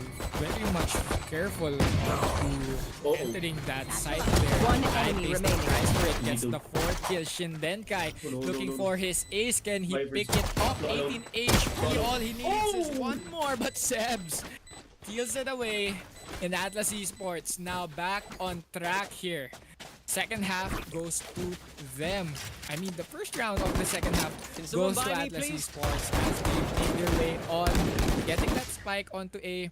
And now they could afford some rifles here for round number 2. That's true, Joe Boy, and we'll see quite an economical dispute here, disparaging. We're in WYVERNS still in their pistols, still in their crest. But I think I'm seeing a shorty there by Pablo. But we'll see Atlas Esports on the attack. How will they be able to actually execute on this one as we begin our round number 14 in this round? And we see most members right now of WYVERNS, Atlas Esports rather, on the attack, pushing inside C and really utilizing the utilities. And I think they really want to put down that spike as early as now to put some pressure on the side of the WYVERNS. But in return, Vice will be eliminated, and it will be a trade on right now going into the side of the WYVERNS now in a 3v3 situation. Detained is Pato right now as Nai would like to actually search for someone, but is blinded in return. Last player standing will be able to take down, and it is still a continuous win streak. The first win streak right now, Let's I reset. think, for Atlas Deep Esports. breaths and all Might that. I say, we ended the first half with a 9-3, so definitely there's a curse that's boosting up Wyverns right now. Or I mean Atlas Esports right now onto getting those rounds. So right now we're seeing 5-9, still 4 points to go into catching up with WYVERNS here. Atlas Esports looking promising here on their attack side. Second half now. Let's talk about the eco. A while ago, we've seen Atlas Esports buy in some rifles, but eventually, they went in blazing. They went in for those trades and actually got that win in the bag. So right now, all they have to do is keep it up and probably take care of their eco. But right now, playing similarly to WYVERNS' attack strategy, they are calling it quits onto C site as they make their way in onto A site here with a quick rotate, but it's Breach the first one to receive them. Can the utility stop them on their tracks, or will Atlas Esports be too aggressive onto being ever stopped? Let's see about that as Jams takes out 3 members rather from WYVERNS, and it will be on a pitch right now as Pablo will be contemplating right now deploying that full bot, and we'll see if he'll be able to take some picks right here. And yes, he'll be able to take out one, but getting control there as Pablo will be just waiting there. Still a 4v2 situation going to the side of Atlas Esports. Now with that spike, now with that last player going to their side as Hisashi removing Rob onto that list as Pablo will be the last one remaining on the team on the WYVERNS as he is trying to actually wait for a pick, but he will be picked off instead by Hisashi, and it is now a continuous 3-win streak on side of Atlas Esports. Still looking very, very much promising here.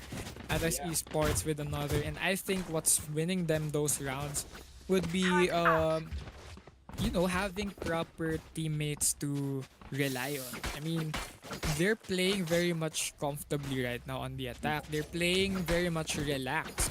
They're not rushing anything as well. So probably similar to their defense style wherein, let's have some few casualties, but it's okay. Everything's okay. We're under control. Let's just play as if we are chained up together. And that's definitely Atlas Esports. That's true, Joe Boy.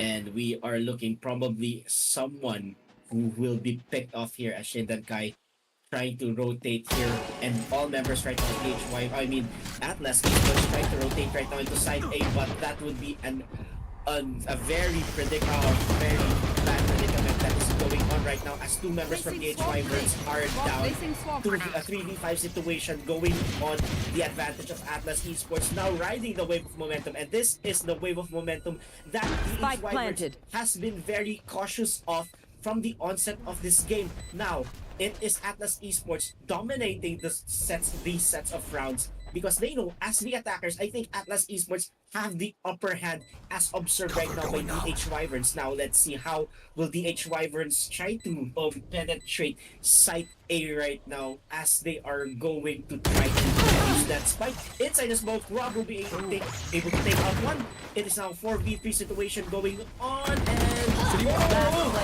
that would be a very quick exchange, and that would mean another win for Atlas Esports. Now really riding that wave of momentum, Joe Boy. Take a look.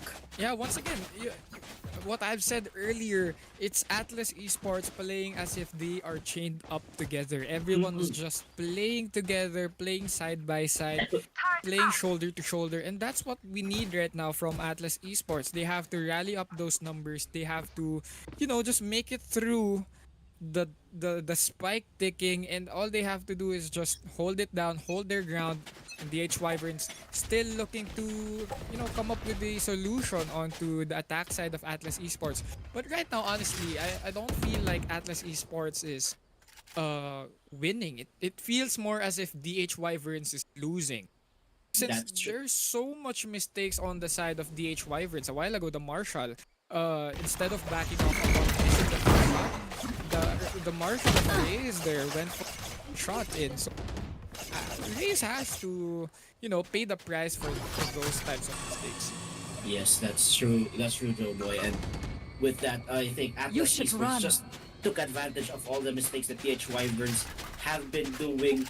And yes, excuse me about that once more. And we see another you call it lockdown being deployed by Atlas Esports here, but no players have been detected, no players have been detained, but there are 2 players from the 𝐂𝐻_WYVERNS eliminated. Now in a 4v3 situation going in to this as the 𝐂𝐻_WYVERNS still continue to lose round after round, and they are not actually working together compared to Atlas Esports recently. Spike planted. WYVERNS 2 players remaining, and they line up for the taking. 𝐁𝐅𝐒𝐕 with 2 headshots using that Vandal, and the 𝐂𝐻_WYVERNS running out of time right now. They really have to take this time out. They need this. They really do. They need this time out right now because the 𝐂𝐻_WYVERNS has been losing round after round, and the momentum has been like gone after that role reverse wherein the 𝐂𝐻_WYVERNS became the defenders, and they are pretty much struggling since. I'm not sure what happened. Is that a tactical change on the side of Atlas Esports, or I think the 𝐂𝐻_WYVERNS were playing like headless chickens when they were switched on as defenders. Yep, and sometimes it's just the tempo, right? We've seen it time and time again. A while ago, it was perfect for the defense, right? For the 𝐂𝐻_WYVERNS. The 𝐂𝐻_WYVERNS playing up against patient players, since the 𝐂𝐻_WYVERNS really like to rush in towards the sites. But right now, it's Atlas Esports playing the attackers and still playing patiently. So styles really do make fights here. So the fast ones versus the slow ones, but highly tactical. I mean, styles really do make fights. And 8-9, Atlas Esports still having a 5-point consecutive win streak here. All they have to do is get one more, and they will be tying up against the 𝐂𝐻_WYVERNS. It is really now Atlas Esports wanting to breathe through the necks of the 𝐂𝐻_WYVERNS. That's how close it is. Ever since Atlas Esports became the attackers, it has been a very difficult situation on the side of the 𝐂𝐻_WYVERNS on how they will be able to actually defend their sites, because Lotus is quite a big map, and there are quite tricky terrains that we are looking at here right now. We are seeing now in a 1 minute remaining on the clock. Both Atlas Esports and DH Wyverns still in a 5v5 situation. Really wanted to assert position here, but Atlas Esports, like what you've observed earlier, Joe Boy, they are actually clumped together as a team. At least 3 of them. But on the side of the Atlas DH Wyverns, they've been separated somehow on this one. Take a look at how separated. There are one person defending side C, one is transitioning, going from side C to side A, and one in side B and 2 in side A. Now, if 30 we seconds are left. looking at right now as Atlas Esports will try to push through side C, it would take a lot of time for the other members and for the DH Wyverns to actually rotate. Just like that, one person down on the side of the DH Wyverns. Make it one person down on the side of the DH Wyverns. Now, it is still a pressure 10 going seconds on left. how Shindankai now planting the spike. But how will they be able to actually defend on this one? Now, they are one person down. They've been pushing so well. Atlas Esports have been playing right now as a team. They look the better team. I mean, they look like compared to DH Wyverns right now. DH Wyverns on to 3 players remaining. Spike has definitely been set upon here onto C side. All they have to do is get this retake onto their hands, but it's not looking pretty.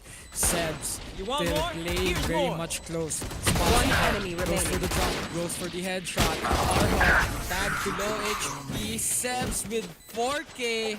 Nai will be the last one to fall down, and we have it. There we have it. Wyverns and Atlas Esports, 9 tied together.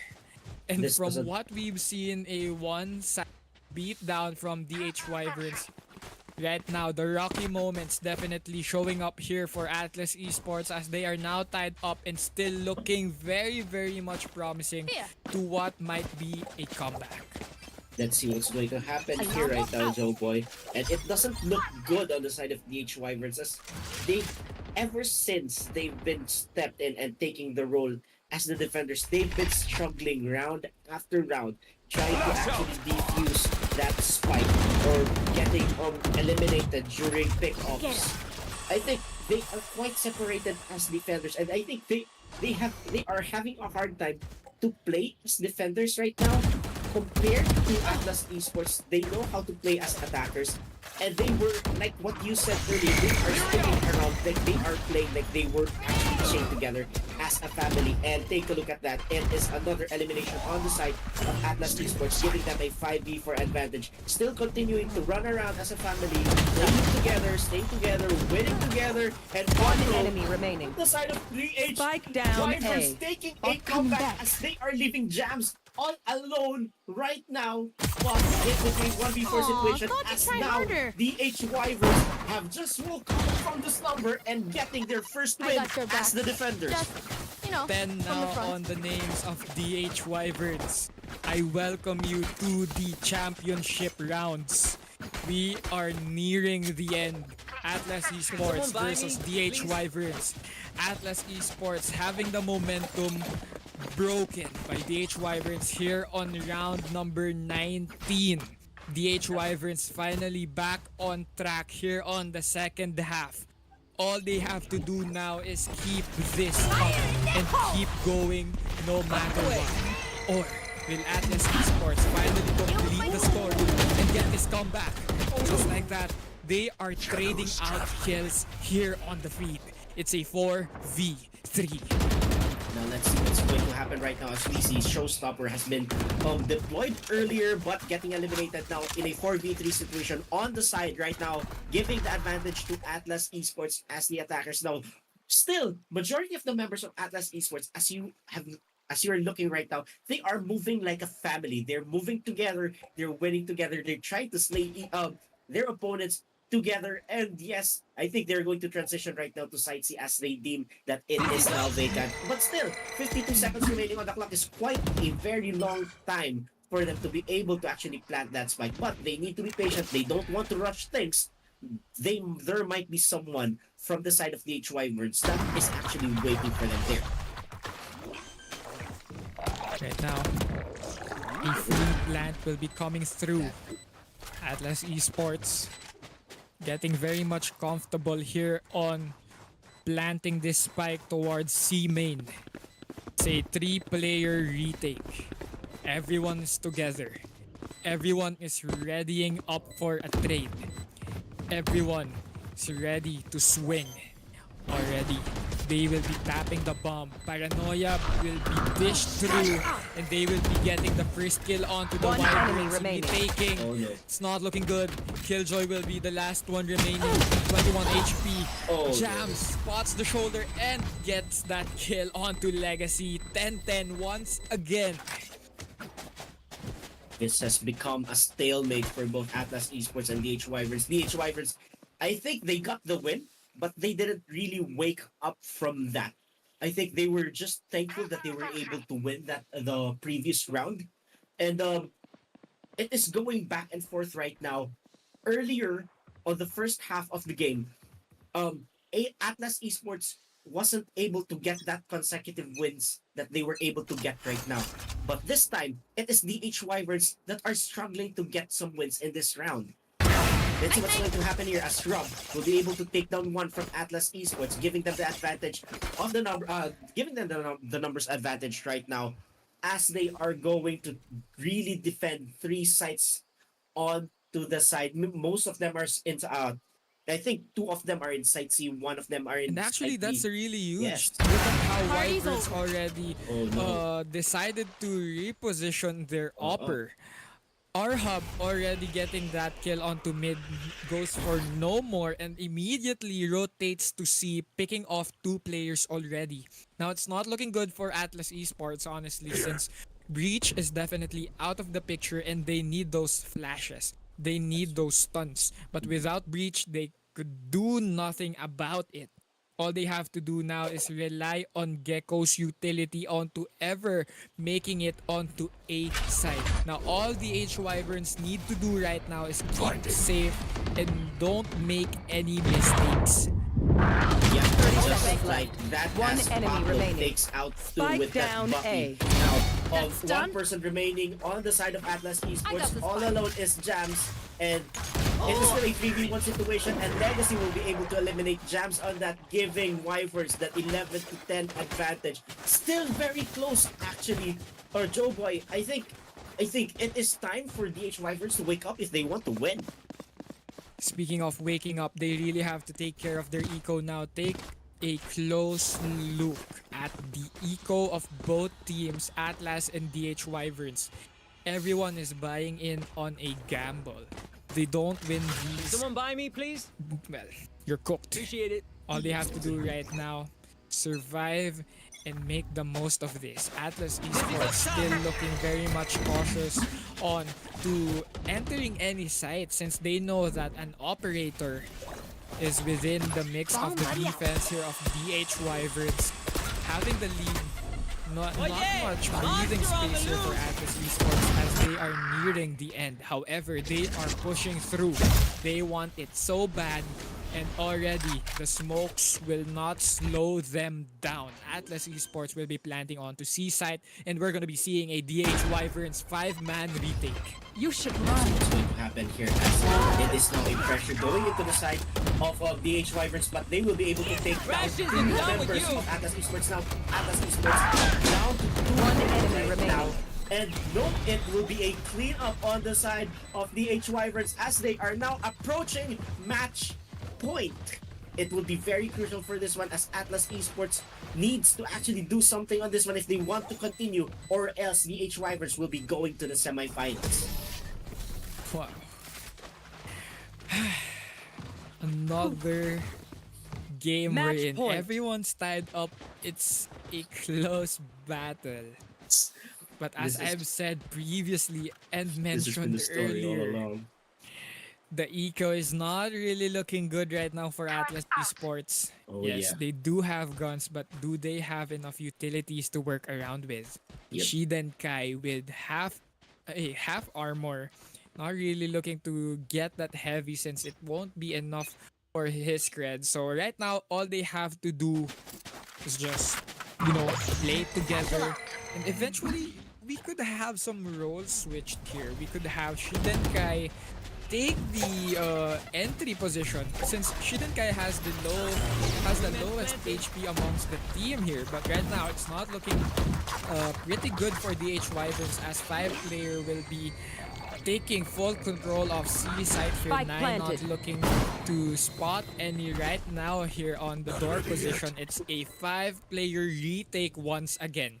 𝐷_WYVERNS has been here before and they just have to pull the strings back to their favor. As a lockdown has been deployed. Let's see what's going to happen here. Guns have been blazing right now as the Vice takes outbounds, giving the advantage right now to Atlas Esports. Now in a 5v3 advantage, and I think there is one player being locked down right now as Jams takes out the third member of 𝐷_WYVERNS. Now down to 2 men. What will 𝐷_WYVERNS try to do here if they want to close out this game? Will they be able to take that? But no, it will be flawless victory going into the side of Atlas Esports as they are trying to put this game into overtime. Oh man. I mean, wow. Oh. All they have to do right now is, you know, repeat the same strats, feel comfortable, feel relaxed. Welcome to the championship rounds, 11-12 on the board. Can Atlas Esports survive for one more round? Or will this be a victory for 𝐷_WYVERNS? Wow. And we have seen this earlier in this tournament that there is an 11-12 situation that has happened on game number 2, and this is another 11-12 run, and we are proceeding to round number 24, and it is a very crucial situation for both teams, whether or not they will be sending into overtime or they will be closing out this game courtesy of 𝐷_WYVERNS. And we are now trying to look at these members at Atlas Esports now trying to invade site A as 𝐂𝐿𝐒𝐈 will be planting that spike. Oh, whoa. Take a look at the map. Jet is already behind them and everyone is scrambling for space. Atlas Esports does not know where to go right now, and this is looking very good right now for 𝐷_WYVERNS as the retake has been commenced. It's a 2v3, trades after trades. It's a 1v3 and they survive for another. We're going to overtime. Oh my lord. Atlas Esports overtime. They say one more. They say one more and they've done it. Atlas Esports sending us into overtime. Jet. This is crucial now. This is really crucial for both teams as they are within an elbow's reach for winning this round, for winning this tournament and securing and clinching their semi-final slot. It is a 12-12 run right now for both Atlas Esports and 𝐷_WYVERNS. Now, 𝐷_WYVERNS going back into attackers and Atlas going back as defenders. It will be very crucial on how they're going to implement this one as we see a 4-1 split on the side of Atlas Esports. Meanwhile, 5 people and 5 members. Oh, that was a quick elimination going into the side of 𝐷_WYVERNS as Rob will be taking out Vice that quick in the opening rounds of the overtime. Now, Peps puts out the Odin. All they have to do is get those wall banks. Few damage has been commenced. 100 HP still, but a bullet will put a stop to it. 𝐿𝐼 puts a bullet onto Sebs. 𝐂𝐿𝐒𝐈 answers back. It's a 3v3. Wow, we are seeing Legacy trying to plant that spike, putting the pressure on Atlas Esports. Now it is still a 3v3 situation, and that would mean 𝐂𝐿𝐒𝐈 will be eliminated by Babs on that one. I think Jams has taken off Babs as well. Now it will be a 1 person left on Atlas Esports as Jams will be taking on 2 members of 𝐷_WYVERNS, trying to defuse that spike as well. Now, Jams will be pushing from A3 now. Very much time sensitive. Jams has to make a move. Pablo around the corner. Gets the headshot. Jams 1v1 finds himself in a curious situation. Does not know where the last guy is. The robot will be there. Flicks away. Jams gets the headshot onto DH Legacy, and that's 13 for Atlas Esports. Who would have thought? Who would have thought? From 9-3 down at the end of the first half, now they have the match Switching point. sides. Who would have thought? Match point. Indeed. Wow. 13-12. Atlas Esports now taking the lead. Oh my lord. this has been very crucial for both Atlas Esports and DH Wyverns. Now, DH Wyverns needing to win this to get into overtime. So if they wanted to continue their hopes of winning this tournament and secure their semi-final slot, they need to win this, or else Atlas Esports will be taking it away from that 9-3 advantage that they have at the end of the first half. DH Wyverns need to actually do something on this one. They need to have a statement response before Atlas Esports will do it against them. Right now, no room for mistakes. 5-player push coming in from C side as DH Wyverns prepare their defense. It's Atlas Esports playing very aggressively, but Legacy and 𝐂�eh𝐕 will be the sentinel to deal with. They are locking the place down. 92 HP as they go for one more. 𝐂�eh𝐕 spots Sebs, gets the shot on. It's a 2v4, but low HP on Jet. 𝐂�eh𝐕 One enemy placed remaining. out of his misery. It's a 2v1. DH Wyverns, can they survive for one more round, or will this be it? Atlas Esports looking very promising. Attacker Killjoy, that's Atlas Esports lockdown. So this will push back Raze here on ever getting C side back. Hisashi will be planting this spike, and it's a 2v1. Well, this is quite a very tricky situation for Pablo as he tries to invade that, but no, he will be eliminated by Jams, and Jams will be ending the hopes of DH Wyverns going to the semi-final spot, and that would mean Atlas Esports will be going to the semi-finals. Congratulations! Woo, what an intense game that we have there. It was breathtaking. It was nerve-wracking, it was gut-crunching, and of course, my guts has been going up to my throat, and I can barely breathe with the action that these two teams have been presenting to us. Also, putting up onto all of the games that we have in this quarter-final round. All of these rounds has been this intense, either a possible comeback or a very close 13-12 situation that we have in this game. And take a look at who, of course, Jams deserved this one. Yep, definitely. Bunch of superstars we have here, and we have to acknowledge that, Jet. We have to give them the praise. We have to applaud to them. Even, I mean, Jams and Pablo going back and forth. I mean, look at the numbers. 33, 26, 26, 17, 20. Everyone is putting up digits. Everyone is on double digits here, and they are putting up a show. I mean, the only thing right now that's stopping me from saying I'm tired is making me want to watch them more, you know? I mean, yeah. I just wish I could watch them keep going at it, back and forth. Fight forever. Definitely an exciting matchup. So, I think, that would be it, as that will be the last match for tonight, I believe. So, Jet, any? Yes.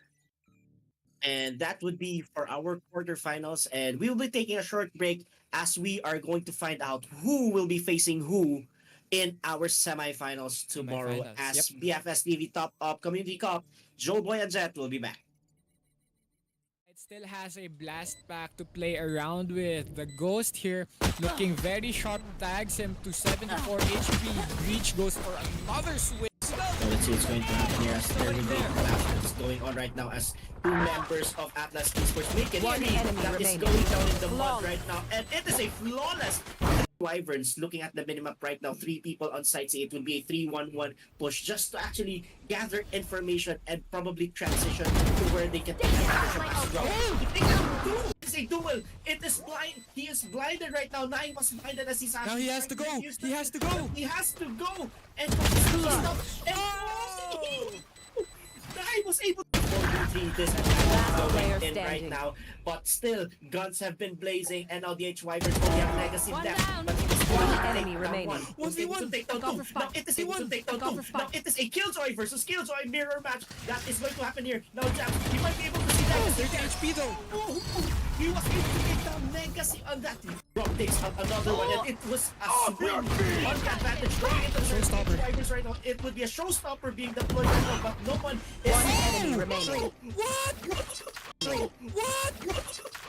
Wow! What a dash One enemy by remaining. Rob, and now Spike Jack down alone. Get more kills now as they take A side steadily. One He's enemy definitely remaining. in trouble. Last player We standing. have to deal with this.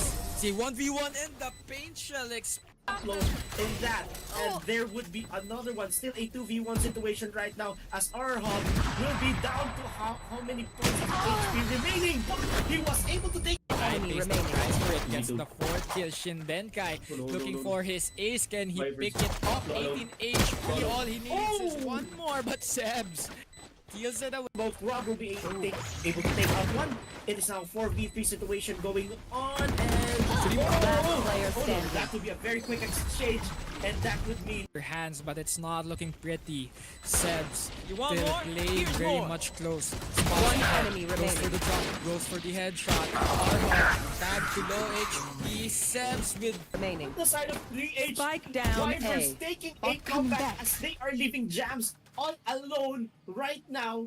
But it's a 1v4 situation as now DH takes out the third member of DH Last Wyverns. player Now down standing. to 2 men. What will DH Wyverns try to do here if they want to close out this game? Will they be able to take that? But no, it will be. And this is looking very good right now for DH Wyverns as the retake has go where the last guy is.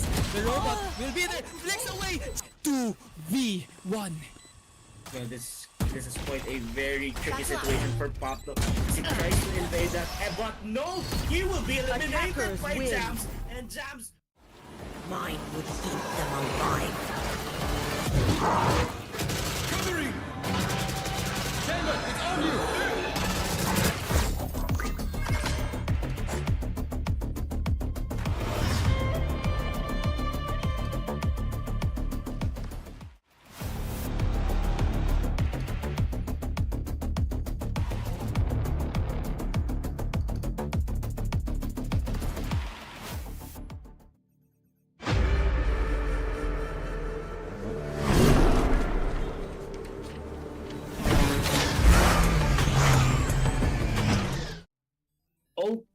Okay, and we are back. Jobo and Jet right here on BFS TV Top Up Community Cup Valorant 5v5 Season 2. And we are now proceeding to the semifinals as we have just concluded our quarterfinals, and we have four teams that are proceeding to our semifinals that will be commenced tomorrow. And Joe Boy, we are now beginning our spin to know who will face who. Let's go. Let's go. And alright, so the first spin would be, I believe, seed number 1. Yes.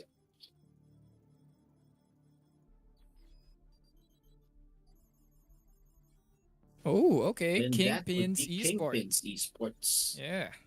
All right. So I believe the next spin would be Their opponent.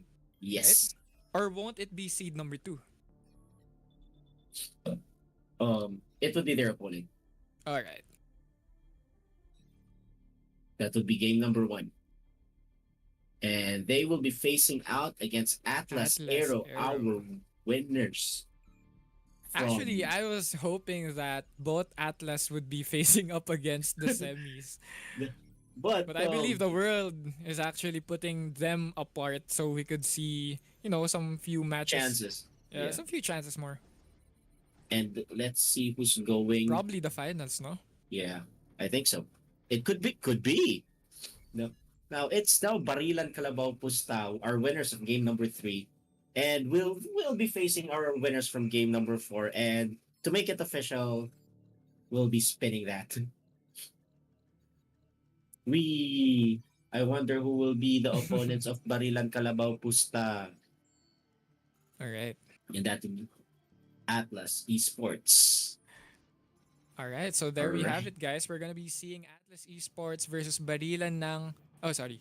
Barilan, KALABAW, PUSTA, and Atlas AERO versus KINGPINS eSports. But before anything else, Team Wallet would like to say the following.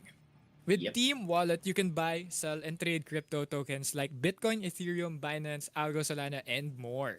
Unlike other platforms where you need to download and sign up separately to buy Bitcoin and Ethereum, Team Wallet Bot makes it easier and more accessible for everyone by saving your time and effort through Supreme ETFs or Supreme Exchange Traded Funds.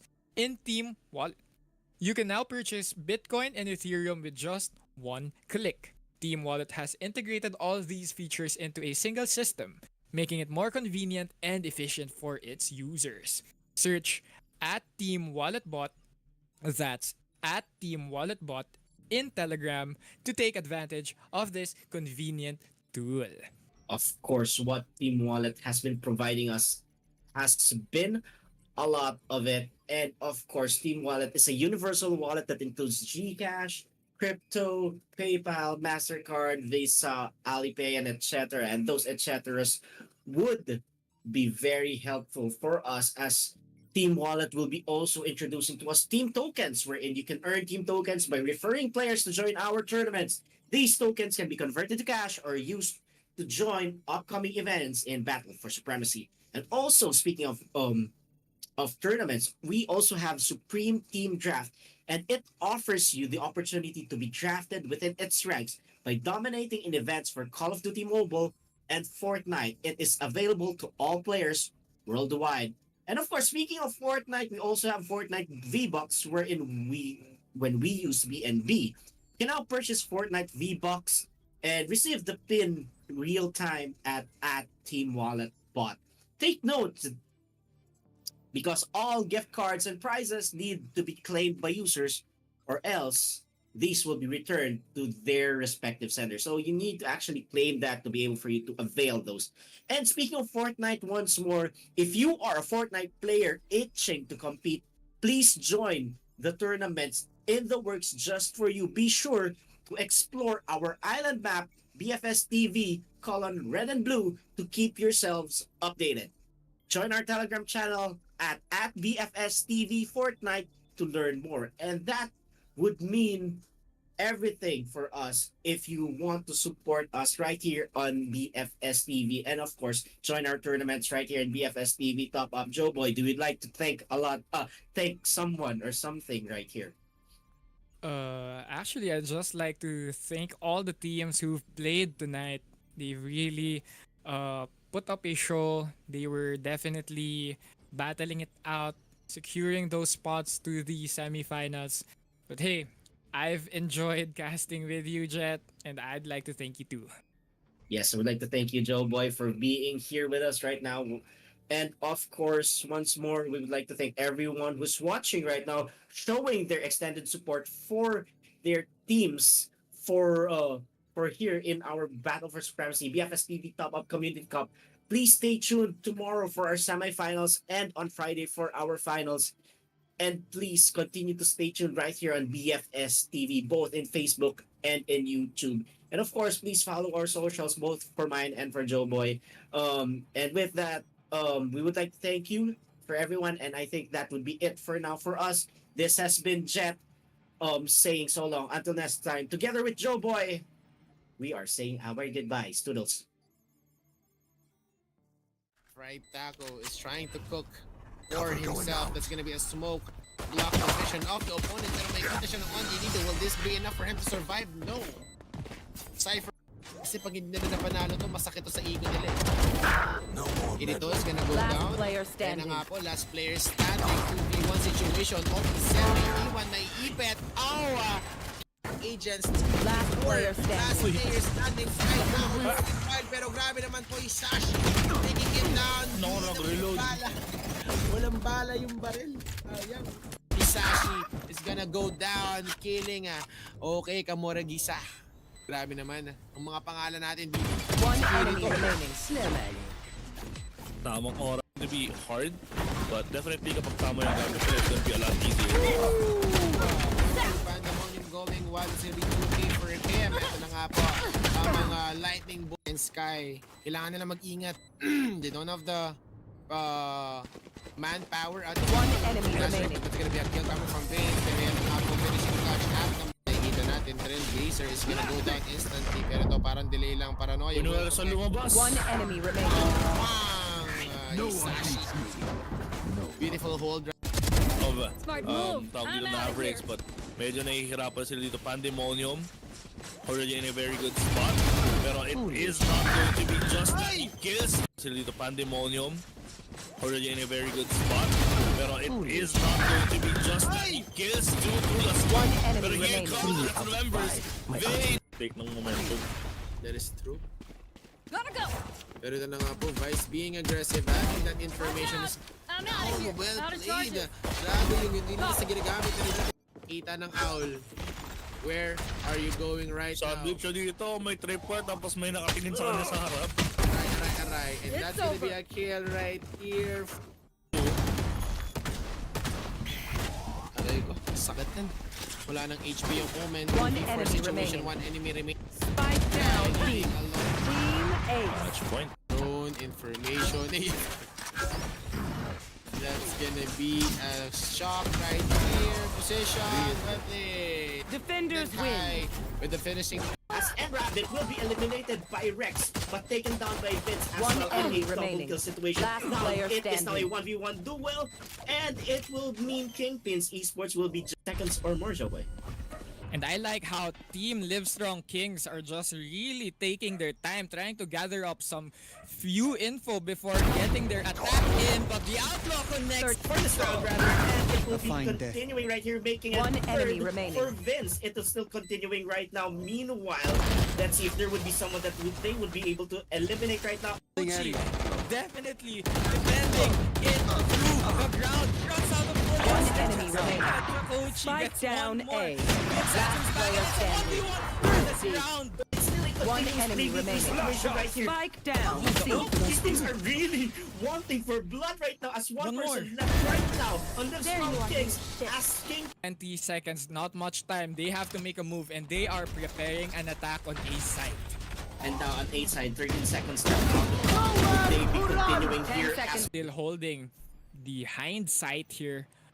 Looking to pick off any players that might be exiting Garage, but they are smart. They know how to play well, and just like that, the swing connect. like that word aggressive defense wherein they are aggressive but they don't go too much into attack mode.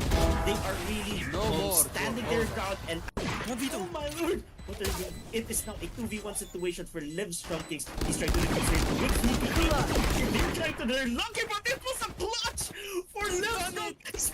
Up, it's a 2v2 Jet. Oh my lord, what an action-packed early part of this round, but One enemy remaining. Trigger discipline.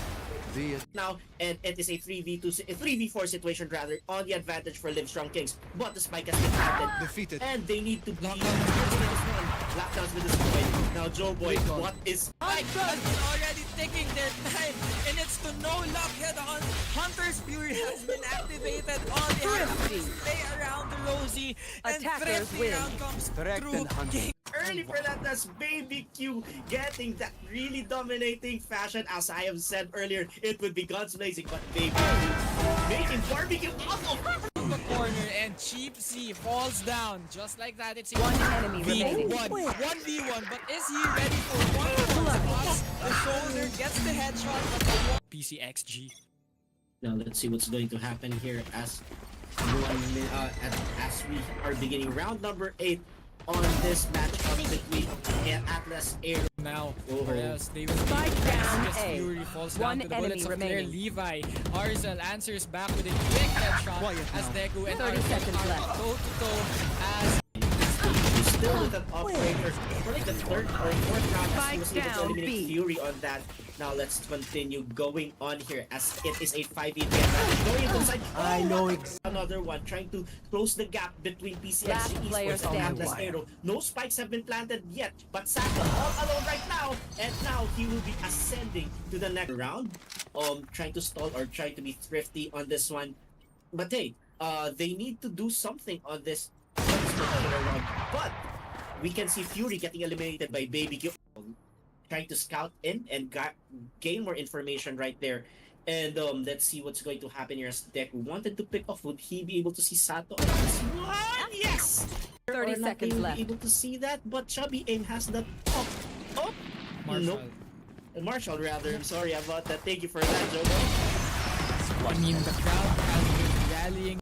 Minute remaining on the clock as Vainsies takes out _chubby_aim now. One enemy remaining. Atlas Spike AERO down, going B. into the very 5v1 advantage. But Atlas AERO right now as they are now attacking what? Let's see how much they are doing right now as they are the ones that are attacking aside from them defending. As we can see, Baby could take out _chubby_aim. Starting in round number 16, and _chubby_aim will be able to take out one person from Atlas AERO, and it will mean a 5v4 advantage going on to their side. Now, will they be able to continue that victory on this one? But let's see if Deku might get a response on this. Let's see what's going to happen here. Fury and Deku will be just exchanging throws there. They are just stacking points for their utilities. Gecko still hasn't ready, so all they have to do is work around the post plant and keep Gecko alive. And as I say that, wanting to go into side A and probably trying to apply pressure there, and that is like what Fury is waiting there. Taking out everybody! Let's continue going on as PCXG Esports wanting to actually plan that take back on side A as started elimination, make it 2v2. Oh my god, it will be 2v2 situation right now, and Arzel takes that's another ace! But One enemy remaining. Fury with a quick 2k, already on to low HP here. Omen, 46, all he has to do is tap that Valorant. But Fury! Definitely not rushing anything right now, since they are trapping them in Atlas AERO. They want Atlas AERO to step into side, get that retake underway. Now, will he actually go on and eliminate 30 seconds left. 3 people from PCXG Esports? And he will be able to see that. _chubby_aim will be finishing all over the map. All they have to do is simply flat and stop this play. But they are eyeing out for a retake. 95 HP at the rim with a flick on to 2. Will be planting that spike, making and putting that pressure as we see _chubby_aim might be seen here. One enemy remaining out of 5. Vainsies will be avenging him in a 1v1 situation. In the same Wrapped here on to the last seconds as the snipe will be ticking, and all they have to do is guard it and get this win. 13-11 as we end. Will be eliminating 𝐂𝐻𝐿 on that, but taking his life will be Sigmade. One and that enemy will remaining. continue on right now as one person remaining from �SHOULDEREATER and landing. But 𝐂𝐻𝐿 will be taking one also from BARILAN, KALABAW, PUSTA. But will he be able to continue on that? Meanwhile, it is a 4v1 advantage as Hypno advantage on this particular round. We're in 𝐂𝐻𝐿 is not around. remaining. Held. Now Hypnos Spike down removing A. Sigmade, and yes, there we go. Kill with that, and it will be continuing right now as 𝐂𝐻𝐿 will be going down. Now one person left on BARILAN, KALABAW, PUSTA, but cut if bad comes might be the last action hero on the side of �ＳHOULDEREATER as he's trying to scatter. He was able to see Hypnos not looking at him and not in a 1v1 situation, but it is now a 4v5 situation. Saint has Bula going down on that still 1 minute 20 seconds on the clock. It is a 1v1 trade now in an advantage going into the side of B2 situation right now as we see spotted there. Last player standing. Spike down. Oh my god, B. it is a 1v1 situation right now. The same thing! And Sigmade is still alive. Will he be able to handle 2 people on the side of BARILAN, KALABAW, PUSTA? The fate is all in Sigmade's hands for the side of �ＳHOULDEREATER, but no, Hypnos will take him out. In a 4v2 situation on the side for BARILAN, KALABAW, PUSTA. Now 3v1, Raze all alone. Throw if bad comes would be actually fortunate to have the Sheriff hit someone. Count out, yes. Saint Hasbula will be going down into that exchange. It will be a continuous 5v4 situation on the side of �ＳHOULDEREATER. �SHOULDEREATer will be having that 3v3 Enemy remaining. well, that's what happening right now. Throw if bad comes, leaving BARILAN, KALABAW, PUSTA with 1 person remaining. Now it would be a 1v1 duel, and let's see what's going to happen. Icarus will be facing off against situation. If they will be able to just slowly but surely get some rounds, get some wins, they might be able to do something on this one. And hopefully that will mean going into their advantage. Be able to do something on this one. And hopefully that will mean going into their advantage. Just like that, but it was a trade-off going on. It's a 4v3 situation right now as Icarus all they have to do now is get this retake underway. Yeah, AERO is defusing the spike as a player falls down. Sanzu finds the second, but the time and the defuse. That was the moment that they had hope. And right now, SHOULDEREATER making their way onto B site. They sticker on the hands of the Jet. They get mowed down by AERO. Left. Throw Wi-Fi bad comms knows that they have control of spike. All they have to do is guard out and dish out this bot. Tries to go for a jumping peek there. Tries to swing. Does not connect. Pays the price for it and they win. Shooting that ult, using that ult as well. 𝐂𝐿𝐴 now having the perfect angle to stop this. Killjoy as well, but receives the bullets. Going down, courtesy of AERO. Now one person left on the side of BARILAN, KALABAW, PUSTA, and that would mean a bench, and that would be a third kill for this round for AERO as SHOULDEREATER being deployed right now, and Kresna will be able to take out one. Hypnos will be taking out another. Now it is one person for SHOULDEREATER, but no! Attackers win. On to C side, still has a blast pack to play around with. The Ghost here looking very sharp, tags him to 74 HP. Breach goes for another switch. Let's see what's going to happen here as there will be a blast is going on right now as two members of Atlas Esports make it. One enemy that is remaining. going down in the mud right now, and it is a flawless. Wyverns looking at the minimap right now, 3 people on site. It will be a 3-1-1 push just to actually gather information and probably transition to where they can take advantage of as well. It's a duel. It is blind. He is blinded right now. Nine was blinded as he's now he has to go. He has to go. He has to go. And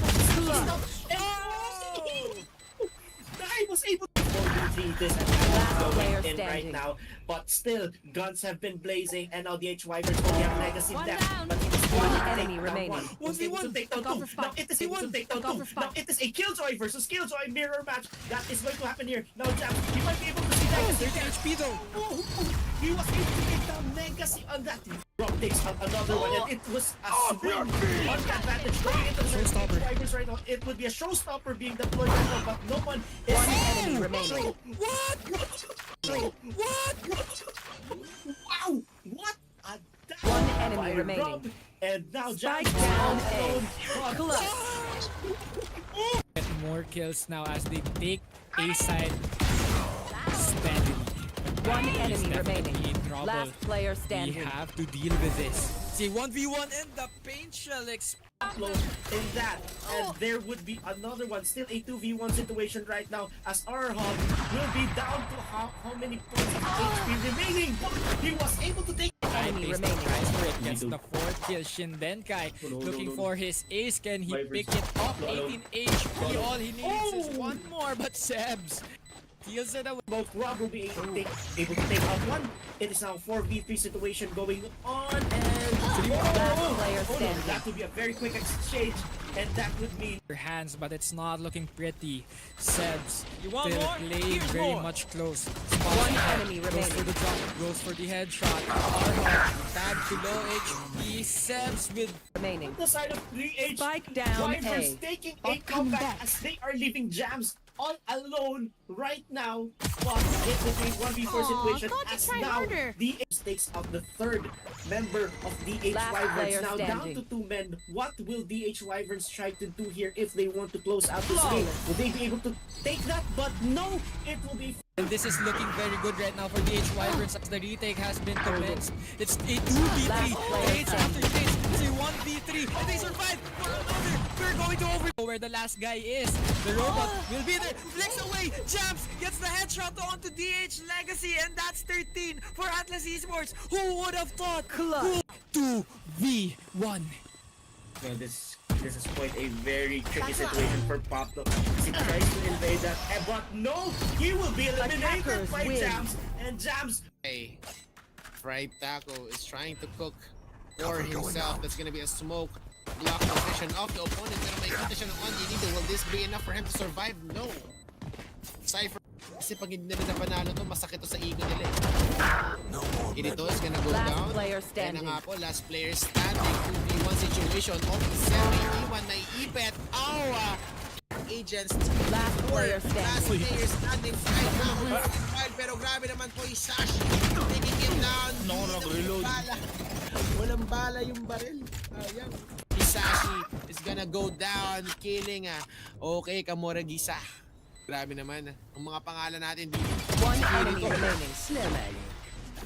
Tamang oras to be hard, but definitely kapag tama yung gamit, it's gonna be a lot easier. Pandemonium going 1-2K for him. Ito na nga po ang mga lightning bolt and sky. Kailangan nila mag-ingat. They don't have the manpower at One enemy remaining. It's gonna be a kill coming from Vince. Pero yan nga po finishing touch at nakikita natin. Trailblazer is gonna go down instantly. Pero to parang delay lang, paranoia. Pinuwala sa lumabas. One enemy remaining. Isashi. Beautiful hold. Smart move. Tawag I'm dito out na of average, here. but medyo nahihirapan sila dito. Pandemonium already in a very good spot, pero it is not going to be just kills. Sila dito Pandemonium already in a very good spot, pero it is not going to be just kills due to the spot. One enemy Pero here remaining. comes the members. They take ng momentum. That is true. Gotta go. Pero ito na nga po, Vice being aggressive, having that information is I'm out of here. well Out of played. charges. Grabe yung hindi nila sa ginagamit nila. Kita ng owl. Where are you going right now? Sandwich siya dito, may tripwire, tapos may nakatingin sa kanya sa harap. Aray. And It's that's gonna be over. a kill right here. Aray ko, sakit din. Wala nang HP yung moment. One For enemy situation, remaining. one enemy remaining. Spike down. B. Team Ace. Match point. Drone information. That's gonna be a shock right here. Position. Defenders win. With the finishing. As Rabbit will be eliminated by Rex, but taken down by Vince as One well in a enemy double remaining. kill situation. Last Now player it is now a standing. 1v1 duel, and it will mean Kingpins Esports will be just seconds or more away. And I like how Team Livestrong Kings are just really taking their time trying to gather up some few info before getting their attack in, but the Outlaw connects. For this round, rather, and it will be Fine death. continuing right here, making it One enemy third remaining. for Vince. It is still continuing right now. Meanwhile, let's see if there would be someone that they would be able to eliminate right now. Definitely defending it through the ground. Runs out of bullets. One enemy remaining. 𝐂𝐎𝐿 Spike gets down one more. A. It's Last player standing. 1v1 for this round. One enemy remaining. Situation right here. Spike down. C. These teams are really wanting for blood right now as one One person more. left right now on the strong Kings as King 20 seconds, not much time. They have to make a move and they are preparing an attack on A side. and now on A side 13 seconds left. They be continuing 10 here seconds. as Still holding the hindsight here. Looking to pick off any players that might be exiting Garage, but they are smart. They know how to play well, and just like that, the swing connect. like that word aggressive defense wherein they are aggressive but they don't go too much into attack mode. They are really standing their ground and oh my lord! What are they doing? It is now a 2v1 situation for Livestrong Kings. He's trying to negotiate with They're trying to they're lucky, but it was a clutch for Livestrong Kings. And up, it's a 2v2 Jet. Oh my lord, what an action-packed early part of this round, but One enemy remaining.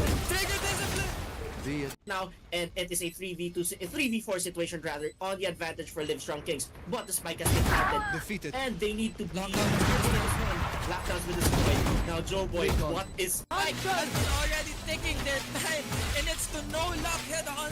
Hunter's Fury has been activated. All they have to do is stay around the Rosie, and Attackers Thrifty win. round comes Correct through. and hunting. early for that? That's Baby Q getting that really dominating fashion. As I have said earlier, it would be guns blazing, but Baby Q making barbecue out of the corner, and Cheap C falls down just like that. It's a One enemy remaining. 1v1, but is he ready for one? The shoulder gets the headshot, but the one PCXG. Now let's see what's going to happen here as we are beginning round number 8 on this matchup between Atlas AERO now, Oh. or else they will be Spike down as A. Fury falls One down to the enemy bullets of Claire remaining. Levi. Arzel answers back with a quick headshot.